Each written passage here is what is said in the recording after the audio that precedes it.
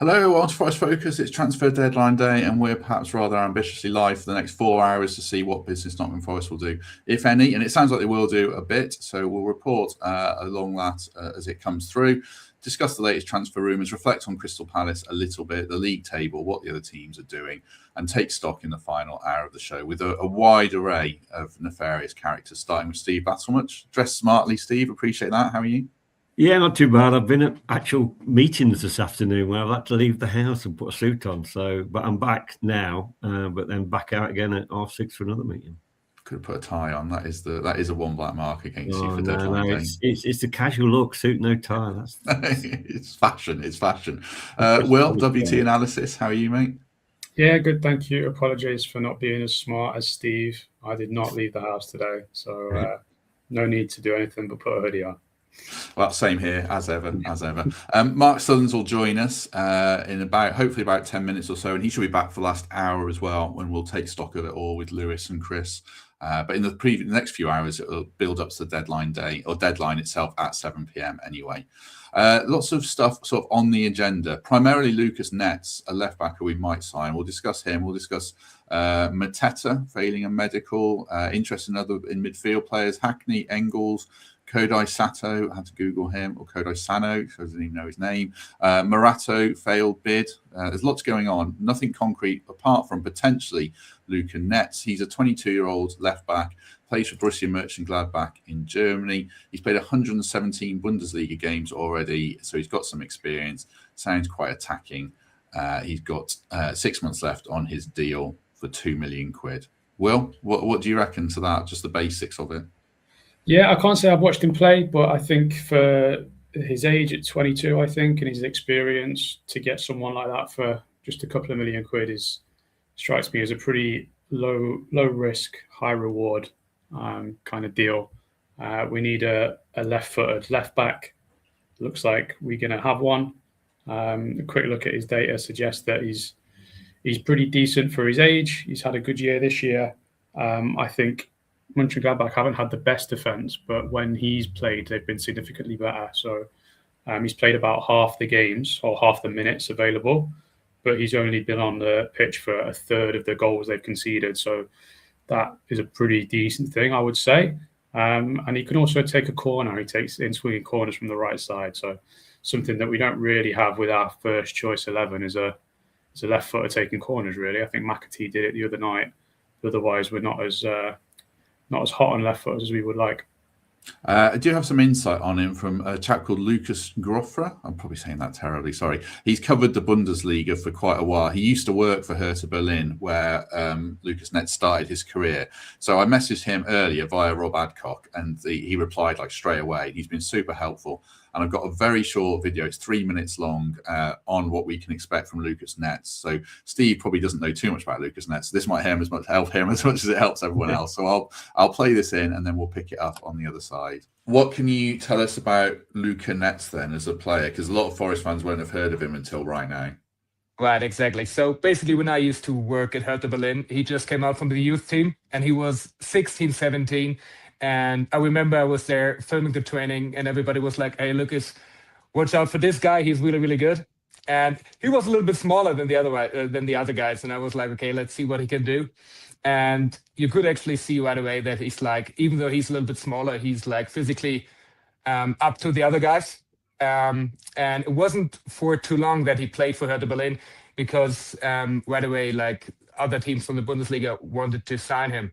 And everybody was hoping for him to stay at Hertha Berlin, but then he decided to go to Borussia Mönchengladbach, which wasn't too bad, because he's like in the starting 11 a lot of times, and he's doing pretty good. What kind of player is he? Is he an attacking left back? Is he good defensively? What would you tell us about him in that sense? I think he's more like an attacking left back. You can see he's kind of fast. He's physically really strong. Got a few assists this season as well. Maybe a few deficits on the defensive side, but I think he can make this up by just being really into it and running up and down the line. Why is he available now? I know his contract's running out. Is he out of favour at Mönchengladbach? Is he looking for a new challenge? What would you say the reason he's available is? Good question. So basically, I think because his contract is running out and they still want to make money out of him, because he's still 22 years old. He's been at the U21 for the German national team. And to be fair, Borussia Mönchengladbach got another player who's like, I don't know, 1 or 2 years younger, which is a left back as well. And funny enough, he's from Hertha Berlin as well. He came there 1 year later. And so I think they don't really, I mean, even if he's a good player, they don't really need him because they got an alternative. And if they can still make money out of him, why not Nottingham? Do you think, just lastly, £2 million would be the fee for Forest? Are Forest getting a really good deal, an exciting player here? Or... Yeah, absolutely. Yeah, 2 million is a really good price, especially because they. I think they're lucky because the contract is running out. So if they can get him for 2 million in the winter transfer window, that's a really good deal because he's still young. And I'm pretty sure if he just keeps evolving, he's got a good chance to go to the national team as well. So you think he can make it in the Premier League then? I think so, yeah. As I told you before, he's physically really strong. You can see it with other German players. Maybe Florian Wirtz is another level, but you can see it. He's struggling a little bit with the physical side, and I think Luca Netz can adapt pretty well. When you think back, Steve, I think last window we were linked with a guy who was 31 and we were going to offer him a 3-year deal. Zinchenko signed as an experienced player, didn't work out. Are we making the best of it here in the circumstances by what you hear about the player there or not?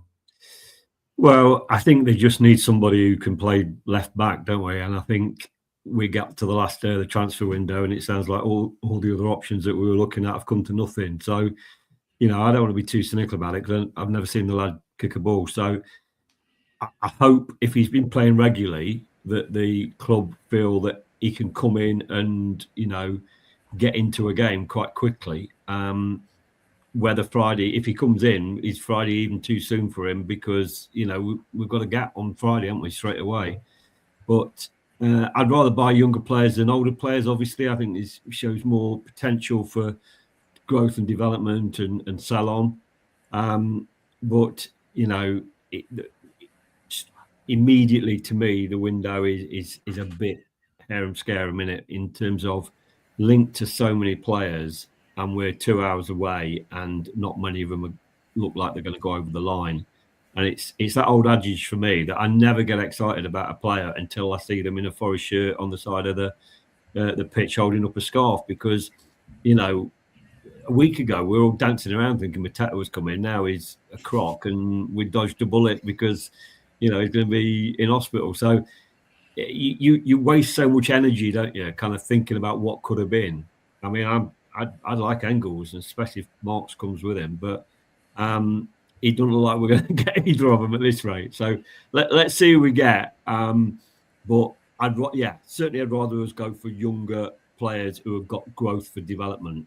But Dyche has got to want to play them as well, and that's surely got to be a factor. Yeah, there are reports, just Steve referenced Mateta there, reports he's going to have knee surgery now. It was a good gag. It pretty much went over my head and probably Will's as well, but some people in the chat will have got that about Marks and Engels. Mateta's going to have knee surgery, potentially be out for 3 months. So we'll come back to that, whether we dodged a bullet. Just in overall, Will, when Steve says there, I mean, this is very Forest, been in the last day of the window, scrambling. I think there's probably a few clubs in that position. Is this just the way it is? Would you like us to have been more prepared and got deals over the line, or this is always the case that we go ambitious, we get knocked back, and we end up scrambling? Is that just your assessment of it all? Yeah, I think ideally you'd want to get everything done early, as what Nuno was saying at the start of the summer. But realistically, that doesn't really happen for many clubs, really, if you think about it. Like, even when Nuno was upset at the start of the season about not having the players in the door, we got the same amount of players in at that point when he made that sort of comment as we had this time last year. And look at the season we had last time. So it doesn't necessarily mean it's going to be a success or a failure. I just think you look at all the clubs. There's all sorts of clubs trying to buy players today and would have wanted to get it done early, but that's just the nature of January, and everything has got like a knock-on effect. You've got Mateta, who now probably won't be going. So does that mean Wolves are going to let Strand Larsen go? Or does that mean Wolves can then buy Armstrong from Southampton? And what does that mean going on? So I don't think it's as simple, especially when you get toward the end. But as Steve said, I think going younger is always a positive. We did that a lot in the summer, though, and it didn't really come off to how it is now. And it looked like we were targeting a bit more experience with the more higher profile name players, but then they haven't came off either. But like I said at the start, if you're spending £2 million on a 22-year-old left back who's played 100 games at the top flight in Germany, then you're not going to lose any money on him. Let's put it that way. So it's a pretty fair gamble for him specifically. Yeah, that seemed to be the plan, I think, Steve. For Dyche, I imagine Dyche wanted some experience. He's got Ortega, who we can mention, obviously, who's 33 as a goalkeeper. I think Lorenzo Luca's 26, but not played in this country. We again wanted Mateta. Lewis Dunk was linked. It looks like we might end up. We were going for Hayden Hackney, who's 22, Engels, who's 22. So we've swerved over the age range. Which one would you have preferred, ideally? And there's the Italian midfielder as well, Ferrezi, that we were. Ferrezi, he's 26. Yeah, in the middle. I mean, to me, it's about goals, and so I wanted another striker because I think Wood's probably out for the season, and Taiwo, despite his goal at Brentford, I'd potentially moved him on if we'd have brought somebody else in as well as Luca.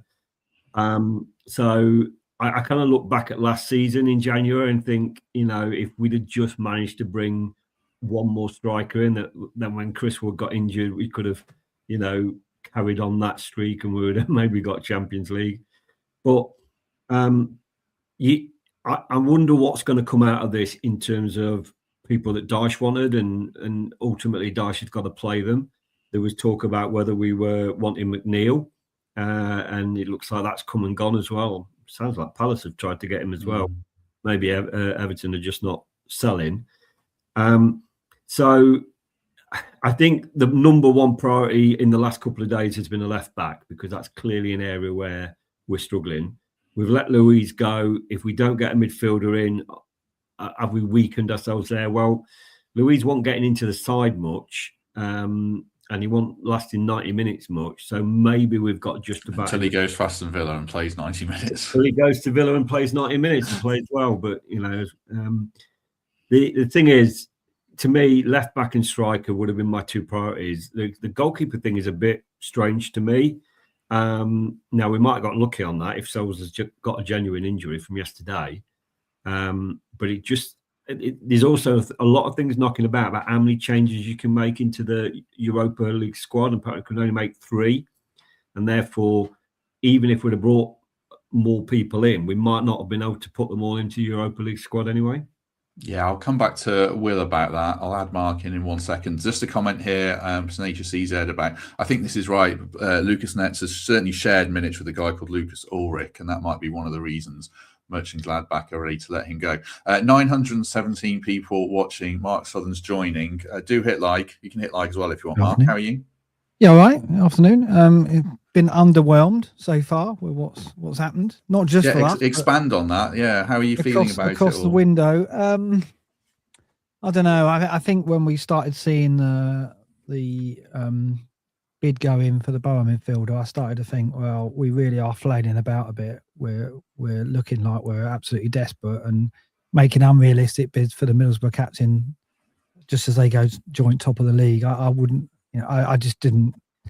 I didn't think that was a very positive thing. I mean, obviously, there was talk about he's a player we've been interested in for some time. Why wait until deadline day to show your interest? It's a bit odd. Maybe it's just a way of getting in early because we see him as an Anderson replacement. He's got 18 months on his contract and so on. But I just surely on deadline day, all your time and energy has to be focused on stuff that you can realistically get over the line. And I just saw that as, if we've got the recruitment team trying to work on that bid, which probably got a 1 in 100 chance of pulling him away from Borough at this moment in time, why would we be wasting effort on that when that just didn't seem realistic? So I'm a little bit frustrated that we seem to be flailing around a bit, and certainly that's the appearance it gives when you start making bids for like Hayden Hackman this late in the day. Yeah, he's a good player. A good player. A few reports from Scotland that Celtic have rejected a third bid for Engels, which would surely be the end of it at this time of day. Will, can you just expand? Because I read you did a tweet on this about the goalkeeping situation around Europe. It's not just a case of John Victor's out. You can add Ortega in. Gunn would have to go, wouldn't he? Yeah, so my understanding of it is that John Victor was registered as one of the goalkeepers in the squad. You have to have at least 2 in the squad. But goalkeepers are slightly different, obviously, to outfielders, and that you certainly need them in the squad. So Angus Gunn has been registered as his injury replacement. There's nothing in their rulebook that says that we can then swap Angus Gunn out for a new signing when we bring them in, like Ortega. So from the way I read it, if we wanted Ortega to be in the European squad, you'd have to essentially take out John Victor and put Ortega in, and that counts as one of your 3 allowed changes. Then obviously we're looking at bringing in the left back today. We've already got Luca who's come in, and you've got Hutchinson who was left out of the squad. So there's one player's going to miss out. Is it going to be Hutchinson again? I would think that it probably would be, just because of the wingers that were already in the squad, and you've got a lot of them. There's no left back in the squad. You probably do want Ortega in the squad. I can't imagine he's left Man City as third choice just to come to Forest and be told, yeah, your second choice, you're definitely not going to play in Europe. It doesn't make any sense to me why you would do that. So yeah, it's a bit of a weird one, that, but it falls into, I think you might touch onto it, the Morato bid we've apparently rejected. I think it's a lot of money. I think we turned down 17 million quid, but we have to think that we'd have to replace him in the squad as well. And you can only make 3. So as good a money as that was, there's no real replacements available from a numerical standpoint. So we're kind of hamstrung a little bit there. Domestically, it's probably not as big a problem, but in the Europa League, it definitely is. Yeah, I think so. 1,000 people with us already, which is fantastic. Really appreciate that. We don't know how long Sells is out for as well. I mean, if he's out for a while, then you're going to have to put Ortega in, I'm sure. What do you think about that Morato bid, Steve? 17 million feels like a lot of money. 2 weeks ago, I'd have driven him to the airport, and taken 7. So yeah, I mean that's a big call to turn that down. And like you say, in the Premier League, we could get away with the cover that we've got, I think, with Cunha and Abbott and stuff. But Europa League he's been playing. But there again, if we're going to go into Europa League now and start playing our strongest team, it would be a gamble. But you can't necessarily replace him, can you? You can only make 3 replacements, and we want to get Hutchinson in the squad. We want to get a left back in the squad, a striker in the squad. We want to get Hutchinson in the squad. So something's going to go amiss in the Europa League squad somewhere on the line. Someone's going to get left out, and it's going to be awful. But maybe I would have taken the money on Morato.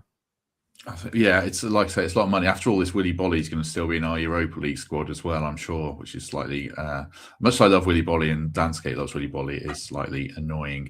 Thank you very much, Stuart Rowe, for becoming a member. Really appreciate that. What do you think about the centre-half situation, Mark? We were looking for Lewis Dunk, got knocked back. They're obviously trying to do some business, but they can't sell Morato without a replacement or not? What do you think?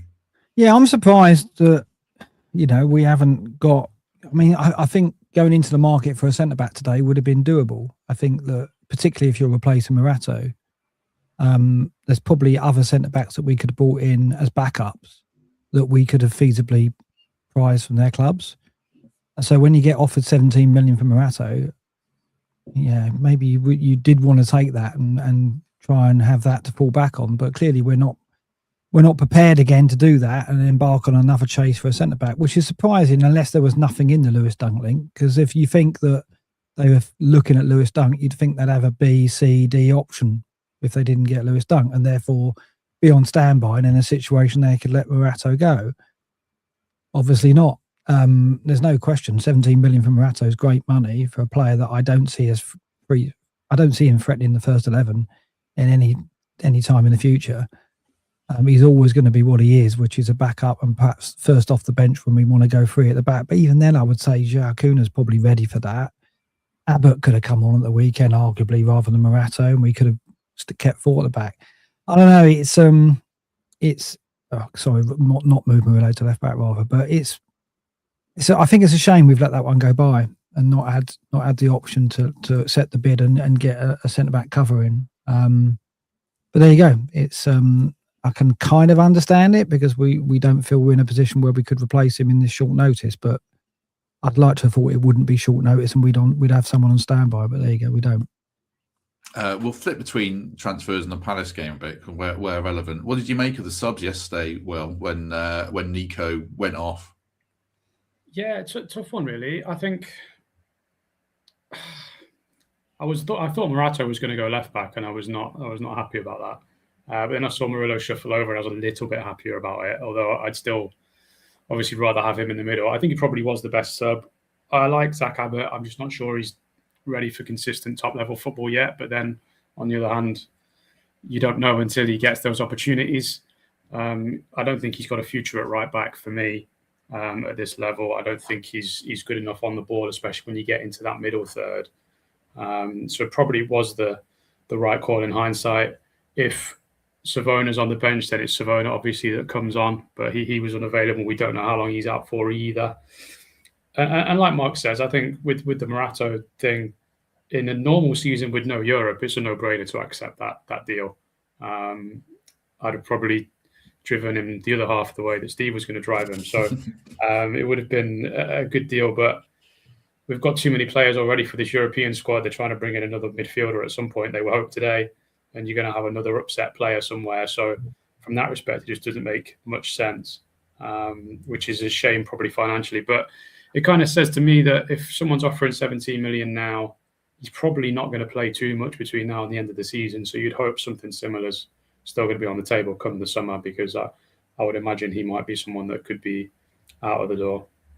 It's strange, Steve, to think that I thought he did quite well yesterday. We didn't have a shot on target in that second half, but then it's the thing where the ball's 50 yards in the air and he's letting it bounce, and I'm thinking, I don't like centre halves that do that. God, you were going to come in on Morato then anyway. What are you going to say? Well, there was two incidents, weren't there? There was one where he let the ball bounce over him, and there was one where he did a wild kick and it just went right up in the air. But there was a bit of backs to the wall defending, and he didn't particularly do too much wrong. I think it was a whole great team performance, to hold that position, because I think all of us at half-time thought, God, this is going to be really tough. The thing that surprised me on the subs was it was 4 minutes to go to half-time. I thought Dyche would have just got to half-time because, if Hudson-Odoi was injured, which subsequently people are saying, well, his arm was in the sling, why take Dominguez off 4 minutes before half-time? So it just seemed a bit panicked and rushed. And I thought, Dyche, as an experienced Premier League manager, would have thought he could have got away to half-time with that. But maybe he just thought straight away, I need to get another defender on in case, they just go and score yet another goal in that 4 minutes. But I never feel completely comfortable in the Premier League with Morato now. Certainly nowhere near left back. We've had too many experiences of that. He looks a bit better in Europe, where he seems to have a bit more time on the ball. But you always wince a bit when you haven't got your best back four out for Forest there. I'll come to Mark in one sec. This will be a bit all over the place for 4 hours. So just a mad tweet here about Sandro Tonali and how his agent offered him to Arsenal without Newcastle knowing, by the sound of it. Just the mad world of football. Crazy. David Ornstein also tweeted, by the way, that if we do sign Luca Netz, which it looked like we will, it'd be a 4.5-year deal, which is fine for a 22-year-old German under-21 international. I'd be on board with that. You were going to come in, I think, Mark, on the subs. The 4 minutes of panic followed by a very good second half was kind of how I saw it. Yeah, I mean, how do the medical team and Dyche miss that Callum's got an injury? And Callum even went over to that side, and I thought he moved over to that side so they could at least communicate with him and go, are you okay? Are you okay? It was very, very clear that with 20 minutes to go, we were carrying him. Toit Mitchell got in a few times because Callum wasn't tracking him closely enough. And I could not believe that Dominguez went off, because surely you take Callum off for Morato, and then you haven't got to use that sub at half time. I just don't understand it, how that happened. And Dominguez, I just feel surely he's your most hard-working pressing midfielder. He's the last one you want. I would have thought Callum would be the choice anyway, even if he wasn't injured. I just found that very, very odd decision. I just couldn't figure it out. And then obviously you then bring on Yates anyway, who is a lesser player than Dominguez, does a very similar thing. But Dominguez has got the energy and pressing as well as having some craft on the ball. So you've just lost a player and then brought on Yates at halftime to do a very similar job that Dominguez does, slightly better. So it was I can only think they just got confused, panicked a bit and thought we've got to get a player on, and just didn't make the right decision, because I'd love to know exactly what the thinking was behind that. I would say not very much thinking at all. Yeah, in FPL terms, they wasted a transfer, I think. Yes, yeah, exactly. Basically, I think so. Could we put a counter narrative, Will, for Dyche's thinking around leaving Callum on? Was he an outlet? I don't know. Do you want a winger on for some, an out ball? Yeah, I think that's why he did choose to leave him on, was so that we had a bit of an outlet in an attacking sense, to give us a bit of pace and ball carrying. But obviously, in hindsight, it turns out he's injured and he comes off at half time. I think there's people in the comments saying that it's not the first time the staff haven't always diagnosed an injury, but it also falls onto the player as well to say, no, I'm not ready to continue, or I can't continue. I didn't notice it actually during the game that he was injured. I noticed that they were getting overloads on the left-hand side quite a bit. There was a stoppage in play, I think, when Anderson got a knock in the back when someone blocked a shot, and I saw him having a long chat with Milenkovic, and they kind of sorted that out a little bit. But it looked like he picked up that injury during the counter-attack the referee stopped for the bookings. So when he got tackled on halfway, having watched it back, it's after that moment that where Riyad gets booked that he's then sort of holding his arm a little bit, which obviously is before the handball and the penalty. So I find it difficult to blame too much on the coaching staff for that one. And I have been pretty critical of them recently. So I think purely because we needed an attacking outlet against the team that did look a little bit vulnerable, I can see why he chose Dominguez. But obviously, like I said, in hindsight, when you take Hudson-Odoi off, you would have wanted Dominguez on that pitch rather than having to use the extra sub to bring on Yates to effectively try and do the same job. So I think that's why it happened. It's probably just a bit unfortunate in that regard, but at least it all works out well in the end. I think that's what you should say, Matt, is we got away with it, didn't we? And, it's a brilliant second half performance to keep it to 0-0. And we had the better chances, to be honest, to win it. Yeah, that was the thing. I mean, I think you give Dyche overall, I think you give him credit. But do you think, Steve, if anyone's going to win it, it was us? Well, Palace were poor, even coming away. I wasn't disappointed because you take the positives, but you still think what might have been a little bit, don't you? Absolutely. And I think we so many of us were going into the game with the expectation that, we were going to get 3 points, we were going to go level with them, we were going to jump over Leeds and all the rest of it. And that all disappeared in that, brilliant save by Nico. But, moment of madness and all that. But, I think if you'd have asked, 27,000 Forest fans in the ground at half time, would you take a point now? I think we'd have all said, yeah. And, I think Palace were really poor not to make that one-man advantage play in 45 minutes of football. And it's incredible, really. Do you think realistically, Mark, Palace might get dragged in? I mean, 29 points, I think it's very hard for West Ham to bridge that gap, but they might get sucked into certainly a longer-term battle with us. Yeah, they could do. I mean, they've got Wharton, Kamada, Gissan's coming in. Obviously, Strand Larsen's coming in. So they've got a lot of players to put on the pitch that weren't there on Sunday. I think the issue is going to be Glasner and how engaged he is. Under normal circumstances with the players they got coming back, they should pull away fine and stay above us. But you get the feeling that it's quite a toxic situation developing at Palace, really, between the ownership and Glasner. And the longer that goes on, I can't see that not getting through to the players in some way. Don't want to say too much, but obviously we had a bit of that with Nuno, and we saw what happened with West Ham. And it's when there's backroom disputes and when the manager's not fully engaged, it's going to impact, I think, on performances on the pitch. So I think they can. I think we can catch them. I think they could still struggle despite, the signings they've made and the players they've got coming back. we did create some chances against them, and Gahey's a massive loss, obviously. Mateta's going to be a loss to them. I don't think Strand Larsen's a like for like in terms of him going to come straight in and start scoring. I think that, he's been rusty this season. He's not had many minutes on the pitch for Wolves. We saw him miss chances only at the weekend. So, he's going to take some time to get up to the level he was previous season where he was, 14-goal striker. Mateta had obviously got to a point when it was untenable. He had to leave, but there's no question. I think he was a player that could produce for them consistently. So much depends on how Strand Larsen adapts, because what we saw there, Brennan had a very quiet game. Pino got on the ball and did some things. Sarr missed chances. His end product's not up to much, really. I've seen him a few times this season, and he looks good on the ball, but never really clinical enough. So I think they could have trouble scoring goals if Strand Larsen doesn't adapt quickly. But the major problem is Glasner. So that's an unknown. We don't know what's going on behind the scenes and in the dressing room, but we've got a pretty good idea it's not great. Yeah, we'll come back to relegation battles throughout the night. We'll talk transfers next. We'll do strikers, I think, around Mateta and other business. Just for that quick word for the Trent Nav, we do play Leeds. It's Friday night, so it's on TV. You can watch it. It's happy hour during the game. That seems a good idea. So get down for a discount beer or two. Watch it indoors and outdoors. Chippy tea from £10.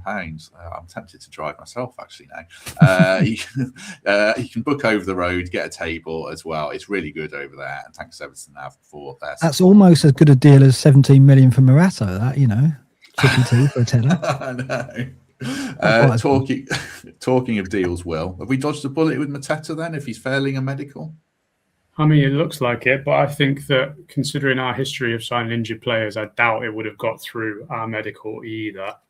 I did think to myself when the news came out that I wonder if we try and go back in with a bit of a low ball offer. But if it turns out he actually needs some surgery immediately for 2 to 3 months out, then he's not going to be back until April, May, and then you're not going to spend money on a striker. He's not going to be back to April and May because we've probably already got one sat in the training ground who might not be back at all. So that kind of puts that one to bed. A bit of a shame for him, obviously, for all parties. It would have been nice, I think, to have him here. But if he's not going to be fit, that's the last thing we need is another number 9 that can't stay fit. Maybe we have dodged one there. But as Mark said earlier, Palace, they do have like a bit of an air of something just not being right. And obviously it's been played out publicly like it was here at the start of the season. I don't know how long it can go on like that, to be honest. It's I think they're 12 without a win now, which is not a good run, including some pretty poor losses or draws to teams that they should really be beating. I'd be interested to see what happens in the next couple of hours to whether these deals go through, so like whether they're dependent on the money coming in, because they always seem to trade in a sort of one in, one out basis, don't they? They very rarely spend before they get in. So that'd be interesting on their part as to what happens with their incomings. But I think they've got a 9-point gap on West Ham, and obviously they're above us and they're above Leeds. So I would think they've probably still got enough. Like realistically, they've got to win 3 or 4 games and they'll be safe. So we might be able to get above them, but I'm not sure 3 teams can get above them. So I think they'll probably be fine. I think so. Just on the Mateta deal, Matt, I looked at the Mateta situation and our bid for him as more an opportunist bid, as in it's not that we felt we needed him to help our situation now, although I argue we do. It was more that we thought this is a great opportunity to get a seasoned Premier League striker in when they become available. Because if the thinking was, no, we need a striker, where's plan B? We haven't seen any plan B. So I thought it was more, well, Mateta's available, we should move. But I don't know. I mean, it'd be interesting to get Steve and Will's view on that, because if we were looking at Mateta and going, no, we got to get a striker in, why have we not reacted with more interest after not getting Mateta? I think John Duran's the only name I've seen today, tentatively linked with the Premier League, and our club was mentioned. But yeah, what do you think, Steve? Are you bothered if we don't get one in? Well, it depends how good Luca is, doesn't it? Which is an unknown factor. And if he comes in and starts scoring and gives Jesus a bit of relief, then we might be all right. But I was really sceptical about the Mateta thing right from the off. I kind of didn't know whether it was a serious bid, whether we were just doing it to wind Palace up. And if there was no plan B, I kind of you kind of fall back to kind of thinking, was it all part of an elaborate game? I said right from the off, I thought we needed an extra striker as well as Luca, and I don't think we're going to get one unless the guy comes from Olympiacos at 5 to 7, which there hasn't been any talk about today, other than people have been talking about it for a week. But you know, I can't see it happening now. But yeah, I would much preferred us to go for a serious striker option earlier in the window and alongside Luca. Because I don't think Chris Wood's going to play again this year.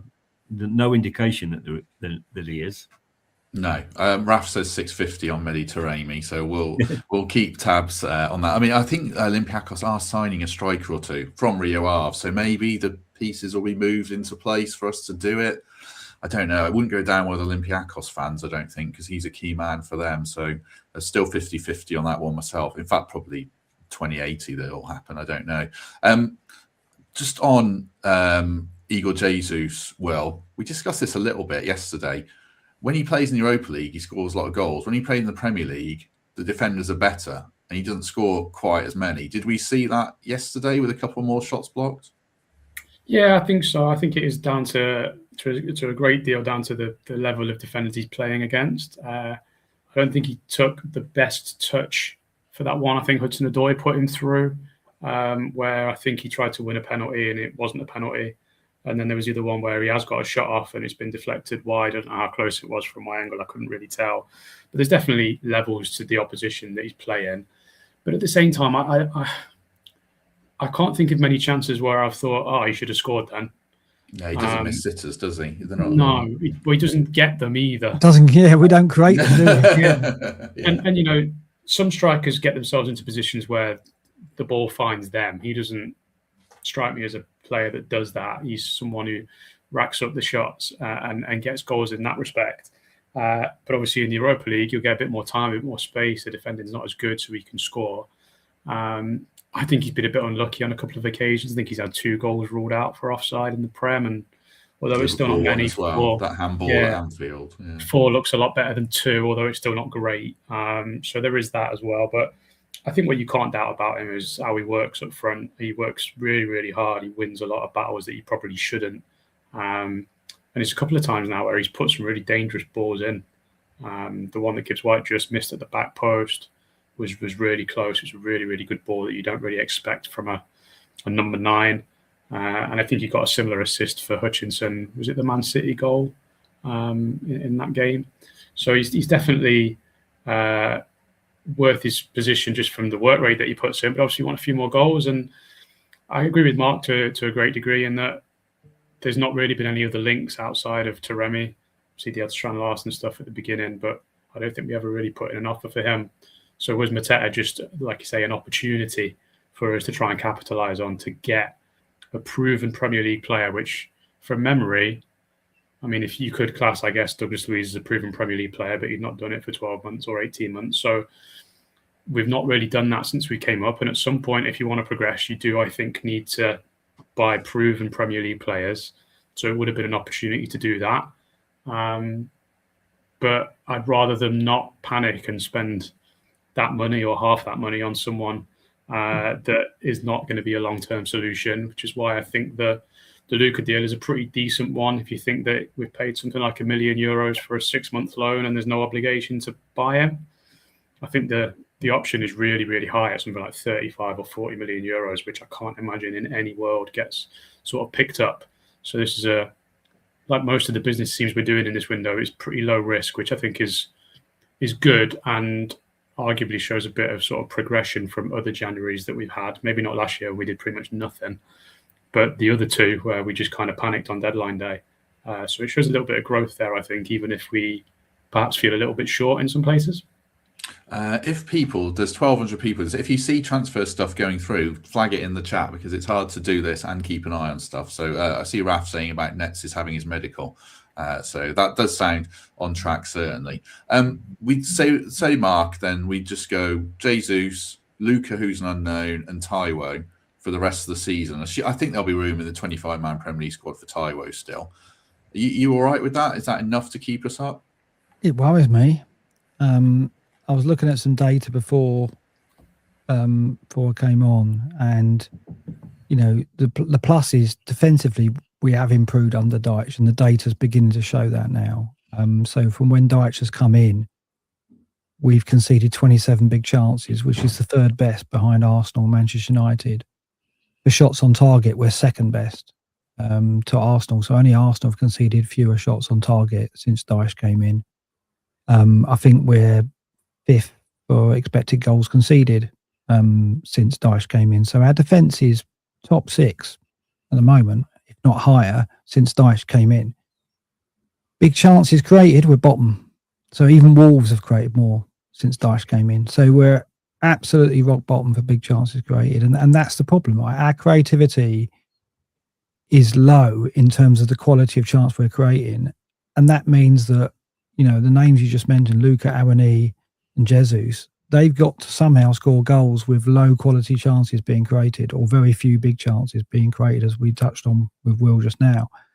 That's a real worry. So it looks like we're banking on staying up by grinding out 1-0s, grinding out 1-alls and 0-0s. And I guess it comes back to that acceptance again. It's like, maybe that's what we should expect. When Dyche came in, that's probably what we could have predicted, right? We're gonna stay up by winning a lot of games 1-0. But the trouble is, I also thought we'd be effective at set pieces, which would get us out of trouble if we couldn't score goals from open play. We're second bottom for chances from set pieces since Dyche came in.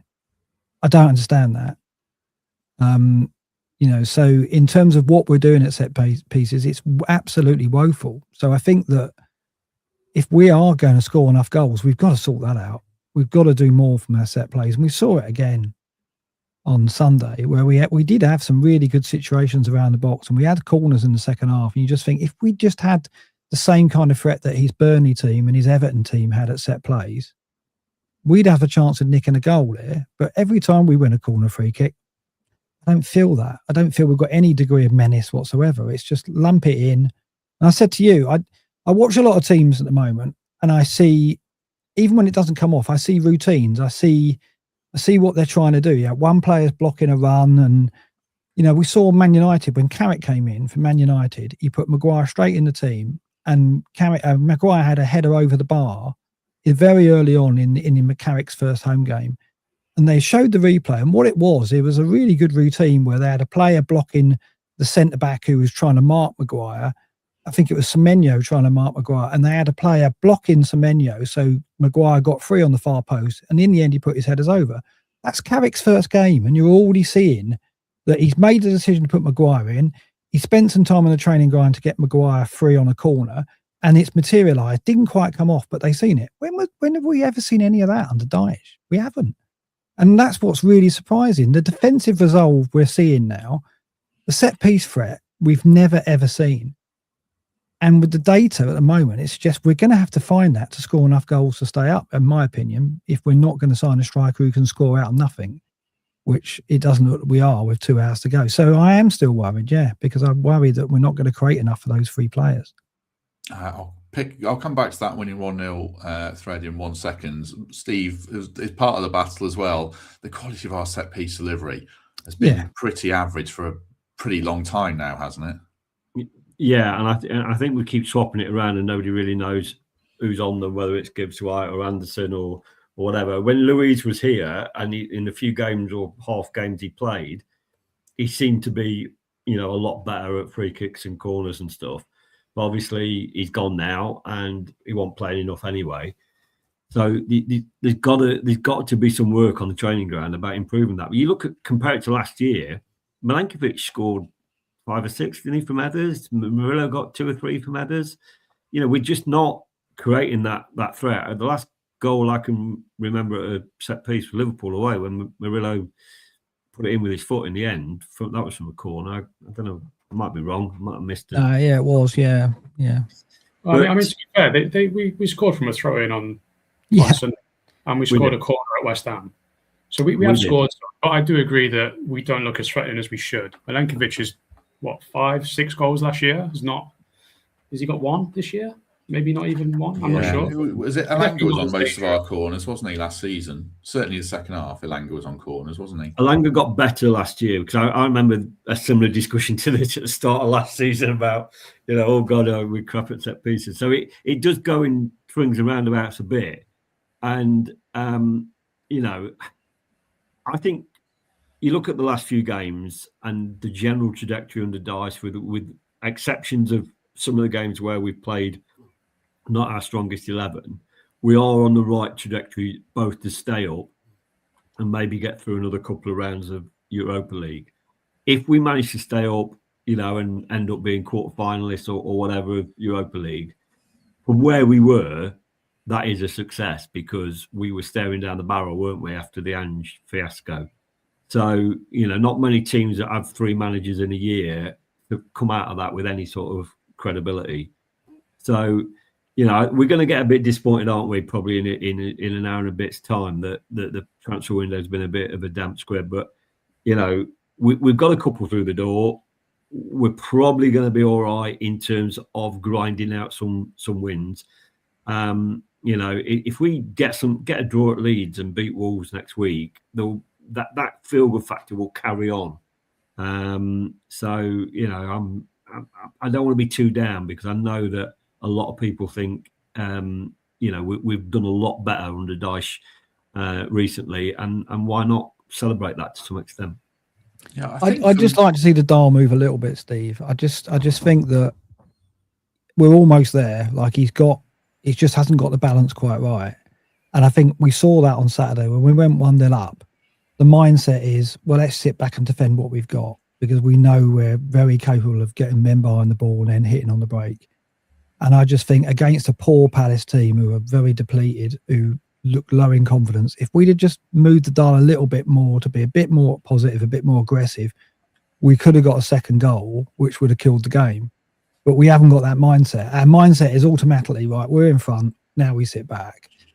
I just wish we just moved the dial a little bit more. We've got good footballers, and we saw it at Brentford when we had that spell where we were playing them off the park, and I just think we just need to tap into that a little bit more if we're going to get the results we need, because there's a danger that, we don't always pull that off, as in going back foot and breaking and scoring goals. We haven't got that threat on the break anymore. And Palace did catch us with a set piece. They didn't deserve a point from the game on Sunday, but they got it, I think, partly because, obviously, mainly because we went down to 10 men, but I think partly because our mindset wasn't positive enough when we went 1-0 up. I think I feel more relaxed than I have done for a while with Davies. I said this yesterday. I think bad performances will bring bad results eventually, and we had a run of bad performances. But the last 4 games, I think we've played well, and I think we played well on Sunday, certainly against Palace. I suppose, well, the next 2 games are big, aren't they? We'll probably say this all season, but you do target those 2 games to think a couple of good results, you feel really good about it. A couple of bad results, a couple of West Ham beat Burnley, then we're all panicking again. Is that how it's going to be from now on? Yeah, I think so. I think it is two big games. Personally, I'd be very surprised if we got something out of Leeds away. It doesn't strike me as a game that Forest do well in, to be honest. Regardless of, I think, how we're playing, I probably think the same way this season or last season. I think you can get a point out of that, then I genuinely think that's a really decent result, the way that place will be on a Friday night. But then that makes that Wolves game really big, because if you can get that win before the Wolves game, I think 4 points from those 2 games is really good. I do think that we've seen Forest be a lot better performance-wise in the last 3 or 4 games domestically. Obviously, Braga was disappointing. It's probably not even the right word for it. But that wasn't good. Brentford was a lot better. But onto what kind of Mark said about Palace, that's what I saw at Brentford, in that we really retreated against Brentford, and we scored a second goal. It was the only time we had a shot. It was the only time we really got into their half in the second half. And that, for me, isn't sustainable. I do think in the Palace game, we did try to get that second goal. There was a couple of things that didn't come off. You had Gibbs White put one in for Jesus, who just didn't reach it in the middle, and then they kind of switched roles where Jesus just missed it at the back post. And then in the second half, it did just become if we can catch you on the counter, great. If not, we'll sort of shut things down for the point. I do want to see us do a bit more, whether we've scored the first goal or it's still level. I think we've definitely got that in the squad to push on a little bit and try and get more goals than just one. But, to be fair, in some of the wins that Davies has had, we've scored 3 goals domestically, which I didn't think we would see when he first come in. I thought it would be 1-0s or 2-1s. But, we got 3 past Liverpool away. We did it against Spurs, I think, and we've had some other performances sprinkled in there. I think the problem with Davies has always been the consistency since he come in. This is the first time since, I think, Man United, Leeds and Liverpool, I've had 3 what I would class as good performances in a row. It's always been up and down. We've got a real opportunity now to make that 4 or 5 performances in a row against Leeds and Wolves, and then you're feeling really good about it, because the games we've got just after these Fenerbahce matches are not easy. You've got Liverpool at home and Brighton away. If we can get some positive results in the next 2 games, then you can really attack the Europa League games and worry a little bit less about the Premier League for those 2 weeks. So, like you say, we're going to be worrying a little bit about what's going on underneath us. But I've said for pretty much the whole time, I thought we were defensively solid enough to stay up, and we'll get goals just from the individual quality of players that we have in those moments. Kind of like what Tyro did, although I would never have put money on saying Tyro would have done that. I think we've got those players that can create those moments to get us out of some situations where the attack isn't playing well, and the defence should see us through to the end of the season, and you kind of reset and go again in the summer. I think it's a player's mindset as much as Davies. I don't necessarily think that it's we naturally go to the back foot because Davies' tactics are to blame. Partly, but I also think the players are getting edgy, and as we get towards the end of the season, given where we are, when you go 1-0 up, it's very easy to go, right, let's sit on this. And I think that's in the players' heads as well. So I don't think it's all on Davies. Obviously, Davies, and against Wolves, so the scenario against Wolves, if we go 1-0 up against Wolves, you don't want us to sit back and hang on to a 1-0 against Wolves. No. You want us to stay front foot and try and go 2-0 and put it to bed.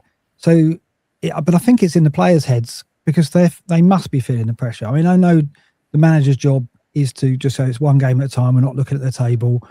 That's a cliche, and they're always going to say that, whatever manager we've got.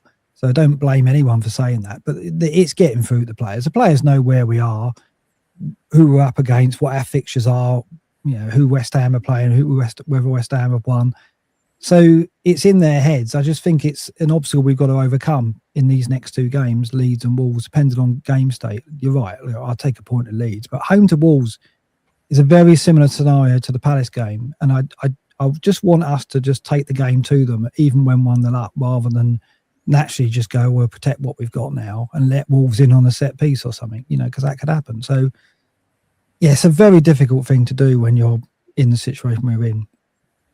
We're changing lineup in about 4 minutes, so I think Mark's coming back later, all being well, but Will and Steve are leaving us. Steve, just wrapping things up from your point of view then. How are you feeling about the Leeds game, and then how are you feeling about the next couple of hours when it comes to transfers? Well, I'm going to be in the away end at Leeds, so I'm really looking forward to it. I think it's going to be a real battle on and off the pitch. Don't get into a battle off the pitch. I mean, tough place to go, as they always say. I would imagine it'll be fairly hostile. They are a loud home crowd, aren't they? So I think we'll have 3,000 there. So I think we'll give it some good stuff. And yeah, I'd take a point now. I'd take a point and not go. But it's continuing the performance, really. And I think what will be really interesting for me is who's going to play in goal and who's going to play left back. And we don't know that, do we? And maybe we'll know a bit more about that over the next 2 or 3 days. But I would imagine Ortega will probably be in goal, and this new lad might go straight into left back. So yeah, I'm looking forward to it. I'd like to see Luca either start or certainly get some minutes, because Jesus needs a bit of a rest. He is putting in a shift in all competitions. But then, yeah, so I think we can get something out of Leeds. And if we come away with Leeds, either winning or drawing, then, that's going to dent them as well, innit, with their so-called home record and all the rest of it. So, yeah, looking forward to getting something at Leeds. Will, I think this is final thoughts from you. I'm really hoping the other lads who are supposed to come along at 6 o'clock actually log on. But I might be asking you to stay. I can stay till 5:30. We'll give our final thoughts and then have to just ramble on for 3 until more they turn hours. up. Assuming they're turning up on time, Will. What's your final thoughts before you log off? I think we should probably prepare to see Morata in the starting lineup on Friday night. I don't think it's necessarily the nicest debut for a 22-year-old left back to go in at Ellen Road away. I'm not sure if that's something Dyche would do. So we might see Morata in the back four and Morata at left back. So just be prepared. I hope I'm wrong. I'd like to see him play, but I'm just not sure it's something that perhaps is the nicest way to do it. I think back to Ange's first game, and we played Morata there at left back. And obviously, he had to move into centre-back, but he did it because he didn't want Savona's first game to be Arsenal away, which I thought was pretty fair of him, to be honest. And he wanted the guys that had been there previously to kind of sit in for that game. But yeah, as Steve says, it's going to be a tough game. Hopefully, we can get something out of it. The main focus after that is obviously on Wolves, and that's one that you can't drop points in, really, where they are in the league and where we want to be. But fingers crossed, Steve doesn't get into any fights, and he can come back on the podcast next week. Right, good stuff. I think if Will's all right to stay around for a couple more minutes, we'll let Steve go, and then I'll add Temps in, and then Sam and Greg should join us. Steve, thank you very much. Yeah, thanks. And while I'm at my meeting, something flashes up on my phone and says we've signed about 6 players, but I'm not expecting it. Not six, but thanks very much. Stranger things have happened at Forest, I tell you. Certainly have. Right, thanks to Steve. Appreciate that. Michael Temple, good evening. How are you? Evening, gents. I need my top of the hour recap because I've been out of it a bit today. What are the headlines, MD? Luca Netz, the Borussia Monchengladbach left back, is signing. I'll play the video in later on him so we can talk more about him. We're trying to sign a midfielder, Arne Engels, third bid rejected. And I think that's about it. This striker thing seems to have gone quiet. We discussed that a bit. Just in general Temps, say we just get a left back. I don't think we're going to get a midfielder. And we've got Stefan Ortega and Luca, the striker. Are you pretty chilled with that or not? Yeah, look, I don't think there's too much to emerge from within. I don't think we're going to have that surprise player second half of the season that teaches us something about them that we haven't already seen. I think the players that we trust, whilst Nico Dominguez is required in a wide position, that the central midfield three pretty much pick themselves. I think there's an eye on some depth, right? Particularly as the European games get more serious and you see a higher propensity for us to pick those trusted players in midweek fixtures. So yeah, I'm hoping for a relatively calm end to the window. Allowed myself to read some of the Celtic fan comments on Engels, which are mixed to say the least. Don't know too much about this left back cover, but I think that's all it is.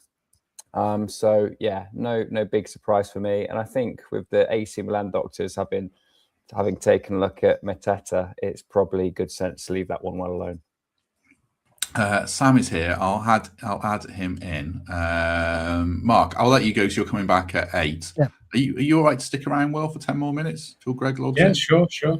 Right, good man. Mark, thank you very much. Thanks, Matt. See you later, Will. Cheers, Temps. Yeah. Right, I'll let Mark boot himself out. I think he's tech savvy enough to do that. Sam Collins, how are you, mate? Yeah, good, thanks, Matt. How are we, guys? All good? We are all good. Pete Blackburn's furiously messaging say he's not had the email, so I'll just send that to him again. Sam, have you seen much of Hayden, Hackney, Engels?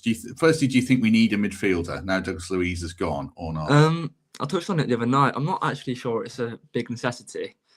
You got players in there like Sangare, Anderson, Gibbs White, McAtee, Yatesy, but I think it's somewhere where we could improve, maybe a bit more depth-wise, I'd say, because the midfield right now is really strong, I think, with Sangare, Anderson, and Gibbs White. Those three are in a good moment. I like the look of Hayden Hackney. I've watched him play a lot for England under 21s, and he looks good. He's more of a deep-lying playmaker rather than a kind of box-to-box or a number 10 kind of player. I know Carrick's a big fan of him, and there's rumours actually a few weeks ago that he was interested in bringing him to Man United. So I know he's a very good player and talented player, and I think he's destined for the Premier League soon, whether it's with Middlesbrough or another team. Listen, I don't really think midfield is a necessity. I think we should be targeting full-back and maybe another striker, if you ask me. So I'd be prioritising those two. What do you think about Hayden Hackney, Will? You've probably seen a fair bit of him. I've not actually seen that much of him, to be fair. It's probably not the best person to ask, but obviously pedigree is really, really good. It seems like he's someone we've had eyes on for a while. I think we've been linked with him in other windows. I know today it was said that we wanted him for a long time. But I think the Championship is a market we haven't really looked at since we got promoted, and there are always some good players in there that you can bring in. Sometimes they're domestic, sometimes they're foreigners, but you come in and you can make some money off them. You know what Palace do, you know, they've signed Eze and Elise and quadrupled the money that they spent on them to bring that back in. So I think it'd be a nice signing, but I don't know why Middlesbrough would want to sell in the position they're in at the moment. They've got a real chance of getting back up for the first time in a long time. So it would seem a bit short notice of us to go back in today. But maybe it's something we can revisit in the summer when we've probably got a bit of a war chest to spend, with Anderson probably going and maybe a couple of others. Yeah, you'd have to pay over the odds for him, I think, to make it happen. He's 22, Temps. I see a chap in the comments saying he's an Anderson type. I think we've been linked with a couple of Anderson types planning ahead. I think Engels is 22. Belgian international, looks like he's not coming. A Japanese player we were linked with who's 22 as well. Do you quite like the succession planning, even if they're sort of planning so far ahead, they're not going to get these players till the summer, but do you kind of like the thinking at least? I like the look of Hayden Hackney, makes good decisions in and around the edge of the box. There's a lot of highlights of him in the Championship, playing Premier League ready balls for a Championship striker to spurn. I think he makes good decisions in traffic. And yeah, a little bit Anderson-esque, I suppose, in that vision that he has in the final third. So I'd support that one in particular. I think he's been patient, and I do have admiration for those younger players that could have gone and warmed the Premier League bench, but instead prefer to rack up that volume of appearances in the early portion of their career in the Championship. So yeah, respect for what he is. And in terms of why would he want to leave? If he feels he's ready at this point and he's being pitched to a club of our standing, I think that's the kind of move that he could force. So yeah, it makes a lot of sense to me. That makes me sad to think about life after Anderson. It's just been an absolute joy to watch. I think that channel ball, if you can call it that, round the corner of the fullback to Morgan Gibbs-White, having scanned 3-4 seconds earlier and known it was on, was the moment of the game against Crystal Palace at the weekend. That level of vision, of composure in traffic, of dribbling out of dead ends and finding balls like that has just been an absolute pleasure to watch. And if this guy is adjudged to be half the player that Elliot Anderson is, then I'm all for it. Right, Will is the man for tactical insight, player analysis, and all that stuff. I'm going to release him now. So Little and Large are going to come on. I'm not sure which Little and Large is. Will, thank you very much. That's all right. I'm glad Pete's on his way. He's got a much better master of vocabulary than I have. So you're in good hands, I think. Enjoy the night, guys. Thank you, Will. Pete's an hour away, so we'll let. Take care, guys. Oh, Will's gutted. Will's gone. Right. Here's the brains of the operation. Who's large? Yeah, who's little? There's so much background noise. Last Wednesday, Fothers was being called Skinny Guardiola, which I quite enjoyed. The other night. What's your plan, you two? We should have probably worked this out in advance. So one of you going to go to the ground when we sign someone? Just going to have a couple of drinks, really, and listen to you. I'm not sure there's a plan much past that, to be honest, Matt. But do you need us to turn it down a bit? No, you're all right. I can tell you one bit of info. Go on. The floodlights aren't on. Never good. It's disappointing. Yeah. Okay. Well, that's what you're here for. However, 10 minutes ago they were when I came in. Oh, were they? Yeah, but you came in after me, so they've switched them off, which is not a good sign. Well, they've wrapped the signings up already. We're right. You two mute yourself, and I'll come back to you shortly. We're waiting for a power surge at the William Gunn to know that there's something firing up at the City ground. Exactly. If the lights go off at the William Gunn, we'll know. Sam, do you want us to go ultimately next season more of a 4-3-3? We've discussed this a lot. I'd be interested to get your take because we play this 4-2-3-1. A lot of people in the chat don't like it and think we should play a proper 3-man midfield. Would you prefer that long term or not?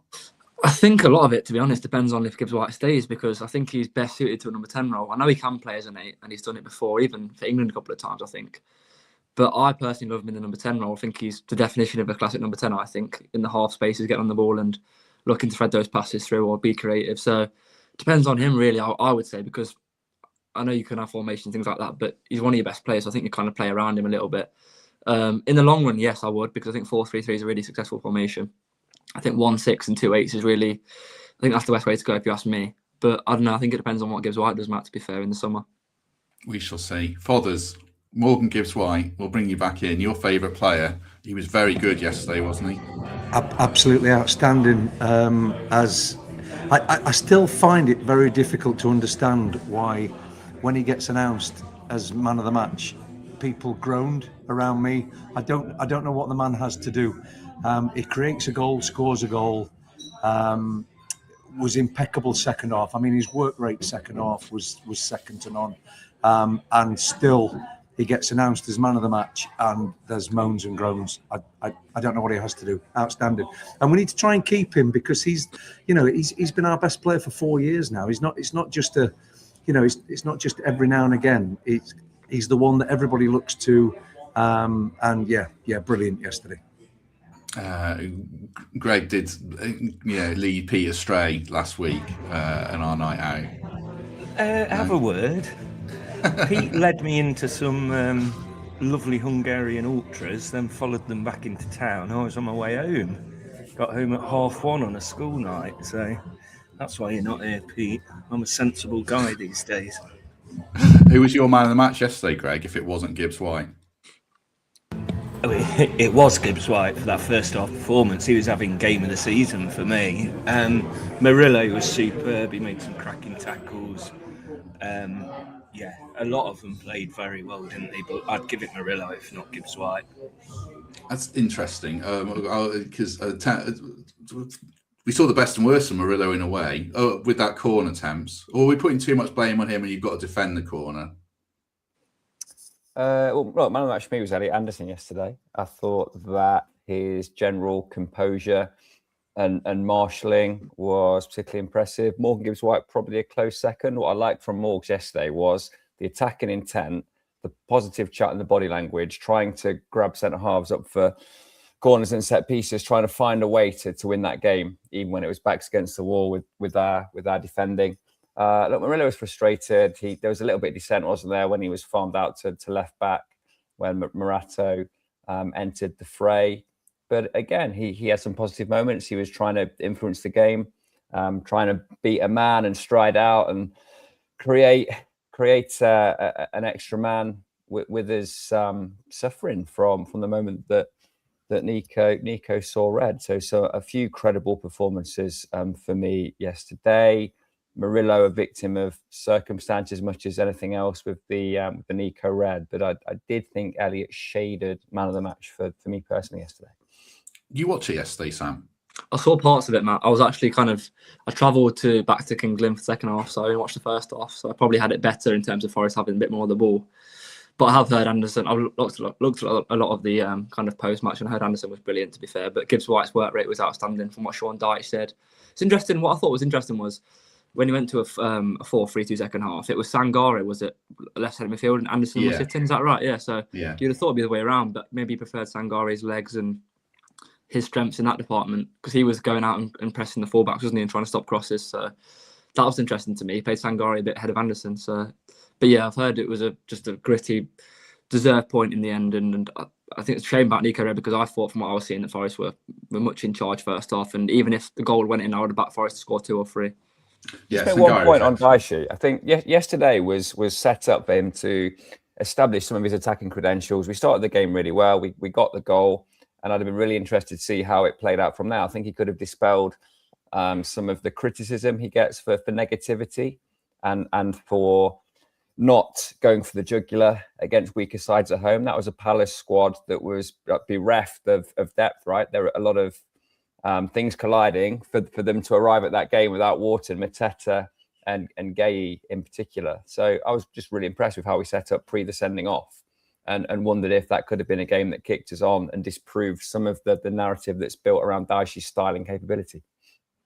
Fothers or Greg, you have to decide who answers this between you. Rob Dorset reporting Palace have made a very late bid of 20 million for Dwight McNeil. With any disappointment there, or a relief that we're probably not signing him? I think for that sort of money, I think it's a relief, to be honest.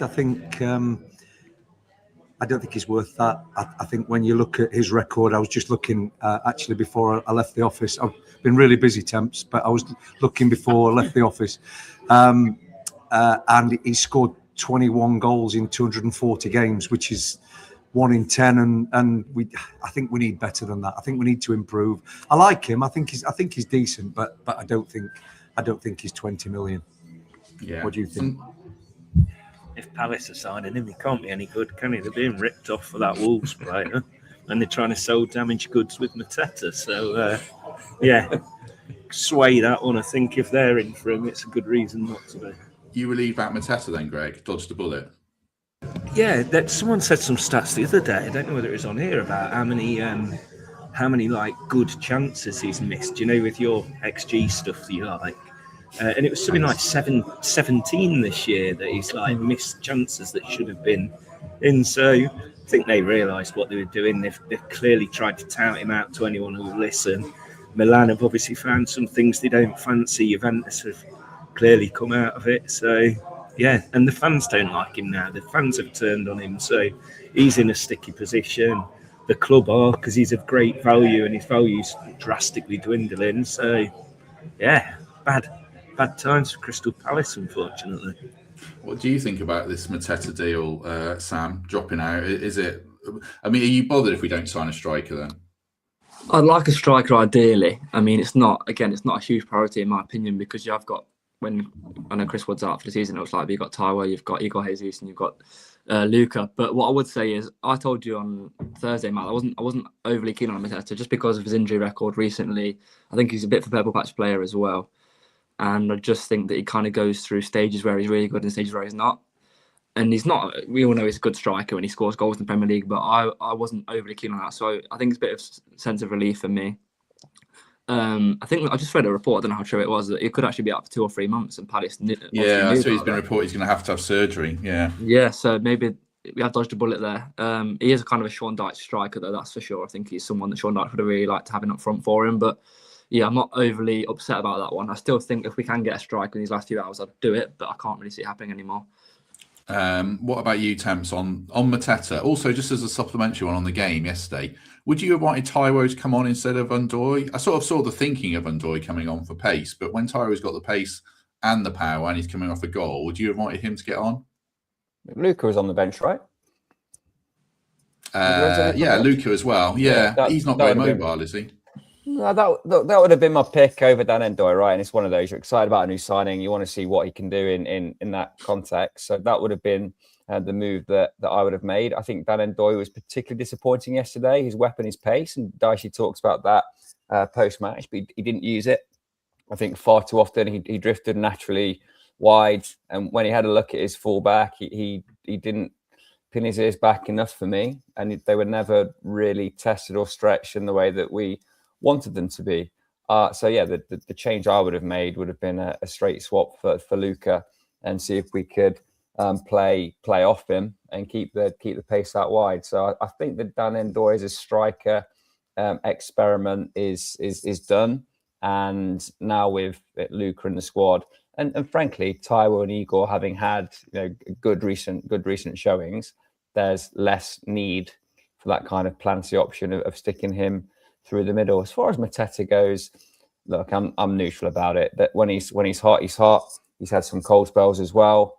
Palace will tell you that he had a spell this season where he was unplayable at times and helped them to accumulate positive results. But there were some dark spells before that. He's plagued by this injury and motivated to get to the World Cup. So I think that's a clouded mind as to how he treats that. If he tries to rely on the physio or go under the knife, there's no good option. No one's quite sure how that one's going to work out. So there are compromises that have to be made when you're trying to sign a Premier League ready striker in the January window. And all things said, the position we find ourselves in the league, the risk that comes with a botched signing, I'm not going to cry too many tears having missed out on Mateta.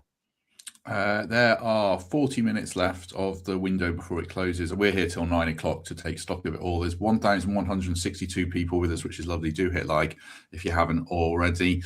On the goal yesterday, Greg and Fothers, if you've worked out your earpieces between you, any frustration at Nico or not? Yeah. No, not at all. Nico's an unbelievable player, probably player of the season for me, but don't tell me there wasn't one person in that ground who went, "What are you doing?" But it's natural instinct, isn't it? You do it as a kid in school when you're trying to save a goal, but you'd hope it'd be a little bit quicker, and it was a very bad time for him. And you saw how Arne treated him and how the dressing room treated him. So it's all fine. We've still got a point, but we'd have thrashed them if we had 11 men. There were a lot of things leading up to that goal yesterday that ultimately Nico's the one that's given away the penalty and the handball and been sent off. But there were lots of incidents where we could have stopped happening what happened. And I think, like Greg says there, his instinct is, and we'd have all done the same. The instinct is to keep the ball out of the net. Would have all done the same except Temps. I think in the last minute of the Champions League final, we'd have done the same. Not at that juncture of a Premier League game.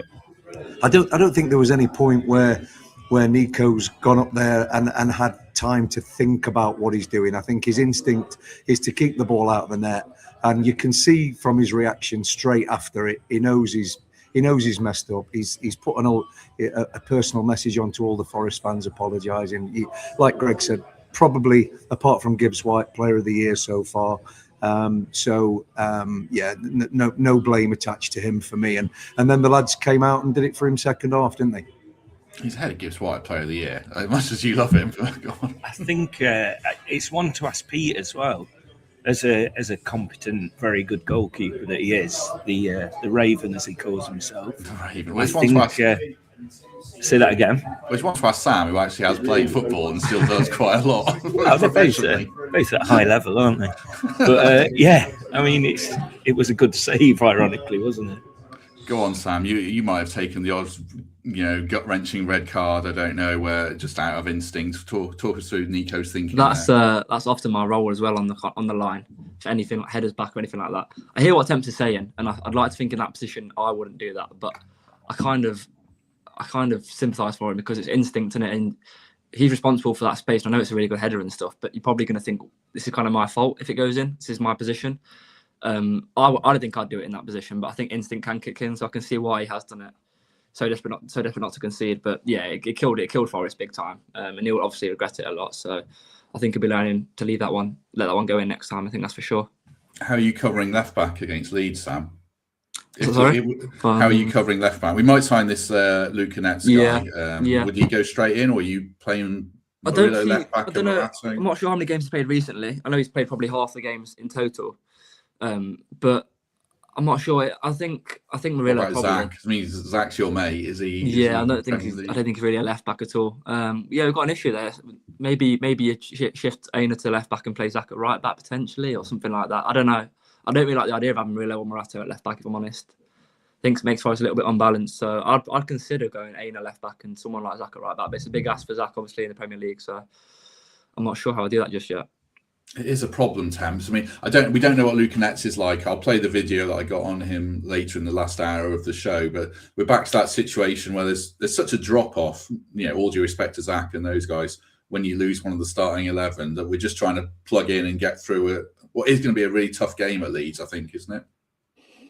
Yeah, look, I felt for Morata, it disrupted the whole flow of the game. But the way we saw him shape up was at Arsenal early in the season when he was torn apart himself at fullback to keep Murillo and Milenkovic together suggested that was the least worst option based on the personnel that we had. So I think Netz has to come in. If we're signing him as a match-ready player and he's fit, wouldn't be surprised to see him starting that game. Ola, like equally comfortable and competent on both sides, but just creates a slightly different problem. I think on balance, I'm prioritising keeping Murillo and Milenkovic together at centre half and finding another option for the fullback position. I don't know if Greg and Fothers are aware of it, but there's been a few reports we rejected a bid for Morato of 17 million. We did discuss it in the first hour, but would you have sold him, or do we just have to keep him for Europe because we can't make that many changes to our squad? I'm one of the few Forest fans that doesn't dislike Morato. I think he did well when he came on yesterday, apart from when he let it bounce when they cleared a corner, and he's got a mistake in him. But I think for a young lad, I think there's a player in there. If you're talking 17 million, then maybe we have missed a trick. But I think we're at a point now in the transfer window where he's one of the players that Sean Dyche trusts to bring on if needed. So we probably didn't have a choice but to keep him, to be honest. Although 17 million is a lot of money for a player that is prone to a mistake. Well, for me, if one of the top two get injured, then you're struggling, aren't you? Who was it who we took out of the squad? By Lewis Dunk, didn't we, as well? Or the first season in the Premier League when we took Cook out of the squad, didn't we? Yeah. And it almost killed us. So I don't think we can risk a centre-back going in a minute, because you have to look at who's behind him. And Zach Abbott, I mean, he's a natural centre-back, isn't he? But he's probably not ready for the running at this point yet in the centre-back position. So, yeah, I don't think 17's enough for that kind of risk. That was a big noise. Let's talk on that point that Greg makes, which a lot of people would make, Sam. Young players, they're not quite ready. Are you in the camp that you don't know if they're ready until you play them? I see both sides. I think we know Zach's a really good talent, and I think it's easy to say that you're not sure how good he is until you throw him in. I wouldn't be sure about throwing Zach in just yet in a Premier League game, for example, against Leeds. What I would say is I think centre-half, probably when you go through the side, obviously other than full-back because of certain issues recently, that's probably the biggest drop-off, I would say, going from Milenkovic and Murillo to Morato or Jay Cunha or whoever it might be. So I said on Thursday I wouldn't be against bringing the centre-half in. I didn't massively love the Lewis Dunk signing, even though he's kind of a Sean Dyche centre-half, but I would have thought about bringing a defender in, but again, unlikely it might happen now. But yeah, I think I'm halfway in either camp, Matt. I think it's always good to throw these young lads in like Zach. I'd love to see him play, but at the same time, is it wise, and is it anything like Milenkovic and Murillo or right back? Is it anything like Ola? Obviously not. So I'd be sceptical to throw him in just yet. Jai Cunha Temps, quite a few people, want to see more of him. I thought he's done quite well when he's played. Where are you at on him and the centre half situation in general? I'm waiting for Sam to get a live text off Zach Abbott saying, "Cheers, pal. You should be pumping my tyres here." No, look, you can't. It's not black or white. There are shades of grey, and there are circumstances which Morato has to play. Like he hasn't had a 3 out of 10 performance. He's had a 6 out of 10 performance. So call our jets. It's not an unthinkable thing for him to be involved.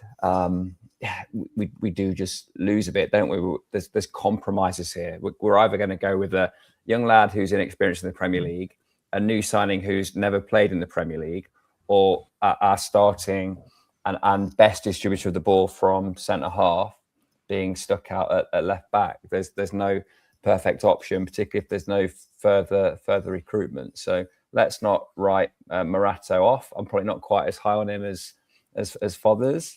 And I do really rate the Murillo-Milenkovic pairing at the heart of our defence. But in recent weeks, the Arsenal result, one or two others, we have seen how much more stable we are with our best 4 players, our best 4 defenders lining up across that back 4. Nico's absence means that's not possible for a few weeks now. So we need to make a decision. And yeah, frankly, Morato has proved to be a decent understudy. And if there was a better option out there, if Willy Bolly was match ready, if Savona was fit, it's but some maybes, we'd be looking at something else. But yeah, let's not write him off. There's minutes for him between now and the end of the season. Fothers, you've gone rogue here. I've just realised. Text to Fothers. Hi, mate. I've got you down for 7 p.m. till 8 p.m. tomorrow. And here you are at 6. What's the explanation? Yeah. Apologies, Gaffer. It was a late WhatsApp message from Greg that said, I'm in the William gun at 6. Come on, it'll be a laugh. Let's do it. And then when one of us needs a drink, one of us can go to the bar. Or actually, when one of us can go to the city ground to see if the lights are on. That was it, not the bar. It was me that said one of us could go to the bar. Not the bar, yeah. But we can stay for as long as you want, Matt. We're here till 8 if you want, or if it gets bad, then just bin us off. You're in control. I mean, I can boot you out. Greg's here till 7:30 because you've got to go, play football. I'm playing football. Oh, okay. Yeah. 7:30 then, because this is Greg's laptop. So you can look after it. I'm knackered then. I trust you. Do you? Yeah. Trust me. I'll come and get it after. Oh, there you go. What sort of quality are you bringing, Greg? We've never discussed this with you. What, me personally? Yeah, not for Forest. I mean, there's 30 minutes left. We're not that desperate yet. But... Basically, numbers. That's what I'm bringing. If I didn't play, we wouldn't have enough people play. Fair enough. Let's ask you a proper question. We haven't discussed Stefan Ortega yet. Could be quite well timed. What do you make of the signing of the double act? One of you answer that. You go first. I'm going to answer it because Greg's just looking at his stats. I think he's played about 25 games for City. I worry about signing a goalkeeper from Man City because that might mean that we've got to start playing it out from the back like Tottenham do and keep getting caught out. And I don't like that. I think Matt Sells has been brilliant for us. Not quite. Does anybody know what happened at half-time yesterday, by the way, to Sells? Injury, but I don't know how bad it is. Okay. So for me, Sells remains number one choice. I thought Gunn was great when he came on, although he didn't have much to do because Palace were poor second half, weren't they? But yeah, anybody coming from Manchester City, you'd expect to have some quality. McAtee was started to see that on Thursday night, didn't we? We know there's a player there. You don't stay at Manchester City and play. How many games is it, Greg? We've got it there now. Yeah, over 20 games. So cutting edge. Pep's cutting edge. Pep's trusting him. The ability to use Google. They're sharing a pint. They're sharing headphones. They're sharing a laptop. I bet they'll be sharing a bag of crisps in a minute. Sharing each other. Yeah. Make it stop. No, it's a good signing, isn't it? Because it's strength in depth in a position where we've not had it. John came in and was okay until Villa.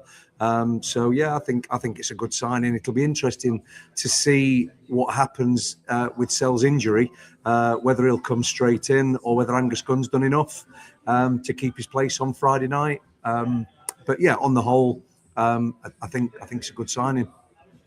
Right, I'll come back to those two once Greg's done some more reading, if that's okay. 2 for Sam. You don't have to answer this, Sam, if you're a Leicester or a Derby fan, but Lee wants to know if you're a Forest fan as well as a former Forest player. Yes, I was, yeah. I love the club, to be fair. That's why I was so good to leave, to be fair. It was tough leaving, but yeah. We used to go to so many games, and when I could, so yeah, massive Forest fan. There you go. Right, can't hear, Matt, so I'll throw one at you. What you, Sam? Fantasy football, dream signing, money no object. Which player in world football would improve Forest the most? That's a great shout. Who would improve Forest the most? Oh, I would go with. Let's spot that, Temps. Anyone in the world? What do Forest need? I'd love a strike. I'd go for someone like I'd love a Harry Kane, Temps. I'd love a Harry Kane, even though he's aging. I know he's aging, but one of the best strikers in the world, a pure finisher. You link up with the likes of Gibbs White, and he can hold the ball up really well as well. So I think I'd say Harry Kane, first person that comes to mind, or a Haaland as well for that. Yeah, someone like that, I think. My Wi-Fi's hanging in there. Temps might end up hosting for the rest of the hour, but I think we're okay. What do you make about this Ortega signing, Temps? Absolutely rock solid. I think proven composure performer, and he's just fallen foul of being down that pecking order at Man City, which is a totally different type of football club, which makes signings in a totally different context. And he would be amongst the best available to us in that position. I think the debate is if he's there to cover or if he's there to challenge Sells, because I think he's of sufficient quality to make more of a case of that than Angus Gunn, who was quite public, wasn't he, in the manner in which he said he'd been sold a move under a bit of false pretense. I think he looked solid enough and composed enough. There was one instance of bad distribution yesterday, but that aside, he was quite commanding. I'm a big Matt Sells fan, and I hope he comes through this test and retains his place. But I think Ortega will put more pressure on him than either of the Brazilian boys have over the past couple of years. What do you think about this position long term, Greg? Then Sells in goal, Ortega in goal, someone else. I'm not entirely convinced Dyche rates Sells completely. He's not a complete Sells Dyche keeper necessarily. What are you at long term on that? You're muted. Unmute yourself. Oh, you can't. Probably because I muted you out of a disciplinary matter. There you go. Just unbelievable. Cutting edge. Sells never came in as a number one, did he? And he forced his way in, which is basically saying how good he's been for us. But it is strange how John played those games when Sells was fully fit. So I don't think he's in his plans, but I don't know which one will be at the club the longest. So he might force his way back in again, but we're clearly still looking for goalkeepers. So yeah, can't be happy in that position. But I always like to see Sells. I always like to see him on the team sheet, and sure that won't change anytime soon. Where's Fothers? Who? Sent him for some pork scratchings and mini cheddars. No, he hasn't gone to the bar. He's gone to the City Ground for you. Oh, good on him. Fair enough. That's all right then. Right. You can He's heard a rumour something's happening. Oh, okay. Well, that's all right then. Good on him. I suppose it depends who the manager is, Sam. But who do you see Sells being in goal next season, or someone else, or Ortega? I find it really interesting, Matt, because like Greg alluded to, when Sells was back fully fit, he still went with John Victor in goal, which was a bit of a baffling one for me. I think Sells has done enough to obviously earn that shirt, and John Victor didn't do enough, in my opinion. But Ortega signings, I like it. I agree with Temps. I think it's a good signing. I don't think it'll be similar to City, how he's playing out from the back and risking silly passes. I don't think Dyche will be saying that to him, but we know he's a good shot stopper, experience, Premier League games, etc. So I think it's been a really interesting battle. I think it would have been more interesting if Sells was fully fit and, they're battling out. But now that Sells might be out for a few weeks with a groin injury, from what you'd expect, I think Ortega goes in. Angus Gunn did well when he came on, but I don't think he's starting on Friday. I think Ortega probably, for me, comes into the team. Is Ortega... Is that a 6-month contract, did I see, or is it longer term? Yeah, only 6 months for 500 grand. It's an interesting deal in that. So yeah, you'd expect probably maybe because they don't know what's the situation with Sean Dyche is. Who knows? But whether he'll stay another season, etc. But I think basically if Ortega does well enough, he'll stay, won't he? And if he doesn't, Forest will look for a young goalkeeper, someone like maybe a James Trafford. That wouldn't surprise me in the summer, someone like that. But yeah, I think it's going to be interesting these last 3-4 months, Ortega or Sells. I'd stick with Sells until he makes a big mistake or anything like that. I think Sells has done enough for me to warrant that number one shirt. It's an interesting point Sam makes, Temps, about the signings we're making. A 6-month deal, a 6-month loan, a young player for 2 million suggests maybe they're not sure on Dyche, but then they were ready to drop 35 million on Mateta, maybe out of opportunity. I don't know. Do you think that might be in the back of the club's minds, the way we're doing this, or not? They're not sure on Dyche, are they? And Sean Dyche is perfectly aware of that. And I've said before, Sean has earned the right to be Forest manager until the end of the season, or for as long as he keeps us at arm's length from relegation. He walked into a bin fire. He's turned it around. He was the right man for that situation, and he's delivered on the brief. However, expectation has risen significantly in recent years. We are a money project, whatever people like to think. We've put together the 15th most valuable squad in world football, and hovering in that position in the Premier League is not compatible with the ambition of the owner. So, look, I get the debate. I understand the challenges, frankly, of attracting players to Forest at this moment in time, in this situation that we're in, compared to where we found ourselves at the back end of last year, with European football guaranteed, with the ability to withstand offers for Murillo, for Anderson, for Gibbs-White, and an expectation that we were going to be a fixture in the top half of the Premier League for a sustained period of time. So those trading conditions and that uncertainty doesn't help us elevate the quality and the level of player that we've brought in. And we've said this as well recently. Just think about our best 11 at the minute. It's 10 players from last season plus Igor Jesus because Chris Wood's injured. And if Chris Wood wasn't injured, we'd be playing last year's best 11 this time around. So we didn't have a good summer window. Our stock has fallen in world football terms. There is some uncertainty around the manager. And against that backdrop, it's little wonder that this has been, frankly, our quietest, he says, with 22 minutes left, this has been our quietest window in living memory. And we're not recruiting from a particularly strong starting point. Fothers, how cold is it at the bar? Coming back through the house. I've just been to the main gates of the City Ground just to see what's going on. There's no the floodlights aren't on, but the stand lights are on, and there's activity. There's black Mercedes is driving. There's stuff's happening. So all of those people in the comments talking about how rubbish this transfer deadline day has been, be saying that in half an hour because there's stuff happening. There's Mercedes leaving football. Mercedes are leaving a Premier League football ground. Unless of course, it doesn't happen, and in which case that's not my fault. Unfortunately, Fothers had his pass revoked and couldn't get close enough to look through the windows. Someone said in our WhatsApp group, get Greg and Fothers car park access. I thought, I don't think Fothers going to let you two in, judging by this. It's harsh, isn't it? It's a dig all the time. It is. Greg, there was some reports this morning. We should do a McAtee bit. Lots of interest in McAtee from lots of clubs by the sound of it. Sky Sports saying that Forest had no interest in letting him go. I was relieved about that. I think that's a good move. Are you glad he's staying?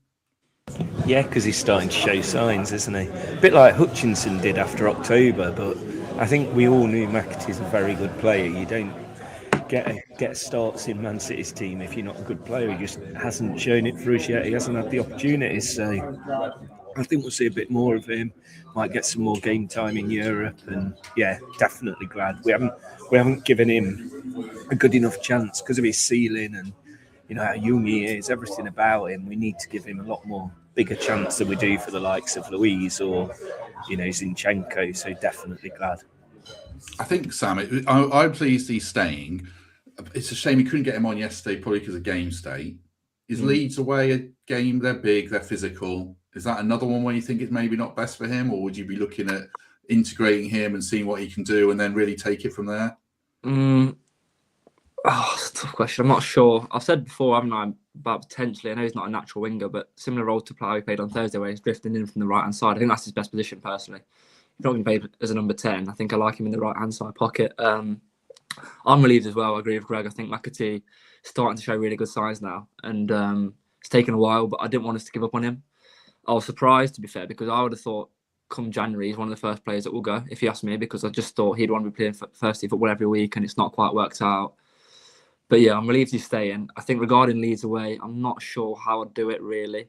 Maybe someone a bit quicker, like an Endoy or Hutchinson. I'm not sure how I'd do it, to be fair. Or do you want to kind of make it a really compact midfield and play Dominguez out wide again? I don't know. But I think he'll get a lot more game time now that he's starting to show signs. I think Sean Dyche will start to trust him more. I always thought the issue with McAtee for Sean Dyche probably was his off-the-ball work rate more than on the ball. I think Sean Dyche knows as well as we do he's a fantastic player on the ball and he's got moments of magic. But I don't think Sean Dyche was seeing the intensity that he wanted to see and the aggressiveness that Sean Dyche loves. So I think now that McAtee started to show that, especially the other night, I think we'll see him more and more, and I'm glad that Forest aren't letting him go. What about you, Temps, in terms of how best to use him as much of anything? McAtee's got himself into that place Sangare was at 6 months ago, where we knew there was a player in there, but he couldn't string it together consistently enough to demonstrate that he could be a key cog in the Forest side. You fast forward to where we are now, and Sangare is one of the first names on the team sheet. He's delivering on that potential in spades. He's been so consistent. He's dynamic. He just offers everything a modern midfielder should offer. McAtee's slightly different in that his path is blocked by Morgan Gibbs-White as the luxury player on the side, the creative spark, the individual that you give the loosest brief to and just tell him to get on the ball and not be boring. We turn up on Thursday to watch the Ferencváros game, and McAtee pretty much runs the show. He's gliding past players, he's trying things, he's playing one touch, give and go, wanting the ball, took his penalty calmly, and we're seeing someone that looked worth every penny of what we paid. So I lay down the same gauntlet to McAtee that we laid down to Sangare 6 months ago. Can you deliver to your levels consistently? Because if he does, he's going to be a very, very effective Premier League player and a great option for Forest if that's starting or from the bench.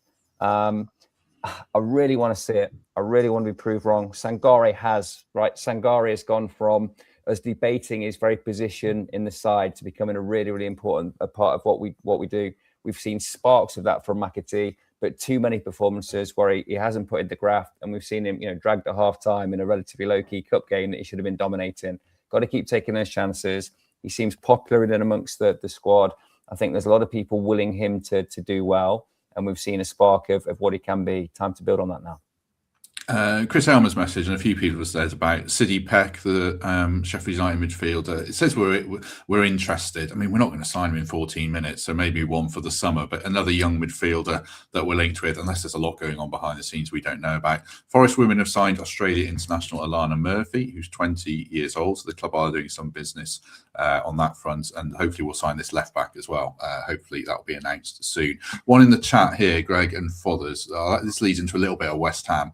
Would any of the panel take Nuno back next season? No, I don't think I would.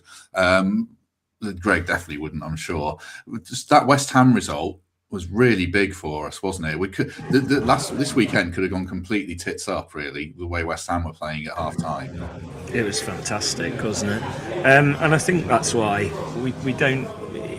You don't always have to go back. It wasn't good enough to say, "Oh yeah, get him back," because he fell out with the ownership. That was pretty obvious, and he kind of got found out towards the end, didn't he? When our results dropped off. So no, I don't think so. If he's available for us, it means West Ham have probably gone down, haven't they? So you don't take a manager that's just got a team relegated. So no, not for me.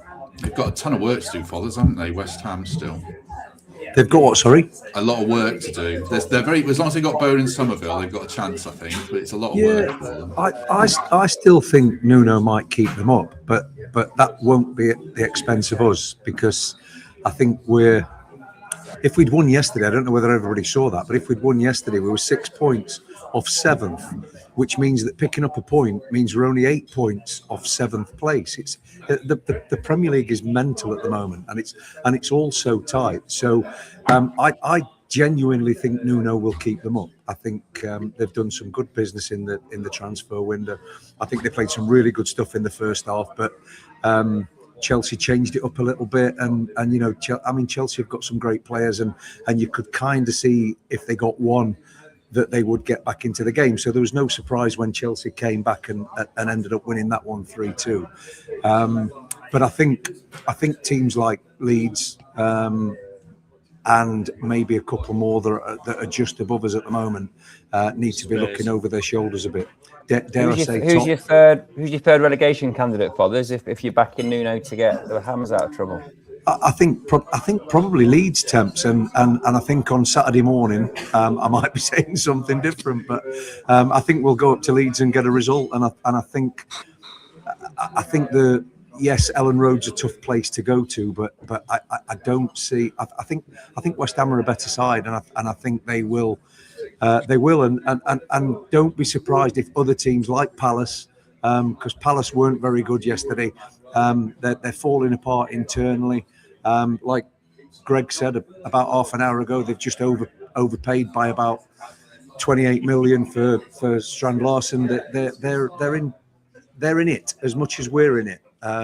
So don't be surprised if Nuno keeps them up. And yeah, but they've still got a lot of work to do. We've still got a lot of work to do. Whether we like it or not, we're in a relegation battle. But I just think that it's all a lot tighter than those four at the bottom, I think.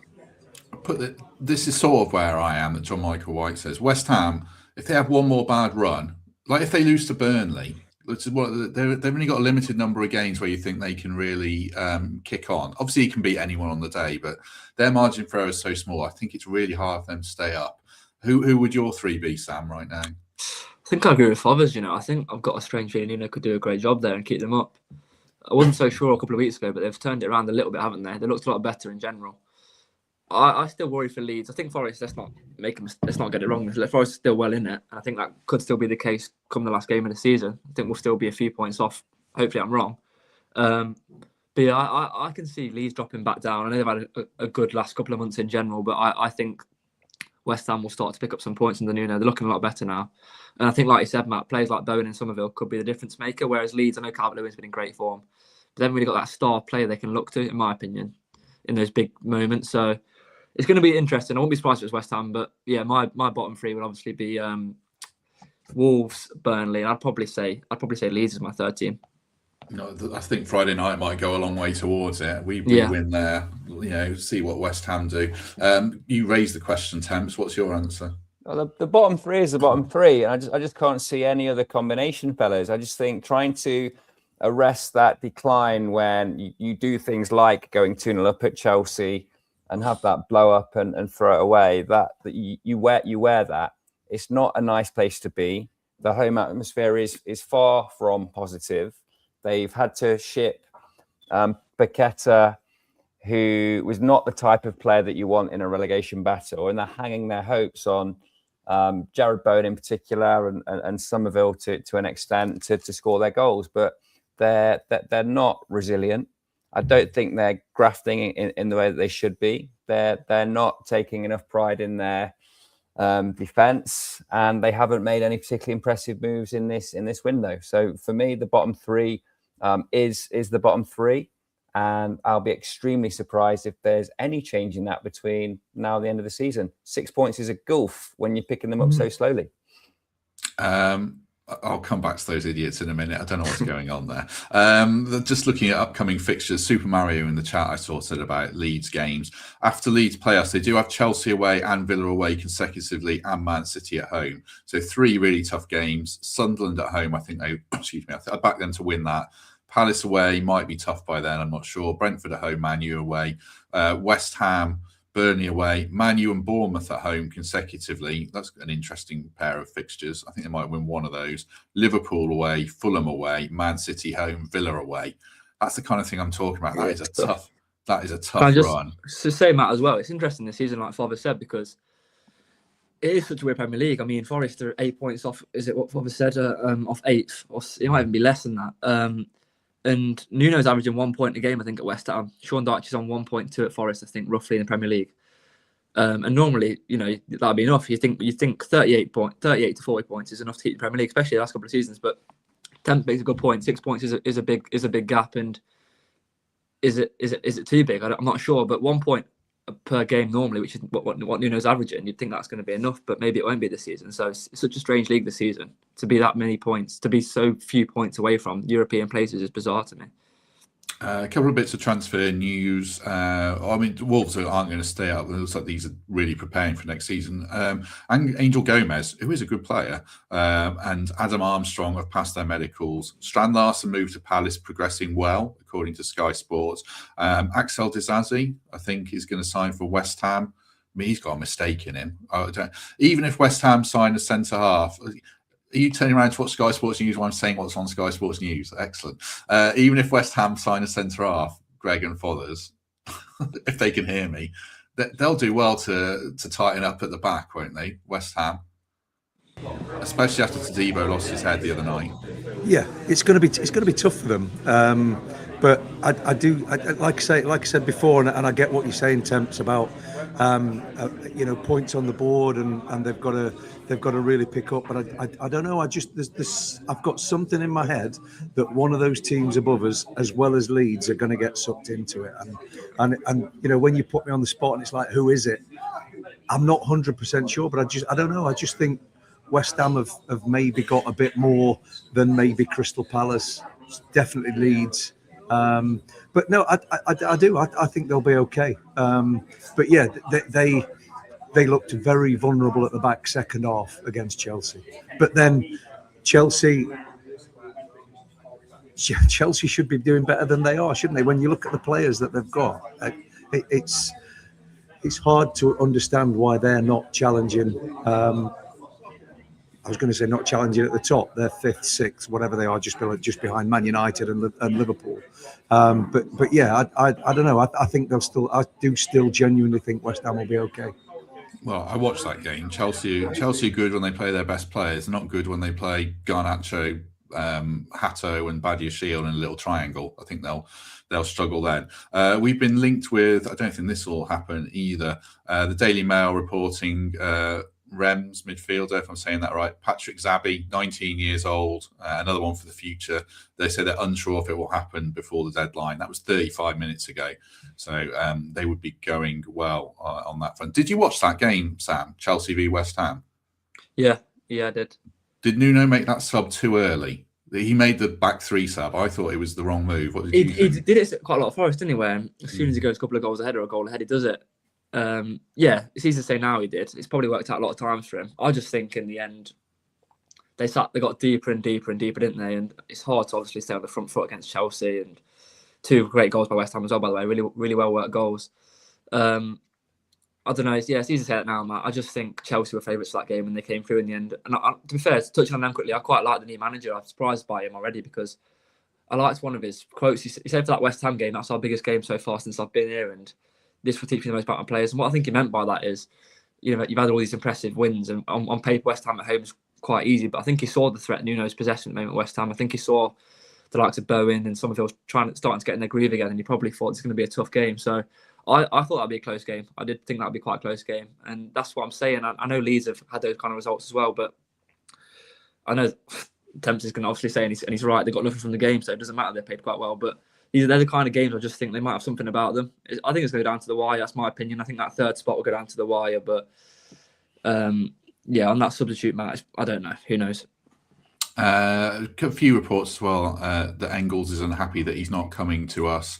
And Hayden Hackney, no, it doesn't look like he's coming to us either, unfortunately. Right, these chaps, Temps and Sam, are going in 5-10 minutes or so, assuming Pete's actually learned how to open his email.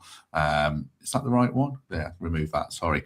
Temps, final thoughts from you, subject to any breaking transfer news, anything you want to add? Well, just reflecting on the window, let's see what Lorenzo Luca is. I think he will profile positively. I think he'll get minutes. And we need to marshal our resources as we try and have a bit of a twin assault now of easing to safety and picking better players in the Europa League. So I think he's got a part to play. I like Ortega. I think he's going to put pressure on Matt Sells, perhaps more than we perceive. And I wasn't against Angus Gunn. I think he came in and did better than I expected on Sunday. Concerned about the back 4. I think that's we're going to come out of this window without sufficient quality, particularly during Nico Williams' absence, and that's going to have a big impact in the next 3 games. How we manage to cover for the absence of Nico Williams and the need to play a Morato or a Zach Abbott or whoever's going to come in and occupy that berth as part of a reshuffle. I think midfield 3 picks itself, and I've got total confidence in them going toe to toe and being creative against Leeds and Wolves in the next 2. And I think those 2 matches are going to be the ones that further build the gulf between us and the bottom 3. And I'll repeat what I said earlier. I think they're there to stay. I think West Ham, Burnley and Wolves have all got too much to do, and that's why we'll be safe. Vasco da Gama are reportedly going to sign Cuiabano, as mentioned. I don't know when the deadline is there. Well, obviously, it's got to go through because he's our player, actually. So, yeah, they'll keep an eye on that one. Pete can open his email, so I'll add him in a minute. Sam, final thoughts from you before you depart? Completely agree with what I just said, to be fair. I like the Ortega signing. I'd have wanted another defender in the door that can probably play across the back 4, especially now with Nico's record. I agree. I think that's a serious issue, to be fair, how you balance that out properly. Will Luca Netz come straight into the team? Probably now, which is not easy, but if he has to do it, he has to do it. I would have liked another striker, if I'm being picky. I would have liked another striker, but Igor Jesus is in really good form. Hopefully Luca can be the guy for us as well. Yeah, I think it's probably, I'd say something like a 6-7 out of 10, Matt. I don't think it's been brilliant, but I don't think it was ever going to be brilliant. I think it was kind of just about doing things neatly, if you like, and doing things properly. And I think other than a defender that was needed, I think Forest have done that, letting Douglas Luiz and Zinchenko leave probably for the best. I think they were probably in Sean Dyche's plans, really. So yeah, I'm content with it. I would have liked another defender though, maybe a striker. The comments have made me feel better. One game ban for Nico, not 3. That's my mistake. I feel a bit better about that now. Yeah, professional foul, wasn't it? Yeah. I see. Yeah. Yeah, not violent conduct. So, yeah. Looks like Dwight McNeil is going to Palace. Quite the window they've had. I mean, I think Brennan will come good for them long term, but if they get Strand Larsen, Dwight McNeil and Brennan, I don't think their fans are going to be thrilled because he hasn't gone down very well so far, Brennan. Marks out of 10 Temps for you quickly for this window. I mean, look, we used to talk about retaining players being the most important thing. So that the fact that no one's managed to prize away our 3 most valuable assets, Murillo, Morgan Gibbs-White, Anderson, has to be a good thing. And if there was speculation around any of those 3, we'd be sweating on that rather than concerning ourselves with what we're bringing in. So I'm gonna echo the 7 out of 10 verdict purely on the fact of who hasn't left rather than who we've brought in. I don't think we've brought in a single player that's going to be in our best 11 next season, if I'm being truthful.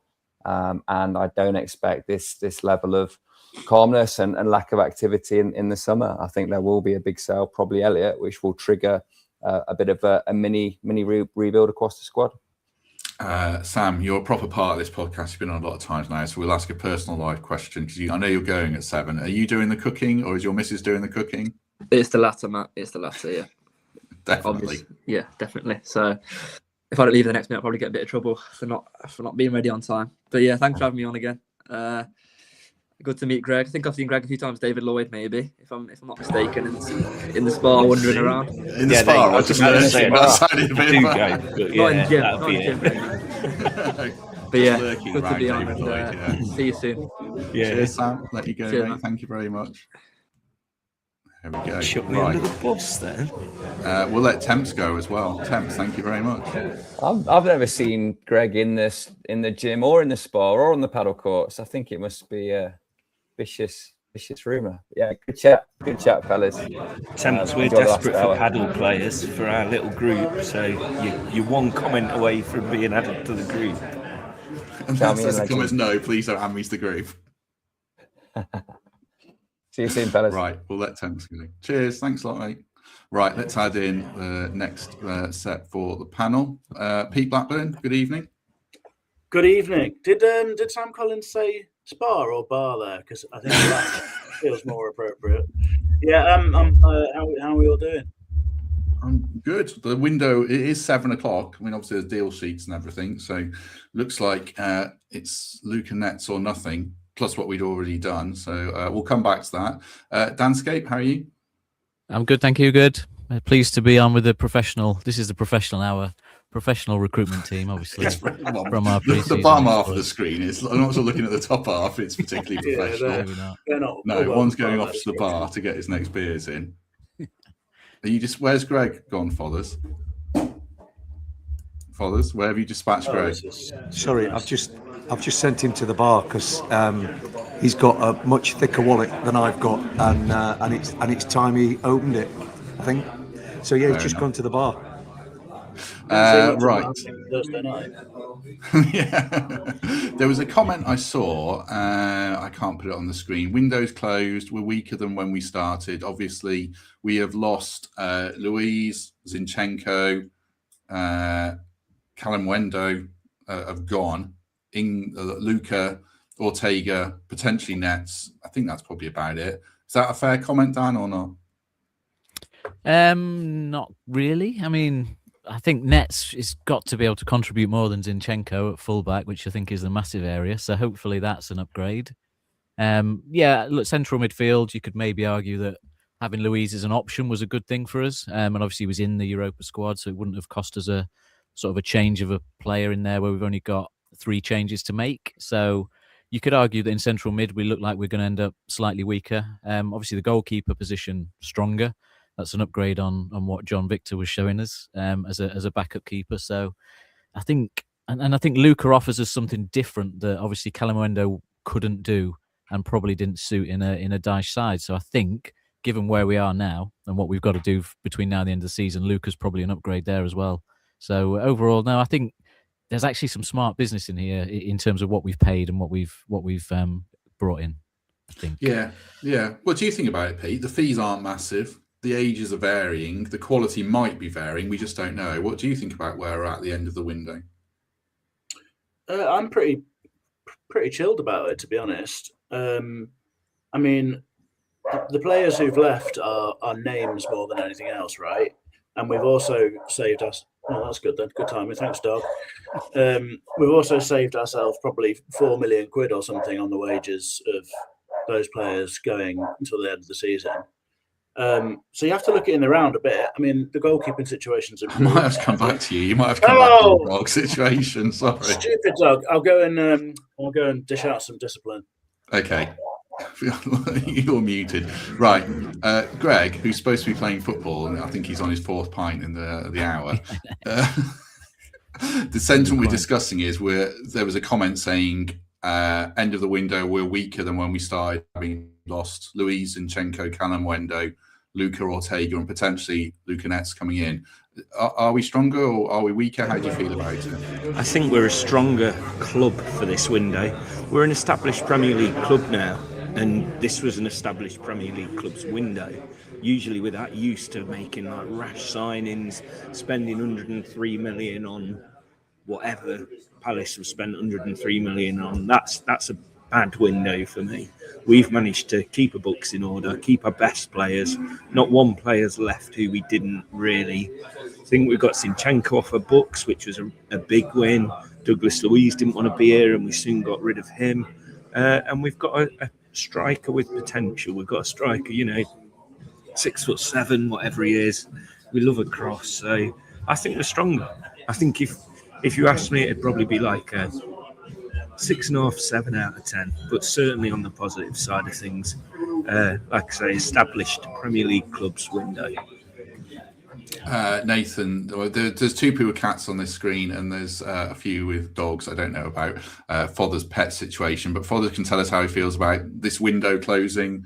I think it's 3 in, 3 out, basically. Luis, Zinchenko, Kalamwendo gone, Ortega, Luca, and possibly Netz coming in. How do you feel about it all? Well, first and foremost, it's cats over dogs every day of the week. That's just the way it is. I'm sorry, and I apologise for my daughter if she's listening in Australia, because she loves dogs, but she doesn't get that from me. So yeah, cats over dogs. But no, I think it's fine, isn't it? I think we're fine. I genuinely I have this conversation on a daily basis that we're gonna stay up because our first 11 is good enough, and what we've done in the transfer window is improve those positions. Like Dan just said there, we've got a better goalkeeper backing us up now. We've got a striker who we don't know, but we've got a striker, and the way Taiwo took his goal at Brentford the other week. Jesus is playing well. We've now got Luca to have a look at. I think everybody needs to just relax and enjoy the rest of the season, because I think it's going to be fine. Starting on Friday night, and I think on a whole, I'm a little bit disappointed we've not brought a couple more players in. I genuinely thought we would. It felt today like we've tried really hard. And it's just not happened. But yeah, on the whole, I think you've got to go 7 out of 10, haven't you? Yeah, can I just say, seeing as Fothers has now gone cats over dogs, I wasn't going to throw him under the bus, but your 20 minutes is up for this big signing. Oh yeah, you promised a big signing. I didn't say. To be fair, I didn't say big signing. I said a couple of signings. I thought it looked like there was stuff going on. There was definitely a black cab outside. I didn't realise it was the Australian woman player. But look, we're okay. We're on the whole, despite the fact that I promised something 25 minutes ago. Even though the floodlights were off, we're okay. Just goes to show you can't trust people who prefer cats to dogs, doesn't it? The chats with dogs, certainly. The chats with dogs. Before I go back to Pete, and we'll pick this up as well, actually, a report that Forest made a last-minute bid of €20 million for Kodai Sano, who I think Dan had a look at earlier. So we'll come back to midfielders certainly shortly. Pete, take 2 of your answer on how you're feeling about the window. Not bad, basically, is how I feel about it. I think priority number 1 with Forest is, and anyone really, don't do anything mad. I'm old enough to remember transfer windows where we've done quite a lot of mad stuff. So that's box 1 ticked, I think. Priority 2, I think, is keep PSR in mind, because we can't afford to go badly wrong there again. And we've got really, really big wages off the books that we're not impacting on the pitch. The players who were not impacting on the pitch. I'd be a little bit critical about the Callum Wendo situation, because it feels like a bit of a shame that we've not had anything sort of well lined up enough to give us an option that had a sort of as much kudos about it as Callum Wendo did, and enough, as much sort of promise as that. But Luca might solve that situation. I couldn't say for sure now, but there's a hope there. And I think the other priorities are short term and long term, right? And short term, we've solved the need to have another body in the forward areas and another body in the fullback areas, plus the goalkeeping competition. And we brought in a goalkeeper who, if he's anything like the keeper that we saw playing 2 or 3 years ago, then he looks pretty good, right? A pretty good addition, I'd say, and without any, major long term sort of contractual requirements or anything. So it's a no stress situation. And then we've also addressed the long term in the net signing potentially, in a player that is come at a ridiculous price point, and we might be able to add a lot of value to, and he could be one of our future sales that we're quadrupling the value or whatever. So I feel pretty okay about it. I mean, we could have strengthened a little bit more, but I think we're in an okay place. We'll pick up on those threads as we go along. What is that photo behind you, Dan? Oh, is it Sam Allardyce? It's the Sam Allardyce. You've got that framed, lovely. Yeah. Well, very apt just today. for deadline day. Well done. I don't know how you even say it. Kodai Sano, Dan, a young midfielder, Japanese, who got 1 cap, playing in the Dutch league, doing quite well. I assume you only looked at data and maybe the odd highlight video, but is that the kind of potential market that we should be shopping in? For a summer signing, it is. It's a bit of a wild one for a January signing, because it's such a massive transition from, Eredivisie over to the Premier League, and we come into a pressure situation where we need him to suddenly perform either in a relegation battle or knockout stages of a cup. So I think it's a bit of a wild one for January. I think all of the midfield links in the end are a little bit like that.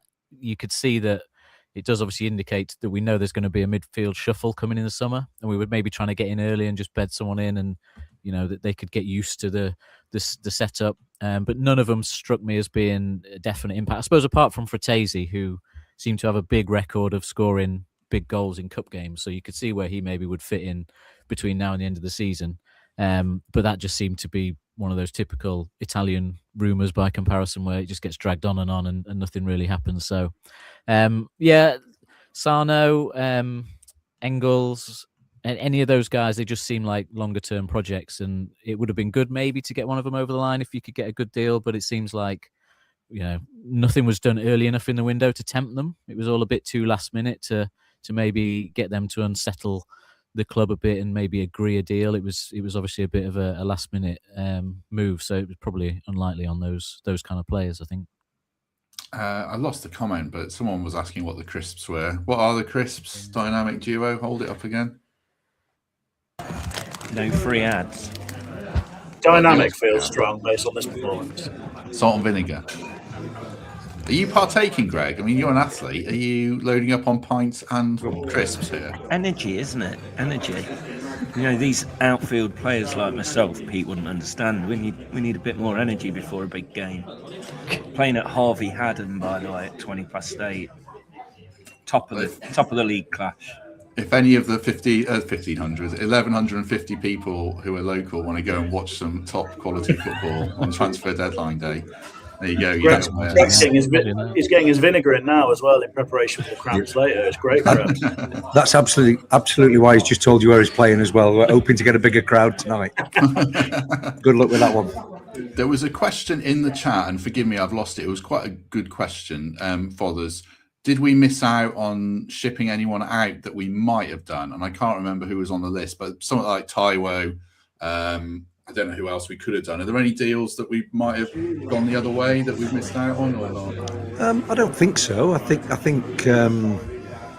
I'm just trying to think who I don't rate, who we could have got rid of. I think we're okay, aren't we? I think the 11 that we've got that start the games. I mean, I could have picked the starting 11 yesterday, maybe with Hutchinson instead of Dominguez. That'll upset a few. But I think the first 11 kind of picks itself. I don't know. We know there's a player in Taiwo, don't we? So no, I don't think there's anybody that I can think of who I would have liked to see go out during the window. There's one thing that's bugging me at the moment, and that's how much of a bad influence Douglas Luiz and Zinchenko were. That's the one thing that I can't, and I might be completely wrong. Say again, mate. In what sense? In the dressing room? Yeah. I just think that to turn in a performance like we did on Thursday night, which was the first game where we'd made changes with those two not around, and all of a sudden, and Doy's playing okay again, McAtee's doing what he's doing. I don't know. I might be absolutely miles away, but I think the business of those two going, I think, is the right thing to do. And I can't think of anybody else that we could have got rid of during the window that I would have wanted to see go. No, I mean, Luiz did go to Villa and put in sounds like a good 100-minute performance. Do you think we're going to miss Luiz or Zinchenko, Greg, when we've got the balance now of who are the midfielders? Sangare, Anderson, Yates, Dominguez, Gibbs-White can drop in. Is that enough for you now? Yeah, we're certainly not going to miss Zinchenko. I mean, he never really showed us anything to show us we're going to miss anything. But Luiz maybe, but he just seemed like such a bad egg. And I know I'll talk about it in Braga. That was just a horrendous thing to do at the end of it. Getting subbed off when we're 1-0 down and walking off the pitch like he did. He didn't want to be here. He's happy at Villa. He'll probably put in some good performances because he's a quality player. But it's not all about how they are on the pitch, is it? It seems as important how they are off the pitch. We discussed it earlier, but this was 2 hours ago. If anyone's watched 2 hours 15 minutes of this, then thank you very much. So we'll revisit the odd topic about not selling Morato. James mentioned in the chat as one that we might have done but didn't do. Dan, I mean, I'm sure you're very pleased that Willy Bolly's still here and still in the Europa League squad by hook or by crook, but not selling Morato. Are you on board or not? I don't think we can because of the Europa League squad. Look, Willy Bolly in bold is at the top of my notes on my screen here, that he's still in with a chance of getting that Europa League winners medal because he's going to be in the squad for his, I think he played 1 minute against Betis, didn't he? If that, didn't touch the ball, but I assume he can still get a winners medal for that if we go that far. But I think with Morato, it's just, you can't make more than 3 changes. So why would you lose a bit extra centre-back cover for the sake of bringing someone else in? And I don't think he's that bad. I think, yes, he's clearly not up to sort of playing week in, week out Premier League level, but he's good enough to come in and obviously perform if we need to rest someone or if we have to make those changes. So yeah, he's got a mistake in him, but I'm not seeing like some of the players that we used to see at championship level as a defender. He's there or thereabouts. He's just got that mistake in him. And he's got enough pace and about him to contribute in those games. So it just wouldn't have made any sense to lose another squad space, basically, to sell him, even though it's a decent price. But I think we paid 15 million for him, so it's not like a massive profit either. But yeah, I think it was just we're restricted by the position we're in, and we didn't have time to replace him with anyone that was a definite upgrade either in the Premier League. Yeah, I think we might have paid a little less, maybe 12. I'm not sure. We've not discussed Edu, the most controversial figure in Forest that's left, Pete. People are going to judge him on this window, rightly or wrongly. There was talk of his position being under threat. How do you think he comes out of his first 2 windows? I feel like you've given me a massive hospital pass here, where the other lads were just allowed to chat about whether Morato's good or not, to which the answer is no, by the way. Well, I'm going to ask them about Edu as well. you can't be having centre backs that don't head the ball and let it bounce. I'm not sure I'd describe that as having a mistake in him. I'd describe that as a pretty fundamental flaw, personally. But anyway, Edu, I don't know. I don't think you can judge Edu with any great certainty, because do any of us actually know what he's doing, who's doing what elsewhere, to what extent, his influence is actually significant now or was in the summer. I mean, it looked like in the summer he was having a pretty big hand in things. And I've said before on the podcast, my concern with Edu is actually not so much with him, but the sort of accompanying fixtures that come with Edu, which is a lot of links to a certain agency involving a certain person who I don't think leaves football clubs in very good positions when they do business with him. So that's where I'm at on Edu. Personally, it feels to me that the Forest window here might be characterised as George Sirianos, can you find some stuff for us today on the last day of things? Basically, from all the links that we're hearing are sort of young domestic signings or coming from Germany or similar, and they all fit a sort of profile that you'd expect from the sort of Sirianos model. Very much not the Edu model, which appears to be Bertolucci clients or whatever. So look, I'm not convinced about him being the right fit. I don't think it's necessarily a coincidence that when Edu came and Ross Wilson's influence lessened and then he left, that we started seeing cracks behind the scenes in relationships and such like. But I think it's hard for any of us to be really clear about who's responsible for what. Luca Netz, it looks like his deal's still on track. Nothing announced, but it seems like he's going to sign a 4.5-year deal at Forest. Reports from Germany saying that will go through. Greg and Fothers, how do you think? I try to think what the answers are going to be for this, but how do you think Edu comes out of this first two windows? Keep the lawyers on call, Matt. Yeah, I know. This is live, remember.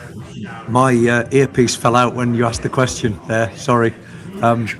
This is incredible. Did you hear the Want me to question? do it? Yeah, go on. I didn't hear the question. I saw Edu on the plane out to Braga, flying EasyJet. So yeah, I didn't get the first class seats. But look, we just don't know, do we? What's he had? 1 and 2 transfer windows?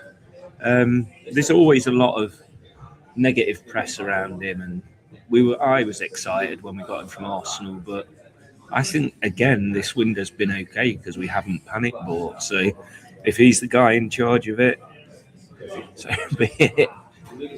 I think for me, just on that, I think George Sirianos, I know George personally from my time working at the club, and he's just a top man, and I think when you look at his track record in who he's brought in, my big take on this is why did we need to change it? And I get the owner's ambition, and I get that he wants to play different football and more expansive football and more possession football.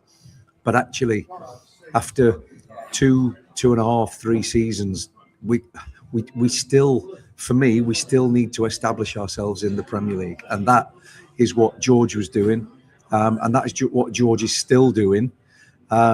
And what I don't understand is why we had to change it so quickly, and that led to Nuno going, and that led to 3 managers in a season, and that led to where we are now. And that's the bit that still sort of gripes with me a little bit. I get it, and I understand it, and we want an owner with ambition and a passion for taking the club further, but I do feel that we're trying to run before we can walk by appointing him, and he's here now, so we've got to go with what we've got. But I can't stop thinking about what it would have been like this season had he not come and we'd back George, and I just think that we wouldn't be 17th. I don't think. That's my take on it. Question from Stephen: do we have to have this ink on the signature box filled in? God, I've worded that terribly. This is what happens when you do this for a while. Before 7 p.m. No, you have to have a deal sheet, which is like an intention that everything's done, and if that's in place to satisfy the FA, then that's all fine. That can go. Deals can be announced the next day or even later than that. Did you want to come in, Pete? You unmuted yourself.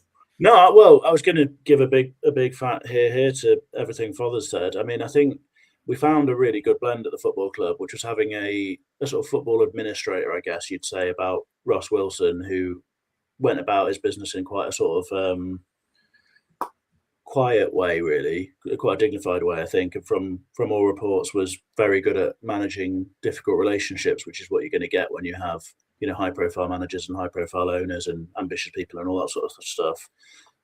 And that was combined with, you know, the man with the plan in George Sirianni, who I think is somebody who has a real sort of a real sense of how you can build a successful football club and the sort of model that a club like ours should operate to. And that just felt like a perfect arrangement for me. So I'd be sticking all my eggs in a basket like that and trying to get back to that personally. We sort of, sounds like, Dan, we've done that today, at least, with Luca Netz, Hayden, Hackney, Engels, Sidney Peck. These are all younger players that have gone back away from, you know, Mateta, Lewis Dunk. The thing is, that was a week ago, and now we probably want a bit of consistency. But do you like the younger model that we had success with Anderson and Murillo and Elanga and guys like that?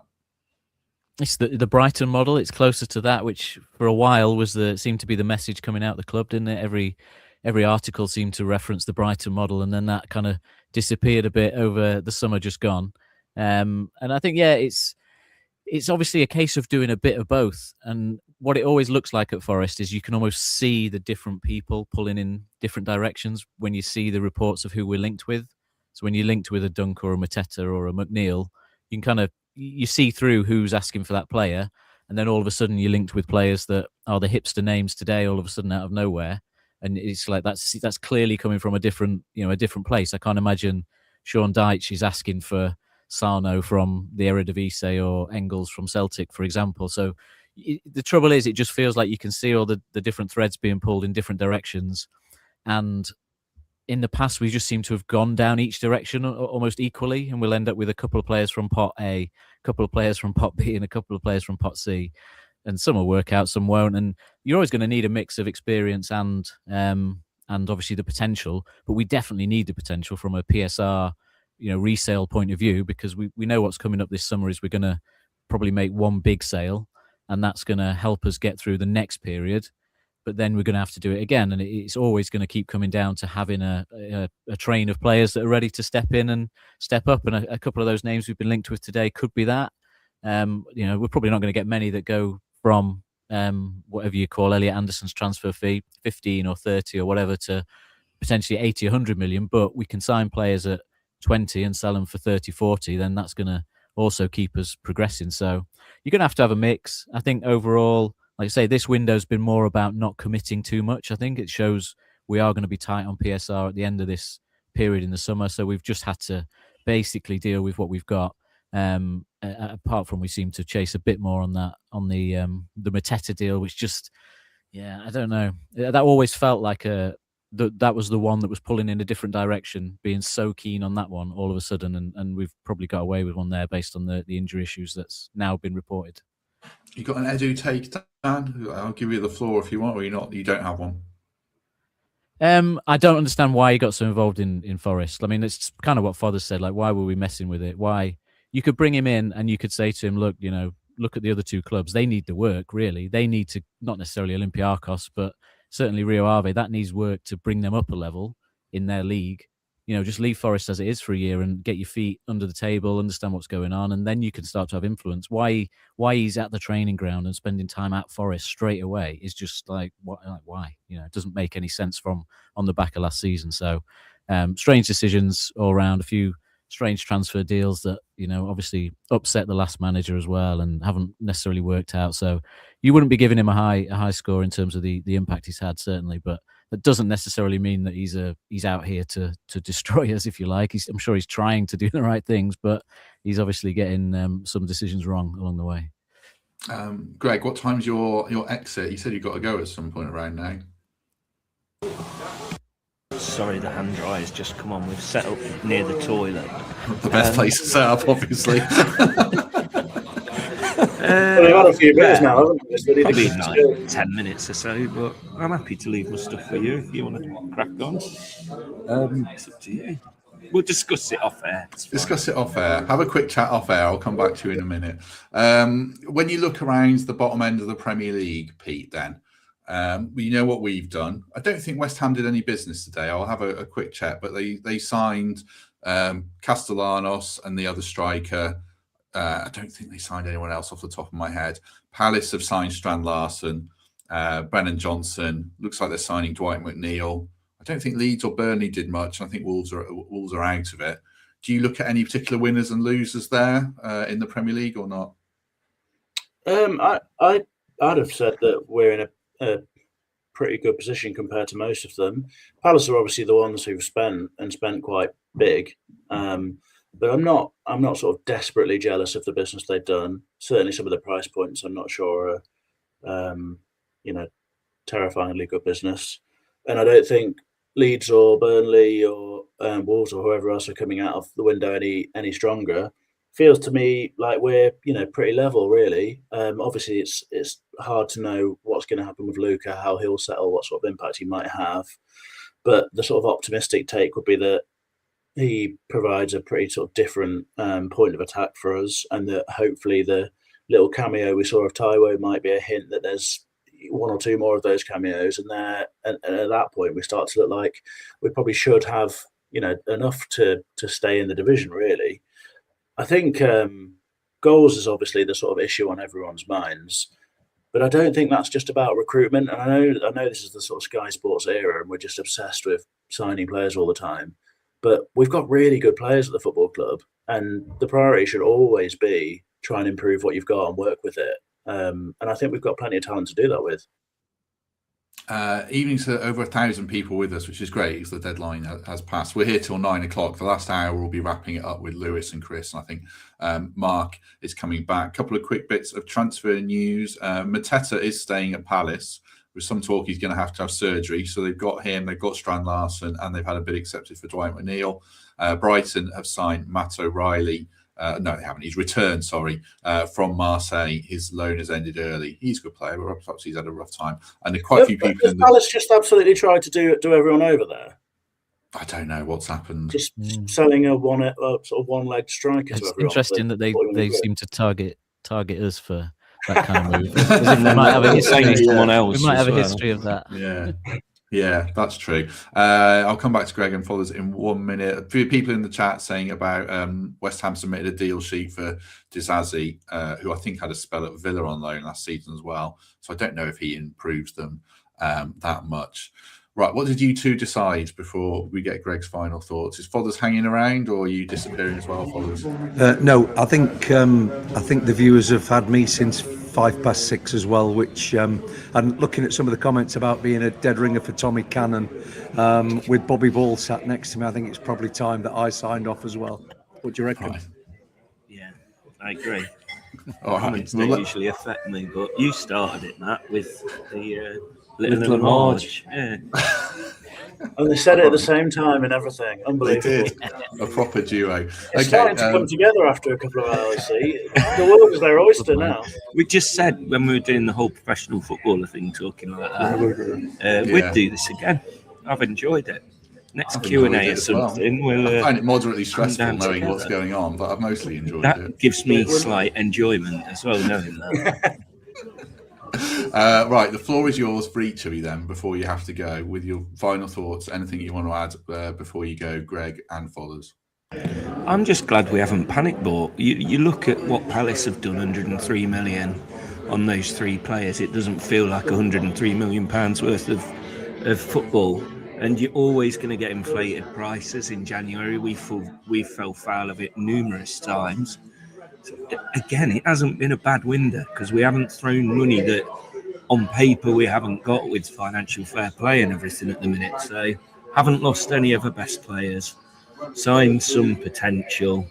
Hopefully, well, I don't know. Hopefully, some of the young lads get some minutes or get some options elsewhere. But I just think it's been all right for me. I'm happy.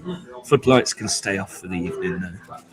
Well, just before I get Fothers' thing, Luca Netz has done his medical in Germany, obviously, just to make it convenient. Reports say he's going to fly over tomorrow. So that one, I just reiterate, sounds like it's nicely on track. I'll go to Fothers in 1 minute. Laura Mitchell, Jack and Vera Duckworth sounds about right. Well, I don't know which one of you has the tape together glasses, but yeah, there we go. Good stuff, Laura. Right, Fothers, final thoughts. Saw Rod Hull. Sorry, I just saw Rod Hull and Emu as well, so I'm not quite sure. Is it Rod Hull dead? I don't know. Is he the one who fell through the glass pane? No, he's the one with the hand. He had his hand up one of the other one's arse. Yeah. So I'm not going to ask you which one's Rod Hull and which one's Emu, certainly. I think I just totally agree with what Greg said there. There's been no panic buy. We're okay this season. It's not been as good as we all wanted. We're not in a position where we thought we might be. I was kind of hoping for mid-table and a decent run in the Europa League. We're having the run in the Europa League, but we're also looking over our shoulders in the Premier League, which is kind of not where we wanted to be. But it is what it is, as my mate Billy used to say. But I think we're okay. I think the transfer window's been fine. There is one player who we've not mentioned in the last hour and a half who I would like to have seen, and that's Ayari from Brighton. I think he's looked really good recently. I'd like to have seen maybe has bid a little bit more than the 20 million that we tabled for him. But I think on the whole, I'm happy. I'm a couple of pints in. I'm sat with my mate, and yes, we're 17th, but we're not going to finish 17th, are we? We're going to finish a lot higher than that. And yeah, I think that's all I've got to say, to be honest. Spurs are the target. Spurs are the target. Is this you? Are you chucking us out now, Matt? Or one more thing to say as well. You can have one more thing. It's quite a convenient break point when you give your final thoughts. The clues in the final thought. They're good friends of the NAV, so we can say it. But William Gunn tonight as well. Thank you very much. Great place. Good Wi-Fi. Yeah, very good Wi-Fi. Matt might let us do it from here again, to be honest. If we're invited back. Well, that's the big if. Yeah, we'll let them go, and then Pete and Dan can pick up the slack in a minute. But Fothers and Greg, thank you very much. Thank you, mate. Thanks for inviting us. Loved it. Well, I invited you at 7 p.m, but you rocked up for 6. It's unreal. Pete, I have bought my goalie gloves, by the way. I know you have your favourites. Sorry, the Raven. But yeah, so I might have to be in goal for a bit after all this excitement today. Well, give me excitement means beers. Advice, yeah? Yeah, I'll send you a picture. You Reds.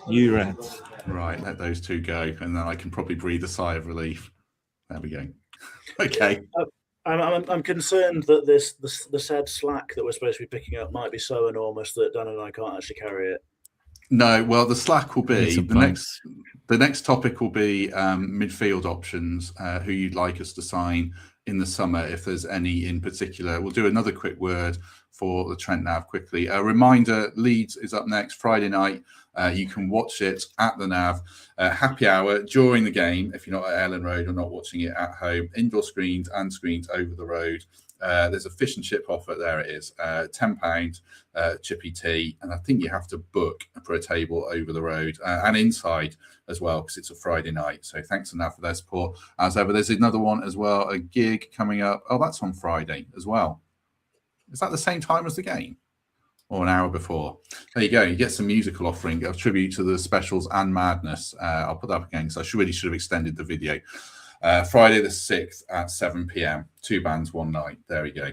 Right. God, unbelievably, we've dropped below 1,000 people after Pete and after Greg and Fothers have gone. So that might say something. I don't know. Maybe they've all been driven to drink themselves. Maybe. Right. Next topic. Just mentioning those midfielders then. Let's assume Elliot Anderson's going in the summer. From the players we've been linked with today or elsewhere, are there any names, Dan, that leap off the page to you, like Hackney, Engels, Ayari that's been mentioned? Any direction you'd like to see us going in the summer when we push for a midfielder, which I'm sure we will? I think all three of them are in that mould of trying to replace him, and I suppose we can get 2 for 1 in terms of the money we're obviously going to bring in, and being able to hopefully bring in 2 players to see, I guess, how they progress. Hackney looks like that kind of player. He's not got the same defensive solidity, I don't think, as Anderson brings. And we didn't know that about Anderson before he came, though, either, did we? Really, Yeah. he wasn't seen as that kind of player. He's just got so much kind of ability and reading of the game that he can do both. So he's in that mould. But I suppose there's also still a danger that you lose Gibbs White and Anderson potentially. If not this summer, the one after. So someone like Hackney can potentially fill both of those roles.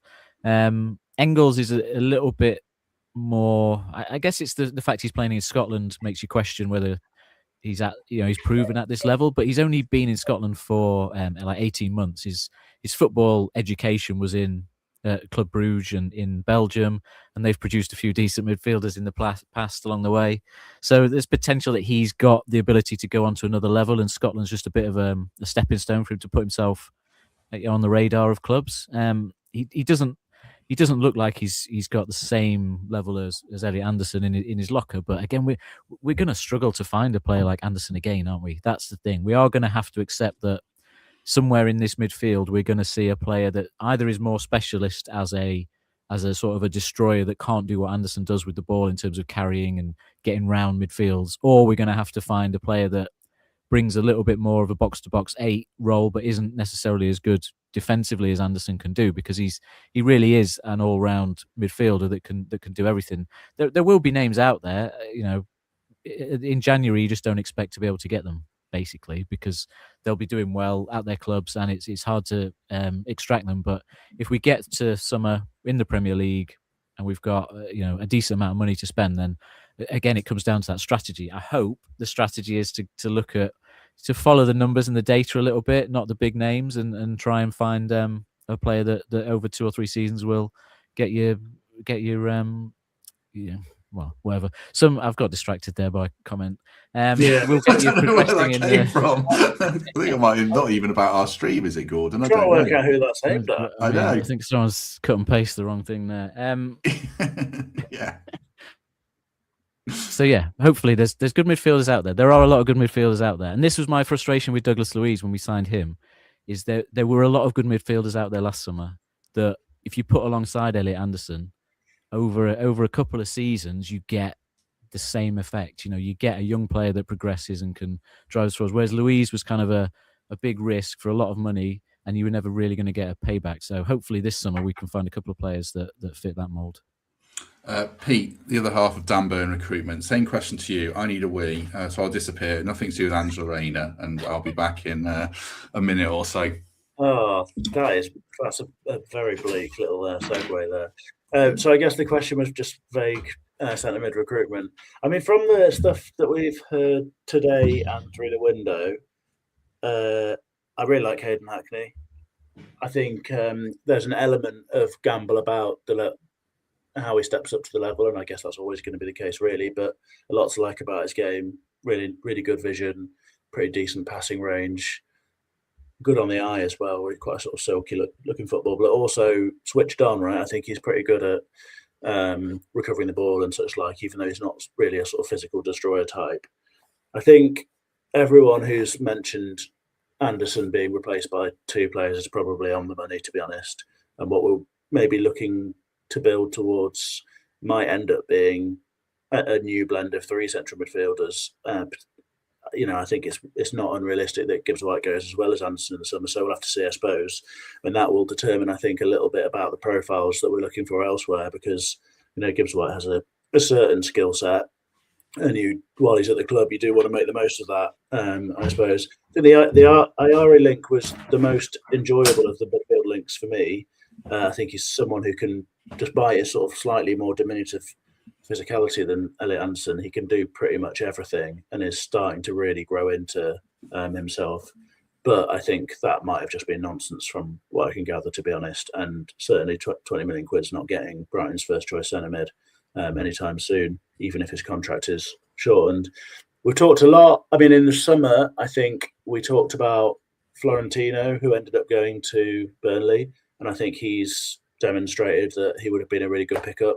I think in the end, he was I think we were supposed to do a big episode on scouting, and in the end, you maybe just pick one player.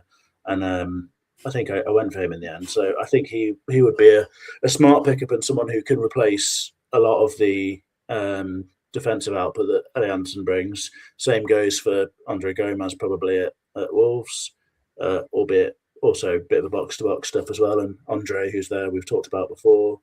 So there are plenty out there, and I think Dan and I have mentioned a fair few from abroad as well, and I'm sure we'll do that again in the summer. So yeah, look, I think we'll end up trying to get as much as we possibly can from the Anderson deal. There's obviously a lot of factors involved in that. Him staying fit, what happens in the summer with England and such like. But if we can really maximise that and then look to spend, maybe 2/3 of that on a couple of central midfielders and then bank a bit for PSR or whatever, then that really, I think, is probably where we go. But we're going to have to pay some proper fees out there. I mean, just one last thing. The one that I've always really hoped that we might get and did before he moved to the Premier League was Alex Scott. And I think we're starting to see him blossoming now.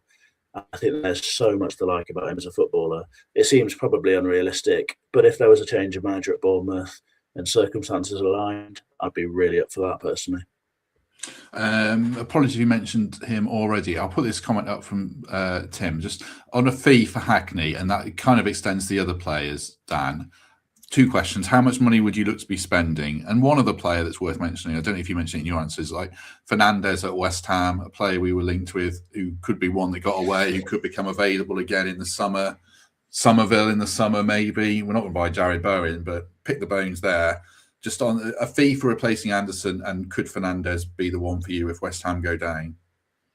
Yeah, I mean, look, I would take Fernandez straight away. I would have taken him at the 40 million that West Ham paid in the summer if we could afford that, over potentially paying 25 for Louise.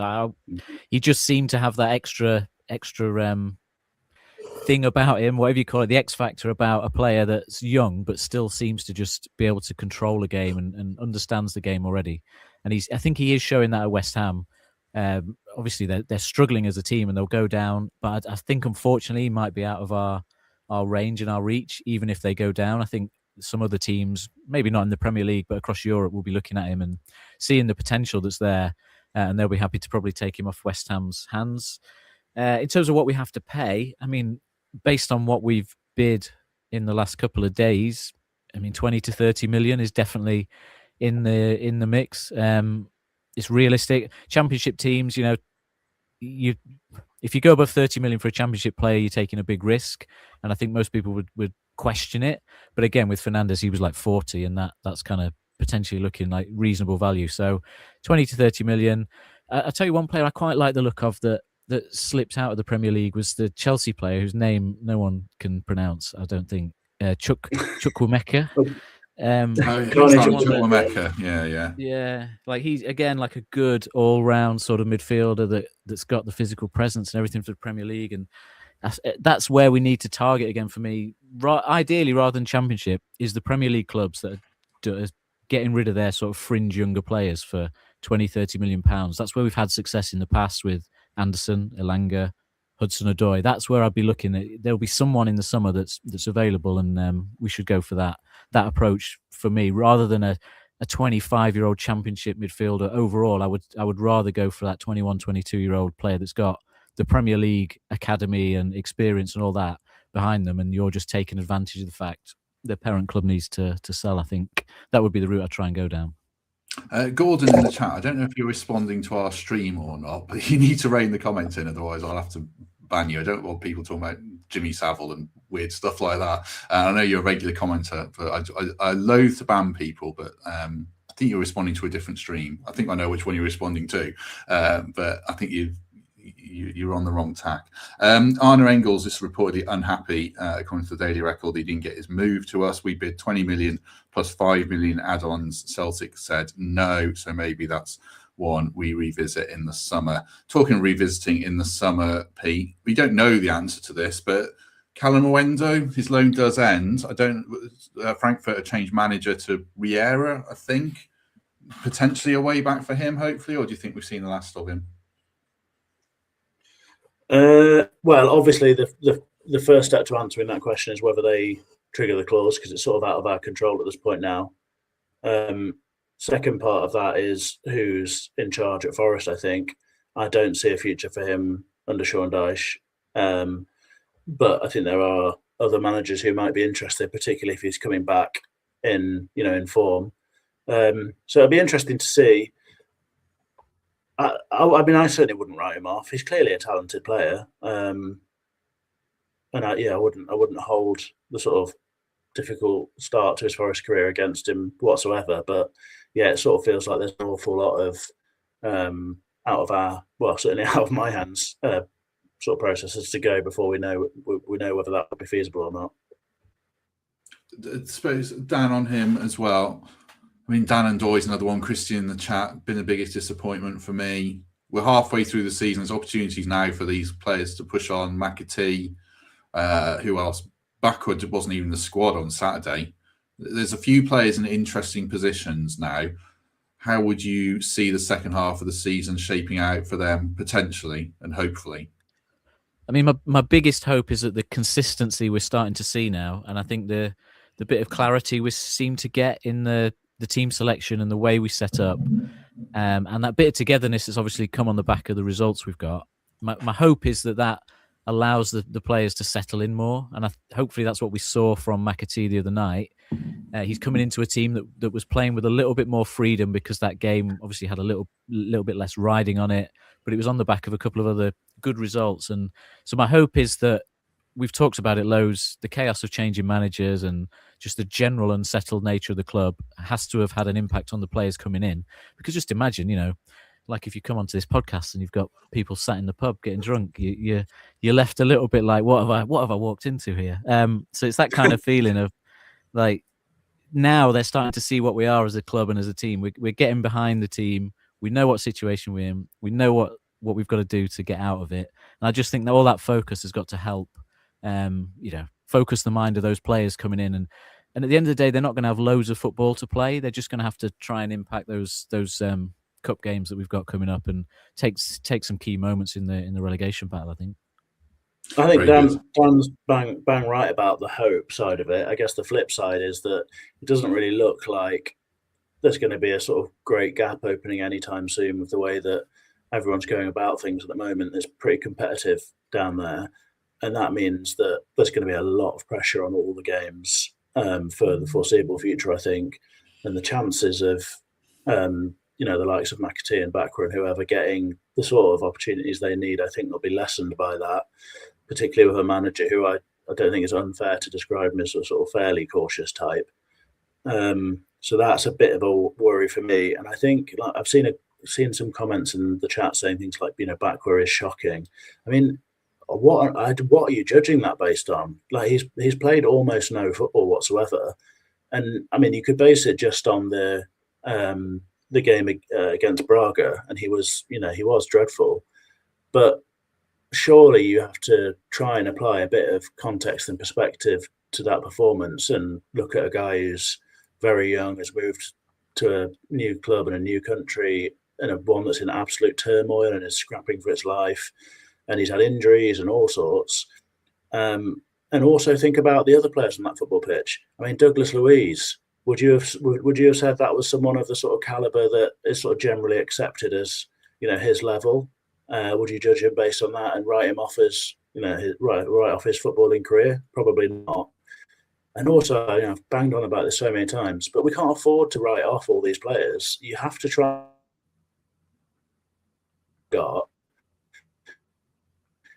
The system doesn't allow us to do that. So I know it's not up to us as fans, but we do have a role to play in helping our club thrive in that sort of sense, because we need our players to do well and to progress. And that's the only way that we can build. So I think, personally, I think there's a message to people in there about having a bit of patience and a bit of perspective about what's happened. I think looking at the other signings in the Premier League as well, though, there's so many examples of players not performing so far that signed in the summer, and it feels almost a particularly bad season for it. When obviously the high-profile ones is Isak and Wirtz at Liverpool, but Elanga at Newcastle. There's so many players that haven't actually lived up to their potential, and I think Undoy and Bakwa in particular are just a couple more examples of those that aren't out. It's not like we are the only club that signed 2 or 3 players that haven't lived up to potential. So, like you say, patience is the key, I think. Do you think? And just to add to add really quickly, sorry. I'm not remotely contradicting myself. There's a massive difference between someone having a bad game and someone being definitively bad. Anyway, sorry, carry on, Matt. Do you think we'll see Dominguez consistently playing out wide as well, Pete, for a lot of games now, given the league table, and that restricts the number of proper wingers that are going to play? Yeah, I think so. And also, I mean, I'd say that with no criticism whatsoever. I mean, I selected my team for the Palace game in the preview that we did. And, that was a game that, we all felt like we wanted to go and sort of impose ourselves on it and such like, and be quite positive about it. But it just makes so much sense because of what he can give to the team. He gives you an option to nullify the threats of the opposition, but he also gives you great drive. He gives you an extra body to come into midfield areas when you need it, or to double it with fullbacks. He presses the opposition in a way that few other players can, and actually with him and Gibbs White in more advanced areas, that then becomes a genuine tool for us to attack with as well. So I think it makes perfect sense that would be the case, and it fits. I think it fits for Sean Dyche too as well. I mean, I know that he is historically a manager who's valued his wide players quite a lot, and those being the sort of if you hear him talk about his tactics and such like, there's a real sort of focus on getting them hugging the touchline and putting balls in and what have you. But also, I think he's someone that knows from his experience that you need a group right now, and a group who are fighting for each other. And I think Dominguez is a big part of that. So yeah, I think we will see more of it, and I can totally understand why. Do you mind it, Dan? You two chaps are leaving shortly, so I'll get your final thoughts. But do you mind the sort of formation with Dominguez out wide, or would you much rather we really went for some of these games? No, I don't really mind it. I never do really. I never get the idea that you just go for it in a game and it's like one change will mean that the entire game you're in an attacking sort of setup, and one change will mean you're in a defensive setup. It's all about obviously managing different areas of the pitch and trying to free up other areas of the pitch. So potentially by playing Dominguez, you can allow the winger on the other side to actually stay further forward and provide more of an attacking threat. So it's not always a case that you put the more attacking player on, you're going to get that result, because sometimes you can't get hold of the ball to do that anyway. So it's always a balance.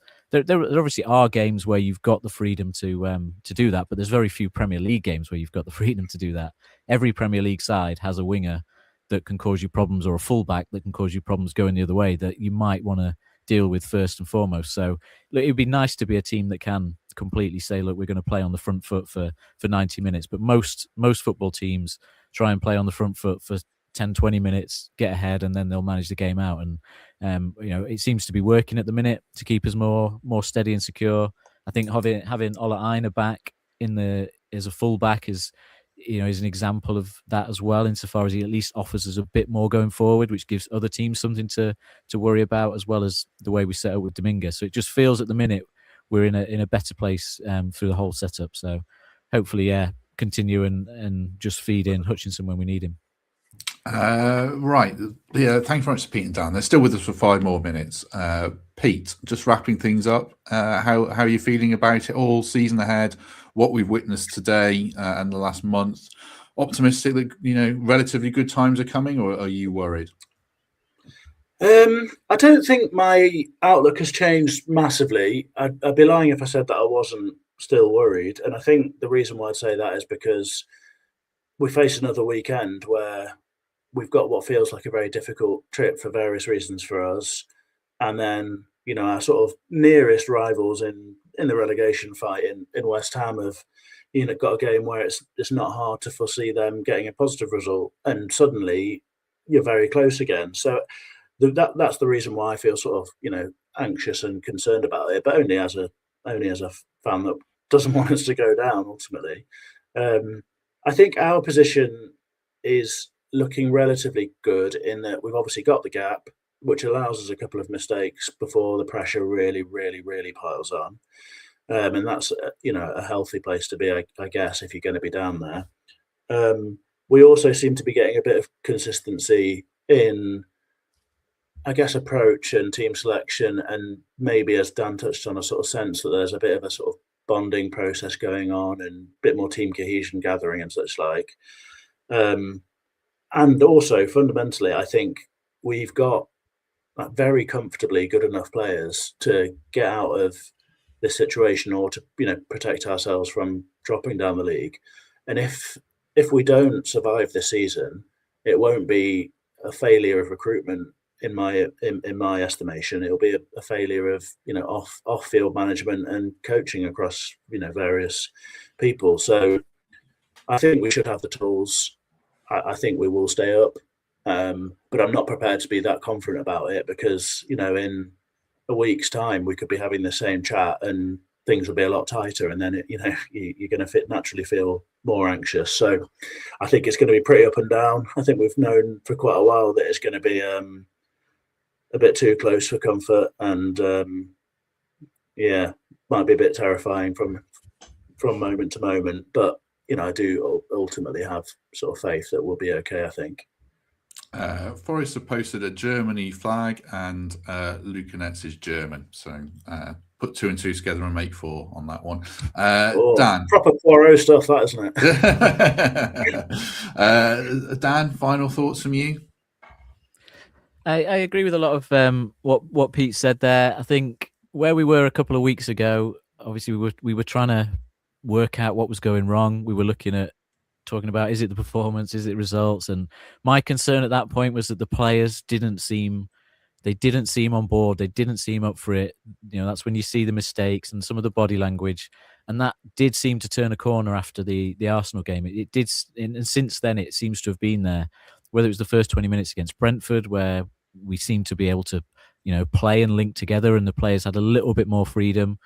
And I guess results obviously bring that belief. When we were having all those discussions, if you look at that run of games, we'd only won 1 in 8 games. So it wasn't just about performances. It was a very real fear of, where are we going here, right? We didn't have the points on the board, and in the cup games we were struggling. So it was rational for us all to be a little bit concerned then. And now you start to see that corner turned, and it's rational to think, actually, we clearly have got a game plan that can start to work, because we've seen it work in the last few games. So the game against Palace, obviously a bit disappointing not to get the 3 points that would ease a bit of the pressure.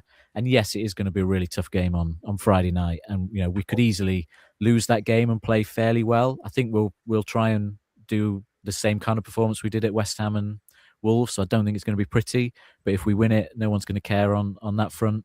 And then we've got some really tough games coming up. So it's not a case of being relaxed or confident from now on, but I think it just feels like the players realise where they are with it all now, and they kind of realise that whatever else is going on at the Forest, nobody at this club wants us to obviously struggle and go down. So it's just a case of pulling together, and we're starting to see the results on the back of that, I think. He's good, isn't he, Matt? I can't remember the last time I disagreed with anything that Dan said. He's unbelievable. You didn't like my Morata comment earlier. Oh well, yeah. True. I can't remember what that was. I said he wasn't that bad. Forest have officially signed Luca Netz. That was embargoed till 8 p.m. Borussia signed from Borussia Monchengladbach, 4.5-year deal to the summer of 2030. He's 22 years old. He is a left back. He can play further forwards. 18 assists during his time at Gladbach. I've got a video on him later. I'll read out the quote from Netz himself. Nottingham Forest is a great football club with a unique history. I'm 3 hours in. I'm stumbling over the odd word here. The chance to play for this club in the Premier League immediately excites me. I'm ready for a new challenge and the next step in my career. Extremely motivated to get started and incredibly excited about the first training sessions and matches at the City Ground in front of our fans. So the usual stuff, but a welcome addition. Luca in the nets. Well, maybe after Nico's handball. We'll talk more about that shortly. Right, we're waiting for Mark to come back. Lewis is hopefully joining us. He's at a parents' evening through work, not for his kids. So he's going to join late or not at all. So as it stands, I need one of you two to hang around to keep me and Chris company. So any volunteers? I think we should both say no so that we have to watch Matt do this. Yeah, just Matt and Chris. Back and forth. Okay. I might co-opt someone. You've got to go though, Pete, haven't you? So it might have to be Dan. Yeah, ideally. I can stick around for a little bit if it's helpful. But can you stick around, Dan, for 10 minutes? I can do, yeah. Either or, really. Okay, Pete, we'll let you go. This is awkward. You choose. No, I've chosen Dan. Pete can go. Yeah, that suits me. Thanks. No, it's good. Thank you very much, Pete Blackburn. Appreciate that. cheers, a nice one. It's been I've been following bits and bobs of the stream tonight. It's been good fun and a good mixture of mad people, which is always good. So hopefully everyone else has enjoyed it as well. Hopefully so. I hope they have. Yeah. Right, Pete. Thank you very much. We'll see you Farewell. in a bit. Let's add. Bye bye. Bye. Here's Chris. Chris Aylmer, good evening. How are you? Can we hear you? On mute. He's on mute. He's not on mute. He just hasn't got his sound. Unmute yourself. Check your mic settings, Chris. You might have to come back in. Dan, it might just be me and you. I've preemptively released P from captivity, unfortunately. So we'll wait for Mark. He'll come back in. What do you think about the Netz deal then before we get back into it? It is an interesting one insofar as I'm not sure how ready he's going to be to jump straight in. Like we talked about the Leeds game, not sure he's going to be ready for that, but he's got a lot of experience for his age. I just wonder whether or not you're going to be calling for him to start games, or whether it's more a case of when we absolutely need to obviously fill in, he'll step in. So I would have liked a bit more experience, but at the same time, obviously, having said before, I like the idea that we sign players that have got potential. He's got a lot of potential. He was like when he was 17, he was being touted as a wonder kid and all that, and Man City were interested, and Bayern Munich and Spurs. So, he's got the potential. Maybe you could say he's not delivered on it. He's had a couple of big injuries, I think, that have kept him out for a while, which I guess might be a concern. But when you're only spending a couple of €1 million, we have probably spent that on Zinchenko on wages and loan fee alone. So it's not going to be a deal that you're worrying about paying off in the long run. It's just whether he can make an impact this season in some of these pressure games that we've said before. I saw a tweet earlier, just off on a tangent.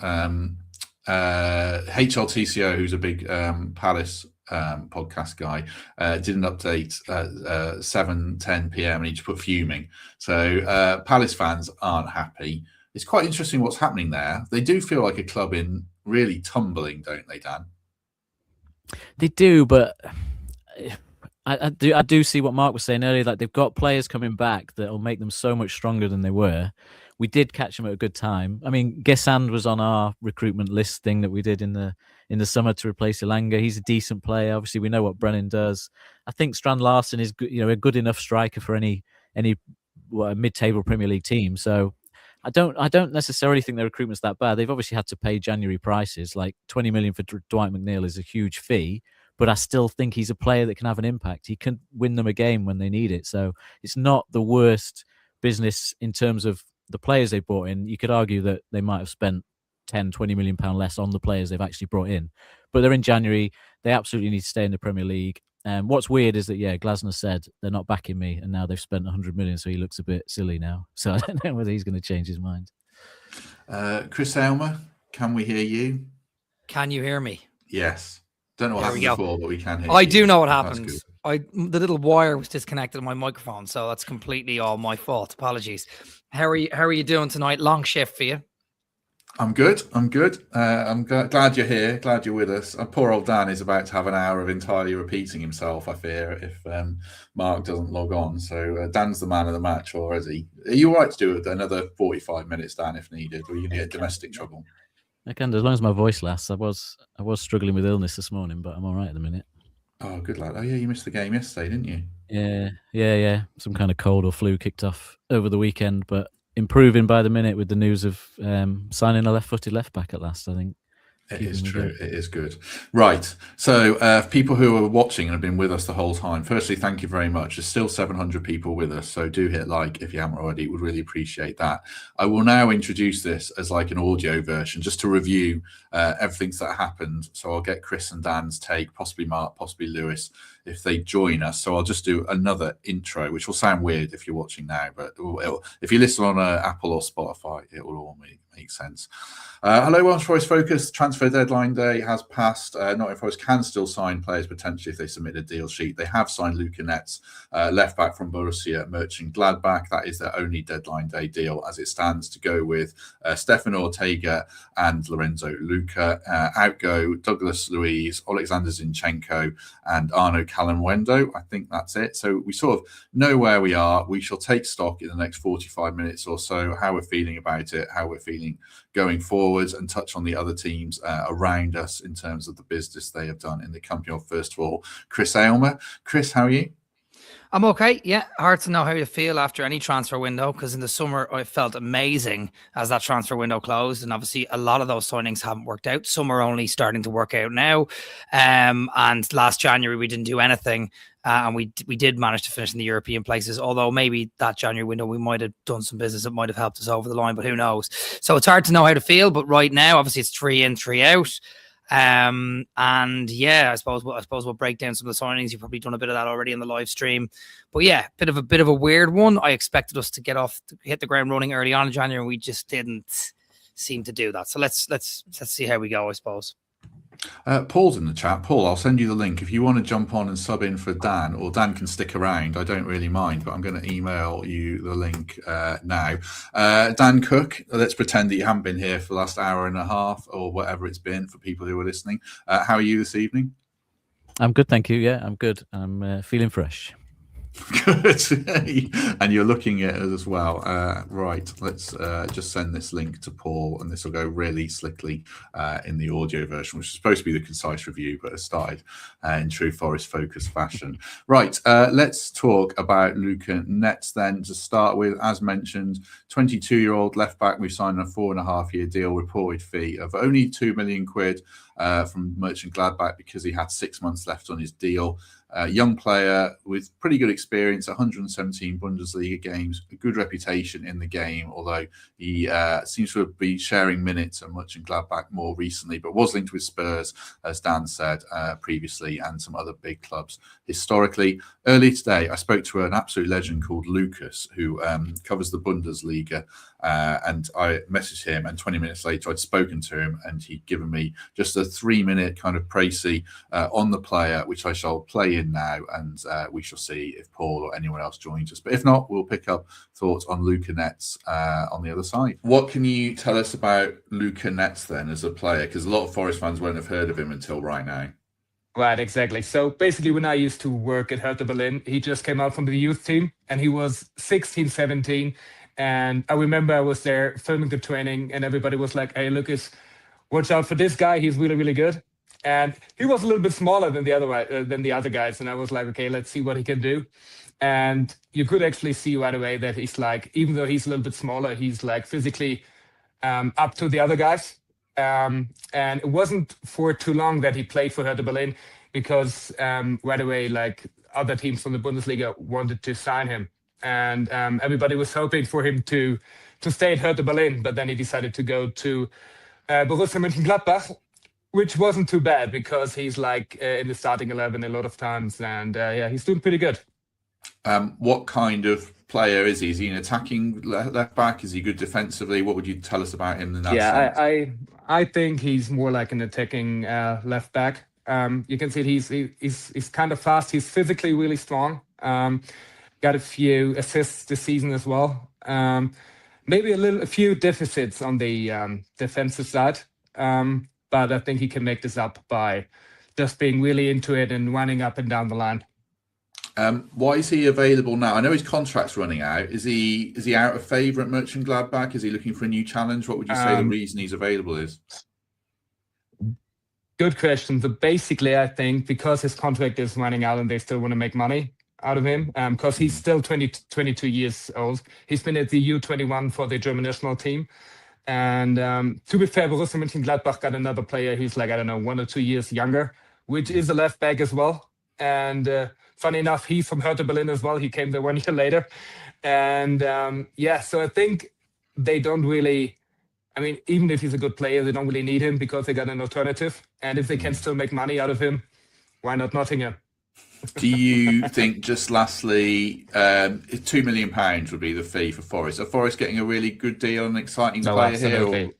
Yeah, absolutely. Yeah, $2 million is a really good price, especially because they. I think they're lucky because the contract is running out. So if they can get him for $2 million in the winter transfer window, that's a really good deal because he's still young. And I'm pretty sure if he just keeps evolving, he's got a good chance to go to the national team as well. So you think he can make it in the Premier League then? I think so. Yeah, as I told you before, he's physically really strong. You can see it with other German players. Maybe Florian Wirtz is another level, but you can see it. He's struggling a little bit with the physical side, and I think Luca Netz can adapt pretty well. Deal sheet was submitted past the 7 p.m. deadline, but Paul Morley's made it. Paul, thank you for stepping in. How are you? Frozen? He's back. I made it and then I froze straight away, but now I'm back. Hopefully you can hear me. We can hear you. We can hear you. Actually, Paul, can you hear me? We can hear you. Can you hear me? You can hear me, okay? I mean, is it Paul? Can you hear us, Paul? Can you hear us? Can you hear us, Paul? I think he's in and out. No. Don't make me edit the audio version of this. I'm too tired to do that. The gremlins have come out at this time. I'm moving. I can hear you. Can you hear me? Yes, we can hear you. So I think we're all okay. Connected. Okay, good. Yeah. Hopefully so. Right, Paul, give us your take on that deal from what you might have just heard there for Luca Netz. Yes, second time I've heard that guy give that spiel. I think you played it about 5:30 this afternoon as well. Yeah. I mean, like the guy says, it seems like certainly feels like a risk-free deal, doesn't it? I mean, Will was saying that earlier, wasn't he? Like, a couple of million quid. Was he 22 years old? And the fact that he's played so much, 100+ games in the Bundesliga. I mean, I think I know it's not quite the same, but if you think back when we signed Milenkovic, one of the things on his side was playing, I think he played 250 odd games in Serie A, hadn't he? So obviously a little bit more than this guy, but experience counts for a lot. And if you think of what else we've done in that position, obviously we had Cuiabano came in the summer that was a bit of an unknown entity. Clearly he feels like he's sort of Omar Richards Mark II, and nobody really fancies him. So this guy feels like a good option. Obviously, there's a difference in physicality between the Bundesliga and the intensity in the Premier League. So it may take a bit of time to get up to speed. I mean, hopefully, we're using him relatively sparingly because Williams and Aylmer, can see out the rest of the season fully fit. Although clearly we've got a bit of a that he's playing on Friday night, whether he comes straight in or not. I know I heard you talking about that earlier and what the options are. So we may see him sooner rather than later. I guess that will be down to what Dyche sees in him on the training ground in the next 2 or 3 days as to whether he feels he's ready for that. But yeah, I think overall, was it 4.5-year deal, 22 years old? So seems like a very risk-free signing, certainly at that level of fee. I think, as Will said, even if he doesn't really hit the heights, then we're certainly not going to lose any money on him. An underwhelming deadline day signing for you, Chris, or smart bit of business for a young player on a 4-year deal? I don't know enough about him, but what I would say is it looks like another Savona, like a player that could grow into his position if he's given the chance on the left side rather than the right side. So, I wouldn't turn my nose up at that. He's meant to be, what I've looked online from him, is meant to be sort of a young Gossens, which is funny because we went in for Gossens. I'm sure you mentioned this. I don't know if you have or haven't, but he played under Farke at Monchengladbach. So if he plays on Friday against Leeds, that'll be interesting. I'm sure that was already mentioned. I don't know if it was, but no, it wasn't. Yeah, well just interesting enough, because if he's thrown in there, Farke would know him from the season he was at Monchengladbach. So yeah, that'd be interesting. But yeah, I think it's a good enough deal. I think that we were obviously scrambling around for a fullback. We went in for Oliveira, we went in for Gossens, we went in for a few others, and we didn't get it. And to sign this player is it's a good deal. It's a decent price as well. There's no real major losses this window. We haven't spent or splashed the cash on anything, so we're not putting ourselves under more pressure from the signings we made in the summer. So I think it's a solid deal, and look, I hope Arne and Nico stay injury free and we can have them for the rest of the season. But yeah, I think it's a decent enough deal from what I've read on them. Dan, you're very welcome to disappear or stay. The ball is in your court, but it'd be great if you stay. But you're welcome to go if you feel like you need to sign off. I'm happy to hang around until you kick me out. If someone else turns up, I'm happy to hang around. Okay. I'm waiting to hear when Chris mentions Troy Parrott. How far we're getting. We are going to do a bit on strikers, so Chris can keep his powder dry on that one. In my notes before, I think the other day, Dan, I wrote, we're very light at fullback. Are we still very light at fullback, even with Netz, or are you pretty comfortable now? We've got Aylmer, Williams, Netz, Savona, Abbott. Querbano might go by the sound of it still, but that bracket of players strong enough or not? I think we're where we should be now. Like I said before, it's that question mark about Netz, how quickly he can settle into the pressure games that we've got coming up. I do think, if regardless of what your thoughts are on Deitch, and maybe I would question how well he's done at getting the best out of some of the attacking players, he's got a very good record of getting good performances out of defensive players and fullbacks. So someone like Netz coming into this league, where it might be a little bit different, he's got the right manager there that is going to drill into the basics of what he needs to do and get that set up right, which is ultimately where we are, what we need to do for the rest of the season to get out of trouble. So in that respect, I think he's got the raw tools to do well.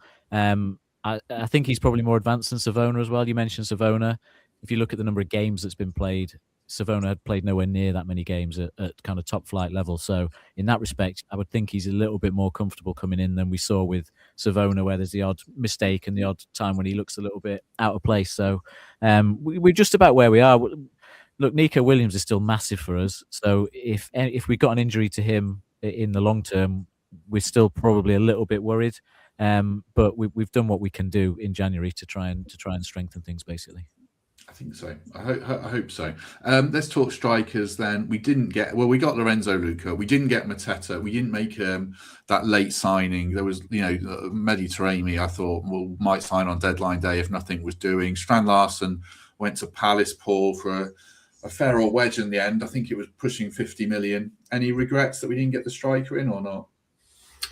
I mean, it would have been nice to get another one in the building. I guess certainly the money that's been spent on Strand Larsen, I would have felt uncomfortable us doing that.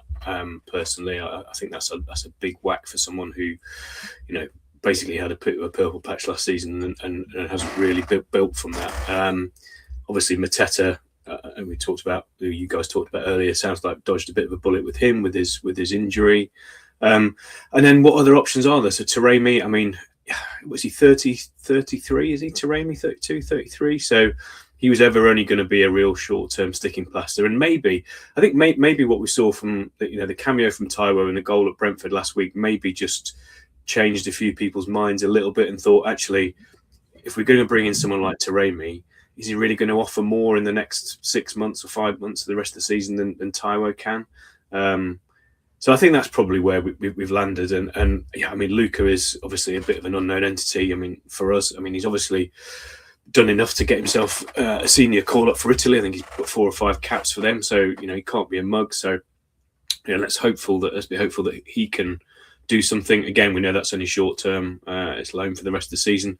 I think maybe, again, I don't know, forgive me if you've already mentioned this, but the fact that we've really sort of kept our powder dry in this window and just essentially gone for, apart from maybe Netz, which is obviously long term, but it's very low risk. We seem to have gone for the short term sort of sticking plaster options, and maybe that's a symptomatic of how the hierarchy are feeling about the manager and how much long term faith they've got in the current team. In that we don't want to necessarily spend a load of money on what this manager wants if he's not going to be there in 4 or 5 months' time.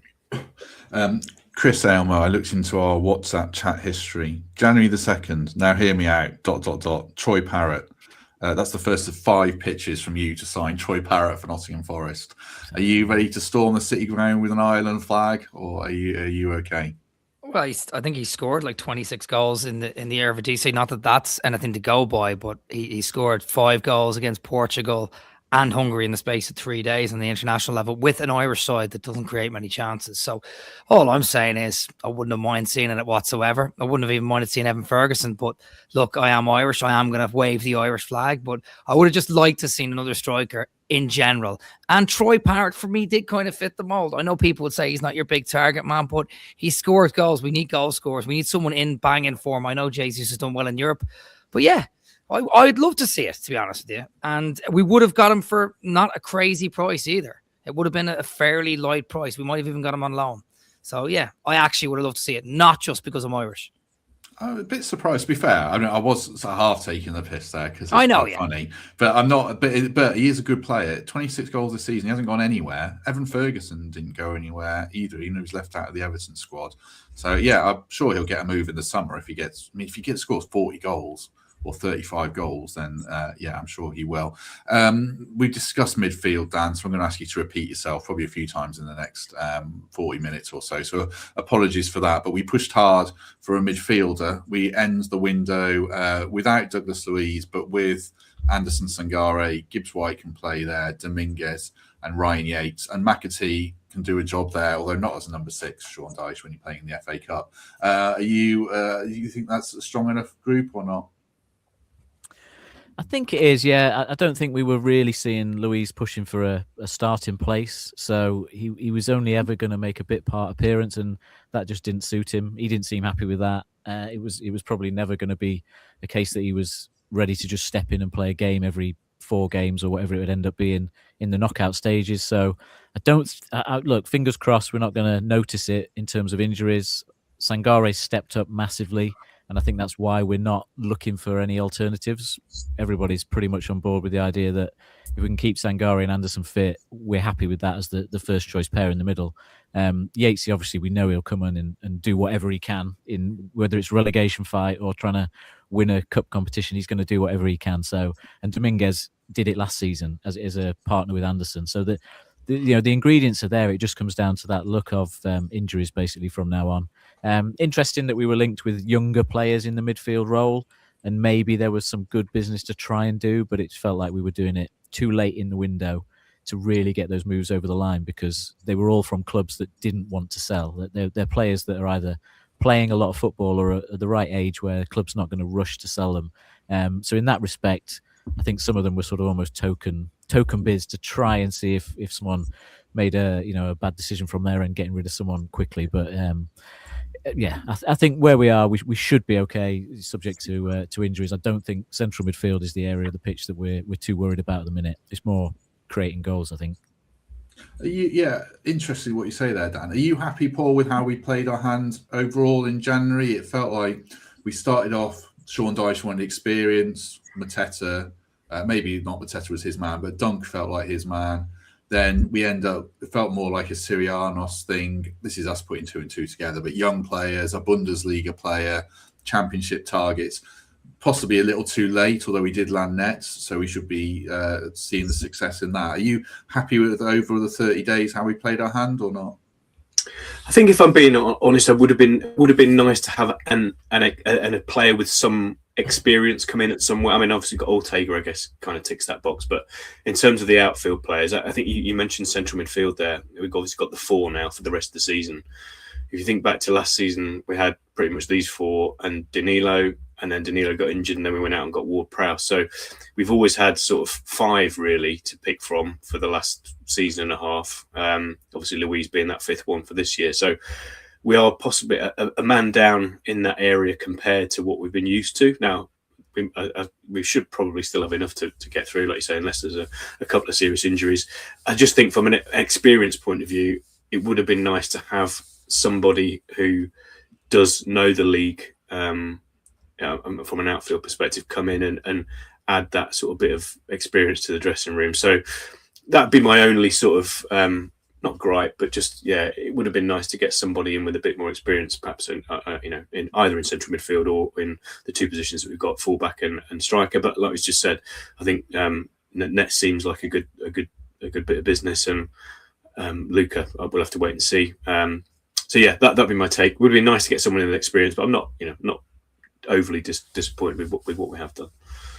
Over 600 people with us. If you've been with us for 3 hours 23 minutes, let me know in the chat, because it might just be me and you that's done that. So yeah, fair play to you on that front. Let's take a quick word for the Trent Nav. You might have seen this ad before, but final reminder: Leeds versus Forest Friday night. It's on TV. It's happy hour during the game. It's chippy tea for 10 quid. Indoor screens, outdoor screens, over the road, 17 screens in total. Only a tenner for chippy tea. You do need to book a table for this one. Book a table over the road or inside the pub. It'll be on the big screens though, so don't worry about that if you're not at Ellen Road or watching it at home.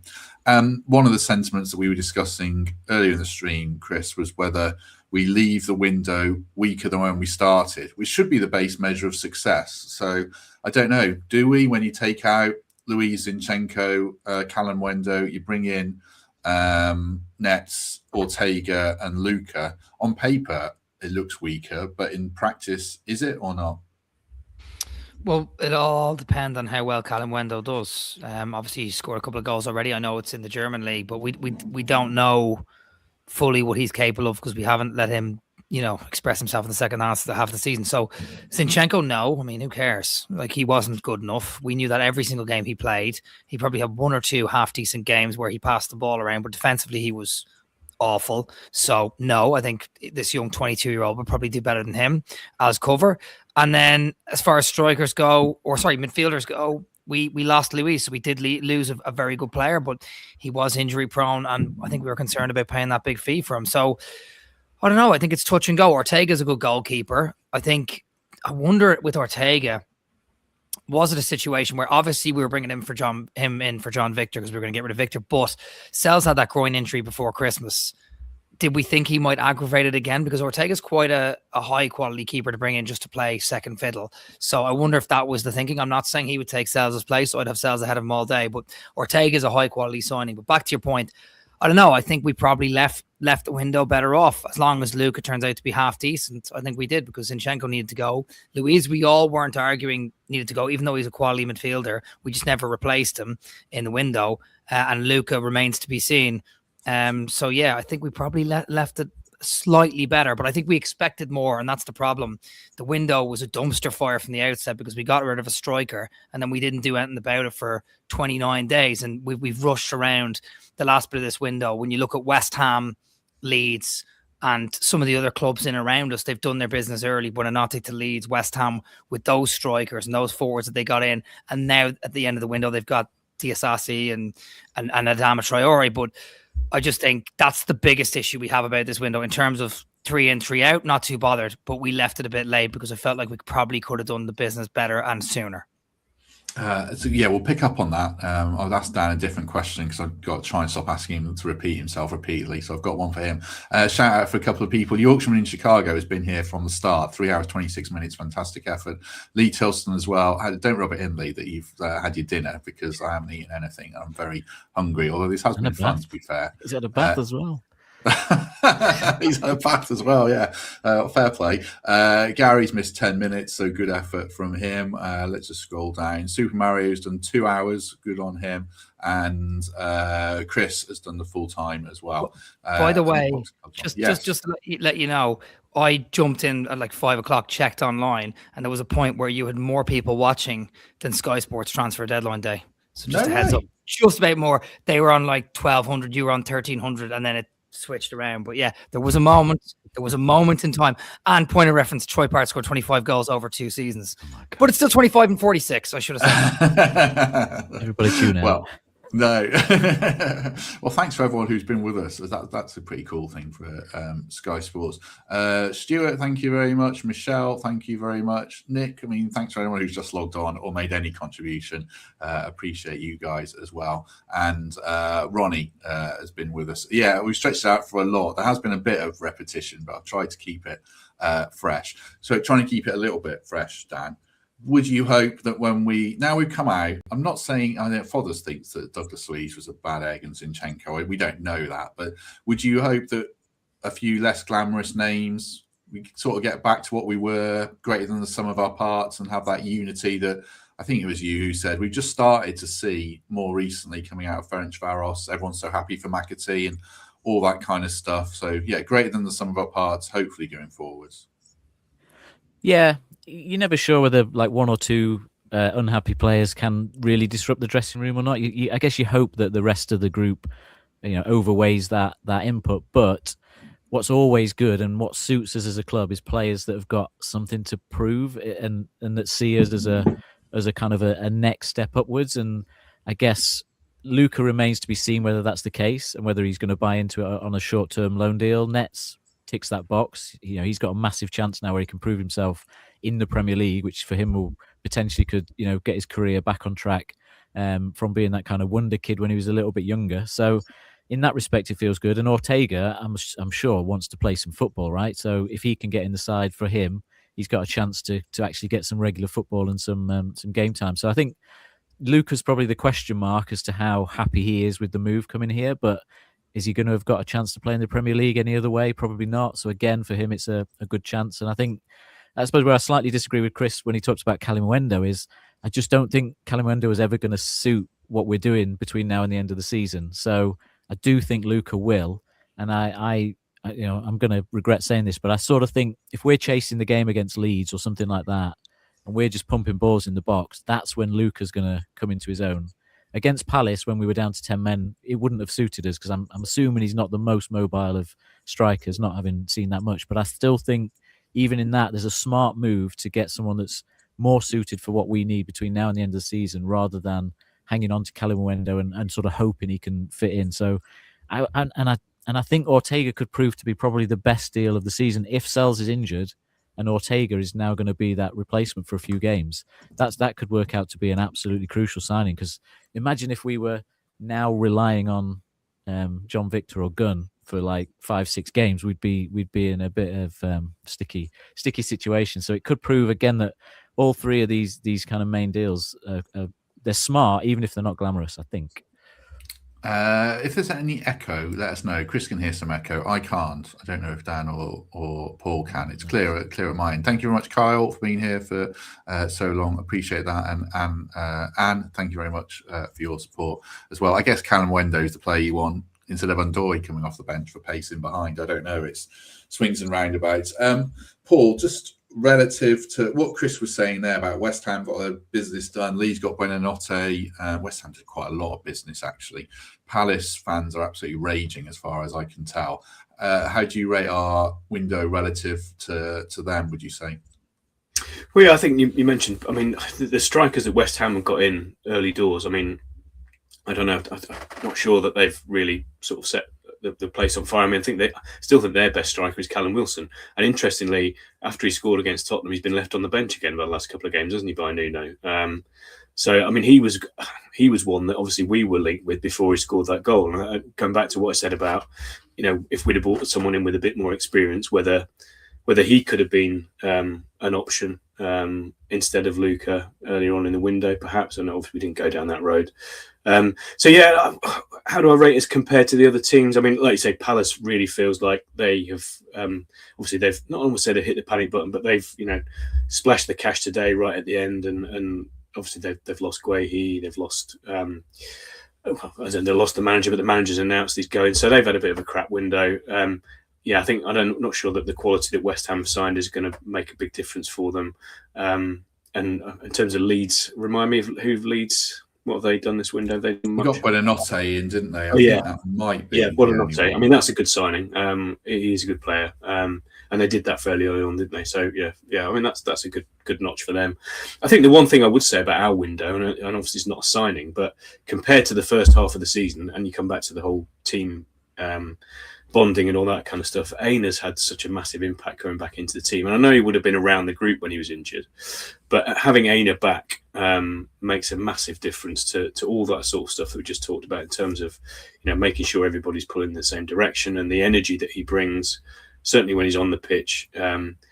It kind of feels like a new signing because we didn't have him for hardly any of the season. For the first 3 games we had him, and that was it. So he's been a big impact. So I know it's not a new signing, but that's probably the biggest news, if you like, the biggest positive news of the window is Aylmer coming back, being fit and looking like he's back to his best. Dan had his say on this earlier. Edu's going to be the most discussed name on Twitter tonight, I imagine, Chris, because people will have their views on the window, stronger or weaker. I can see a few Edu outs already. How's he come out of this? Do you say he's done 2 windows now? You have a definitive view on Edu, or is it still a view in progress? My personal view is he had a really important window in the summer to resolve. And I'm not saying all the signings were his. You know, we know that they weren't, or we don't know. We probably don't really know which ones are his. We have an idea. But he had his feet slightly under the table in the summer to get some work done. And then, you know, now we're in the transfer window in January trying to patch things up and survive a relegation battle. Nothing has really blown us away. We'll see how these ones go. But I think the reality is the buck stops with him a little bit. And I think, you know, for me, the judgment call now is he hasn't done enough. I'm not looking for him. I'm not looking to point the finger at him for all the transfers or all the transfers not working from the summer, or not all of them not working, but some of them not working. I'm not looking to point the finger at him specifically, but overall, he's the man that's come in that was meant to make us better. And we knew he was coming in sort of halfway through last season, and he knew that too. So he had a lot of time, and it was a really important transfer window last January or last winter or summer. And now we're doing a patch up job. So my judgment call on him is he's failed so far. So until he proves otherwise, in my opinion, he's failed. So and I think that's what most people feel, because he's the one who's meant to be making these decisions at the top. He's the one who's meant to pull the finger out. I know there's other people involved. I'm not putting it all on him, but like I don't see the impact of him, and we should too, if he's kind of heading it up, you know what I mean? Just a bit of B team news. A couple of young players gone out on loan. Thanks to Robbo, who's a genius for reminding me, because I did know about this and then forgot to say it stupidly. Ben Hammond and Carl McAdam have joined Northampton Town on initial loans. Robbo says about Isapa Osson going to Fleetwood as well, but I don't think I've seen that one yet. But I'll keep an eye out for it, certainly. Paul, have you got a strong take on Edu, or are you reserving judgment? I'm still not sure what his role is. I mean, and obviously he's headed up the global director of football for the Marinakis Group, was how he was originally sort of unveiled, and sometimes you see him when you've got a caption on screen is Nottingham Forest global director. So I'm not really sure. I mean, I kind of tend to concur what Chris says. I mean, you know, if he was. I mean, we know that there's a massive amount of instability around the start of the season, which stemmed from his coming in. So, transfers aside, he created a bit of a shitstorm that has left us in a bit of a mess that we're now trying to clean up. Transfers wise, I guess like with anybody, there's going to be some hits and some misses, right? And you know, we talked about the young lads who we've all said we shouldn't necessarily write off yet. So, I think that in terms of whether those players that he bought in, if Hutchinson's one of his, it seems to be, you know, he's had a positive impact overall. McAtee maybe just starting to find his feet back. We're perhaps a little bit further behind, but these guys have all got time to still have an impact. Louise obviously didn't work, but I still think it was probably worth a gamble. And it's kind of, you know, we've not really sort of, you know, cost us too much by taking that gamble. It didn't work. So from that sense, I think there's still time for Edu's signings, if that's what they are, to come good. They've obviously not had the immediate impact that perhaps we wanted. And we talked, you know, kind of towards the end of last season about improving the backup squad. And you know, we haven't really seen that. So in time, they may come good. But yeah, for me, jury's still out, really. But I think the one thing I would say about him is he caused a hell of a lot of instability that we're still trying to recover from. It's the instability there. Sorry, it's just that's it, Paul. That's exactly it. It's the instability that he's caused, and the fact that he was under pressure early on in the window. That John Percy article was released about the pressure he's under shows that he's definitely been a part of that. And so, like, you can't get away from it, and he hasn't done anything to sort of fix it. I know a lot of people saying it's not all his fault, but that's it. It's the instability caused in a really important season. And I'm not seeing anything that's saying, right, well, this was his pick or this was something he did specifically. And I know it's hard to put your finger on it, but yeah, just to reiterate Paul's point there about Edu is we've all been complaining him on Twitter, but I don't think his job is under pressure because the fans are putting him under pressure. I think his job is under pressure because the people at the top in Forest don't think he's doing a good enough job, and he's not.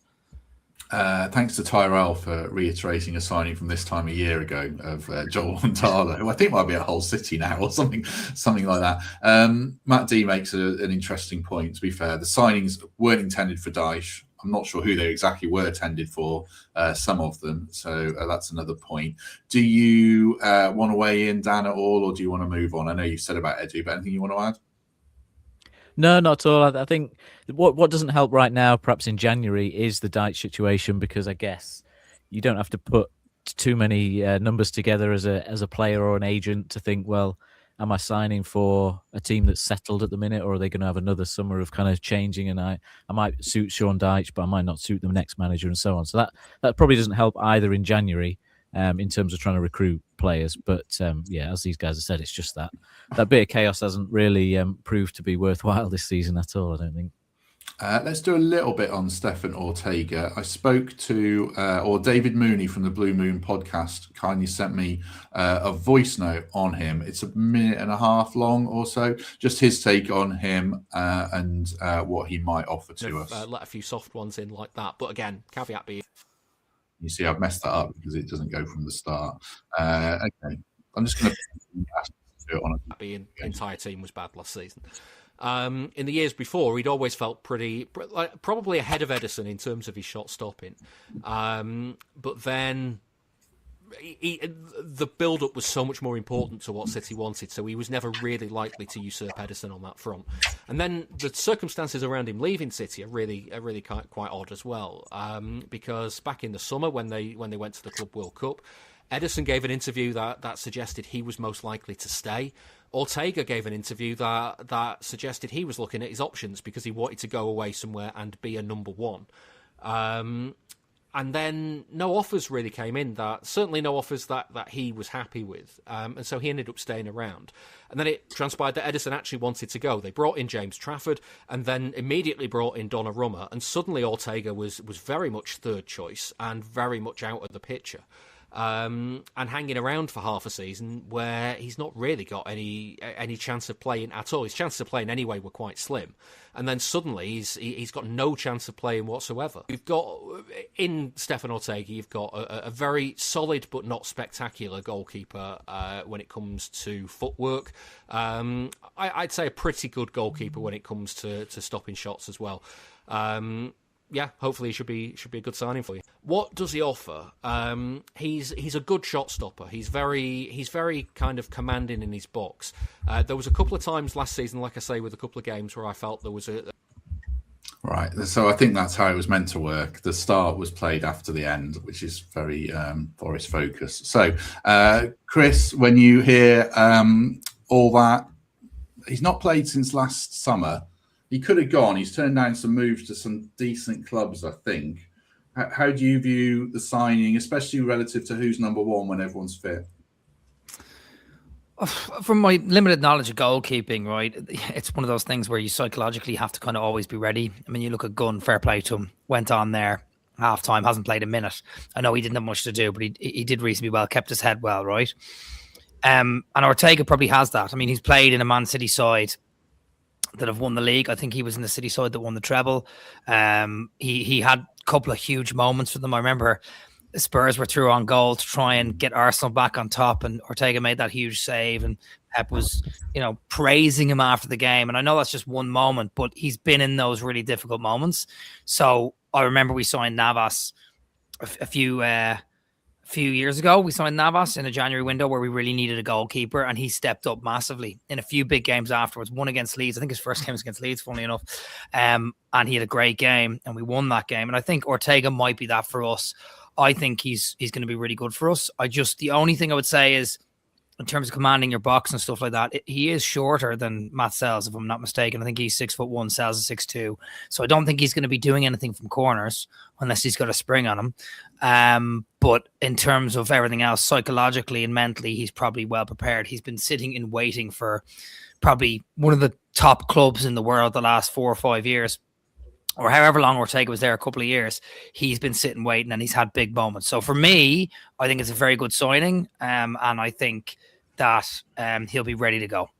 Yeah, David's voice note didn't address the thing that I think Dyche doesn't rate Sells on, Paul, is coming for crosses. I think if he's going to replace him, it's probably because of that. So I don't know how Ortega goes about it, but 500 grand to the end of the season feels like a sort of a win-win situation, especially if Sells is injured. But how are you viewing it longer term? Yeah, no, I think it's a no-brainer, isn't it? If he's available for that money, and interesting, we've only signed him on a 5-month deal, haven't we? So it almost feels like a kind of a loan, really, in a sense that he's not committed long term. But obviously, you can only have so many loans, so we've sort of circumnavigated the loan rule by signing him on a 5-month permanent deal. I mean, in terms of whether he is more commanding on crosses and things like that than Sells, I guess I think I said this the other day. The one thing I think just to bear in mind is probably. Whenever he played for Man City, he wouldn't have played in many games where they were under siege and they were, facing corner after corner and cross after cross, or whatever. And we know that sometimes when we defend deep, like if you think back to the Brentford game only a couple of weeks ago, whether he would have played in any games like that for City, I doubt. So whether he will be able to adapt to being a keeper who's involved in the game a lot more than he probably is used to being, we'll have to wait and see. So, look, I think if Sells has got any kind of meaningful injury, then you'd think Ortega comes in. Although, like you said, Gunn seemingly did well for 45 minutes, but up until Victor got injured, Gunn was very much third choice. So you'd imagine that Ortega would come in ahead of Gunn, and I hope Sells is not injured significantly, and hopefully that it's then the two of them that can push each other on, and actually that might be again a good competition for Sells to really drive him on if he's going to keep the shirt to maybe be a little bit more commanding in the box. If that's the criticism that Dyche has got of him, then he knows what he needs to work on to keep hold of the shirt. People who are listening, go on, Dan. Sorry, I was just gonna say, just on the command in the box thing. I get, I had that complaint about Sells early on as well, but sometimes I feel like he's proved us wrong, that there's actually a benefit sometimes for the keeper staying put in some of the saves that he makes. And if you think of that, the goal we got against Wolves and the penalty against West Ham, that's a keeper trying to command their box, getting it wrong, being off their line and causing problems. So it'd be interesting to see whether that actually is something we want a keeper to do in our situation. But certainly, like I say, a complaint I had with Sells early on, but sometimes it almost works the other way, that he's on his line to make a save when another keeper wouldn't be. And I guess what you need is the right decision as opposed to someone that's coming out for the sake of it, I guess. Yeah. Good fun Twitter rumour that Dominic Calvert-Lewin's done his thigh. So I don't know, be useful if he has. We'll have to see. West Ham are signing Disasi before 9 o'clock. 9 o'clock's the deadline for getting everything sorted, although I think it could still be announced by then. People who are watching live might be aware Sunderland are beating Burnley, which is good, but also a shame because I wanted Burnley to have a bit more on it against West Ham. That would have been nice, but I still think Burnley might win that one. Right, just before we go to final thoughts, a quick word for Global Telemetrics, and we shall see you in, it's only 13 seconds this week. We are again. He's on the case. Another stolen vehicle recovered. The pays to invest in security. Global Telemetrics recovered. Audi RSQ8. Protect what's yours. Thanks very much, Global Telemetrics. Appreciate that. Mukiele, by the way, if you play FPL, has got another assist and he's on a clean sheet. Absolutely kills you every week. I bet Paul's got Mukiele. I haven't, but I know the person who's beneath me in the Forest Focus table does have, so I'm going to be dropping out of the top 10, I think, after tonight. Amazing effort this season. Well done. Well done. Were you going to speak there, Dan? Sorry. I was going to say they had a dog on the hunt there for that car thief criminal, but if they had a cat, it would have been solved a lot sooner. It wouldn't have even got stolen. Let's not revive the 6 p.m. to 7 p.m. argument around dogs and cats, certainly. Right, approaching the 4-hour mark if you're on YouTube, approaching the 45-minute mark roughly if you're listening to us. So appreciate your company either way. Do hit like if you're on YouTube before you go, and subscribing would be great as well. That really spreads the word. Let's wrap things up then. Final thoughts from each of the chaps on how they're feeling coming out of the window and how they're feeling about the league and the Europa League, because the squad is important. And I think it basically solves itself now. It would be Paul and Dan are probably really across this, and Chris has been as well. Don't want to denigrate Chris's contribution. I assume it's Ortega, Luca, and Hutchinson in. Would that be right? Well, there's a thing on that. So around the goalkeeping thing. Yeah. So Ortega is, and Will touched on it earlier. There's a bit of potentially a loophole that we can exploit with Ortega coming in that doesn't use up one of the swaps. So the rules state you have to have 2 fit senior goalkeepers, right? So obviously at the moment we had started off with Sells and Victor. Victor got injured and Gunn came in as a free swap replacement injury for Victor. So we ended the league phase with Sells and Gunn registered. If the deadline for registering your 3 changes is this Thursday, I think at either midnight or some point during the evening. If we imagine that Sells hadn't got injured on the weekend, I was fully expecting what was going to happen is we were going to cancel Angus Gunn's contract, and then by virtue of him not being at the club, we've only got 1 fit senior goalkeeper, i.e. Sells, and Ortega comes in as a freebie.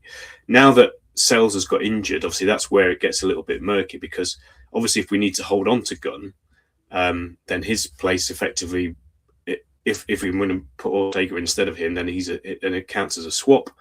If Sells is considered to be injured for more than 30 days, or likely to be injured for more than 30 days, then theoretically Ortega can come in as an injury swap for Sells, which means you then, for the rest of the season, you've got Ortega and Gunn. And I don't think Sells can then come back in unless he comes back in for Ortega. So it's a bit messy, but there is a mechanism that we can lean on to get Ortega into the squad without using the swaps.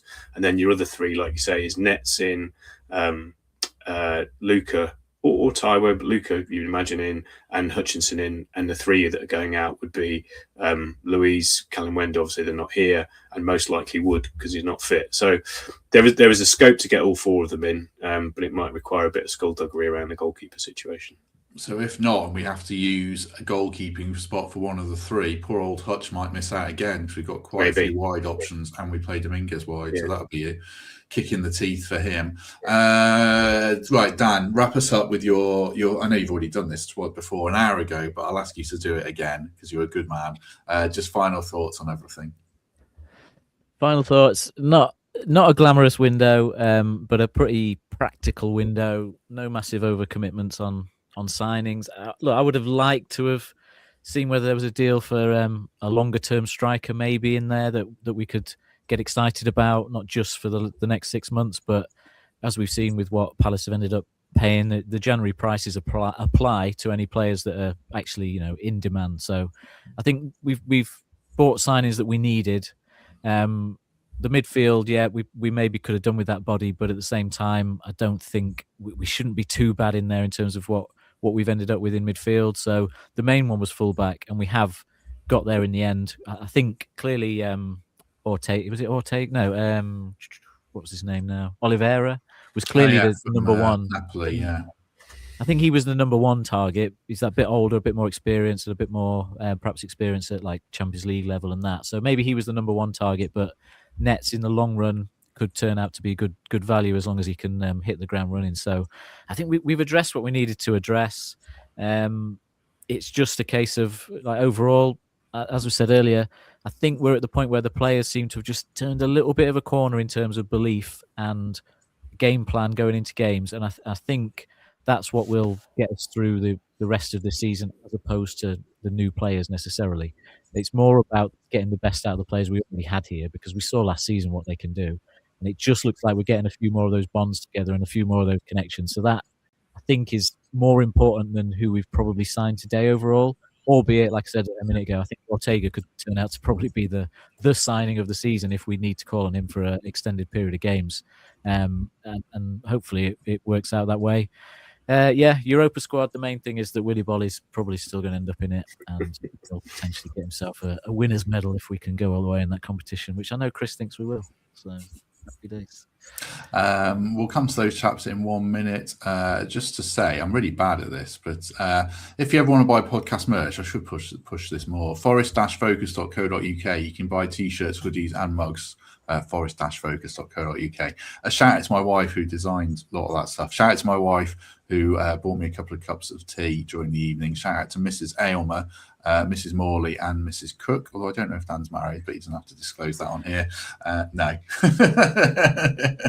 Just attached. But anyway, for all the women in all our lives, thank you very much for letting us do this this evening. Right. Chris, smiling along. Any final thoughts from you? I'm smiling because my wife's actually in the room and she can't hear what you said, but she got a shout out there, Karina. So she's smiling at me now, all embarrassed, but it's fine. What was I threw her a sweet earlier and she caught it, and it was a great catch. But anyway, that's got nothing to do with anything. Sorry, my final thoughts on the entire window. Get her in goal. Yeah, exactly. Well, Nico almost called that the other day. Sorry. Yeah, he did. No, you're grand. My final thoughts, I suppose, are like, everyone's probably tuned over the pros and the cons. The pros would be obviously the players that we got in don't look too bad. They look decent. They look like they have potential. Netz looks like he has potential. Luca looks like he has potential. He certainly has the physicality. Ortega, we know, has the potential. So they look pretty good, and we didn't splash loads of cash on them. That's the positives, right? The cons are, for me, the striker situation, because, we knew Wood was injured pre-January. We knew we were probably going to ship Calamendo out because he went in the first day of the window, and we didn't react to that. And that bothers me, because I would like a more seasoned striker. You look at West Ham, they've got Bowen who can score goals. You look at Leeds, they've got DCL who's starting to score goals. I worry, do we not want someone who's kind of been there and done that? And look, Luca might turn around and be brilliant, and I think he's probably got potential to do, from the highlights reels I've been watching of this 6'7" lad bang goals in from everywhere.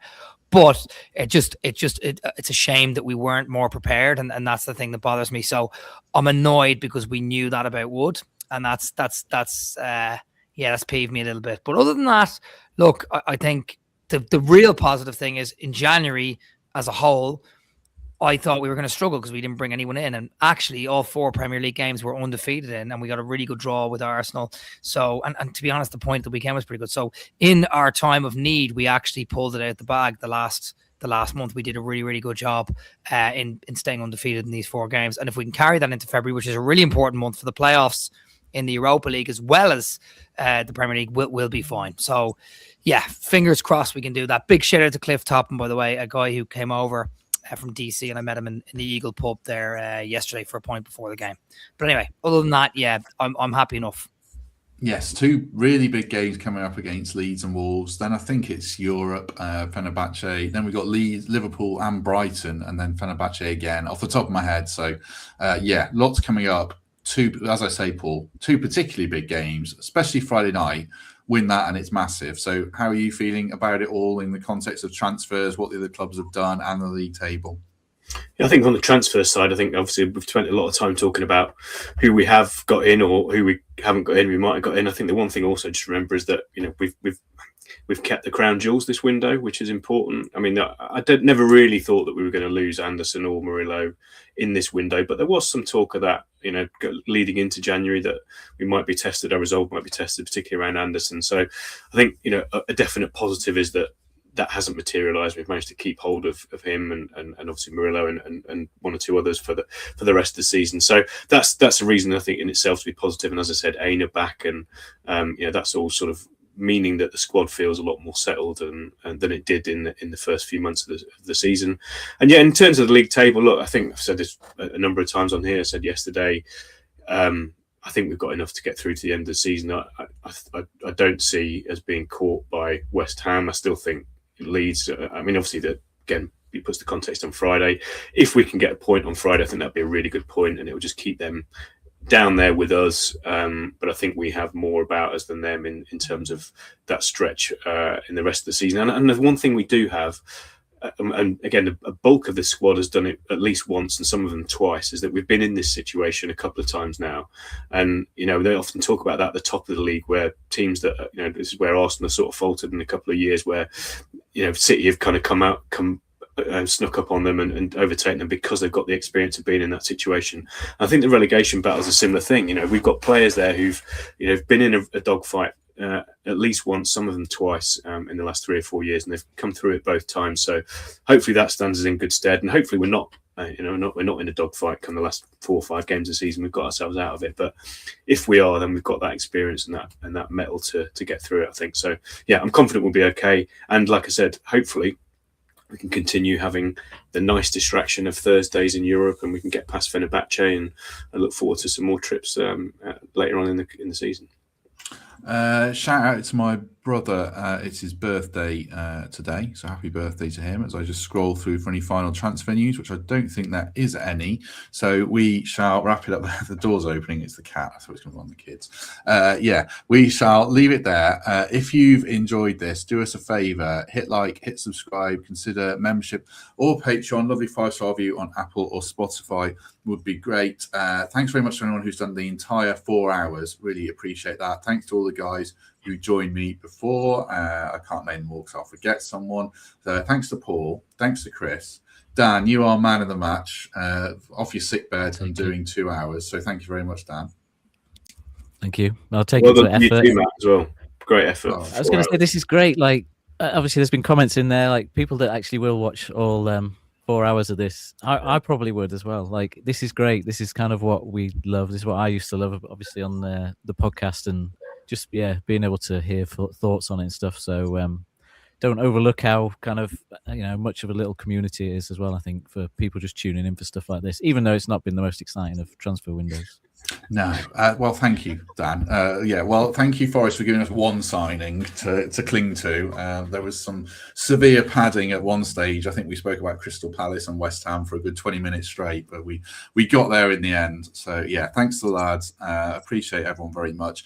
Back tomorrow with Dan's story and another, or just Dan's story, depending on how things come together. But we'll do some more chat like this, and then we'll turn our attention to the Leeds game on Wednesday because it is on Friday night. But yeah, like I say, do hit like, do hit subscribe before you go. Thanks for your company. And if we don't see you tomorrow, we shall see you soon.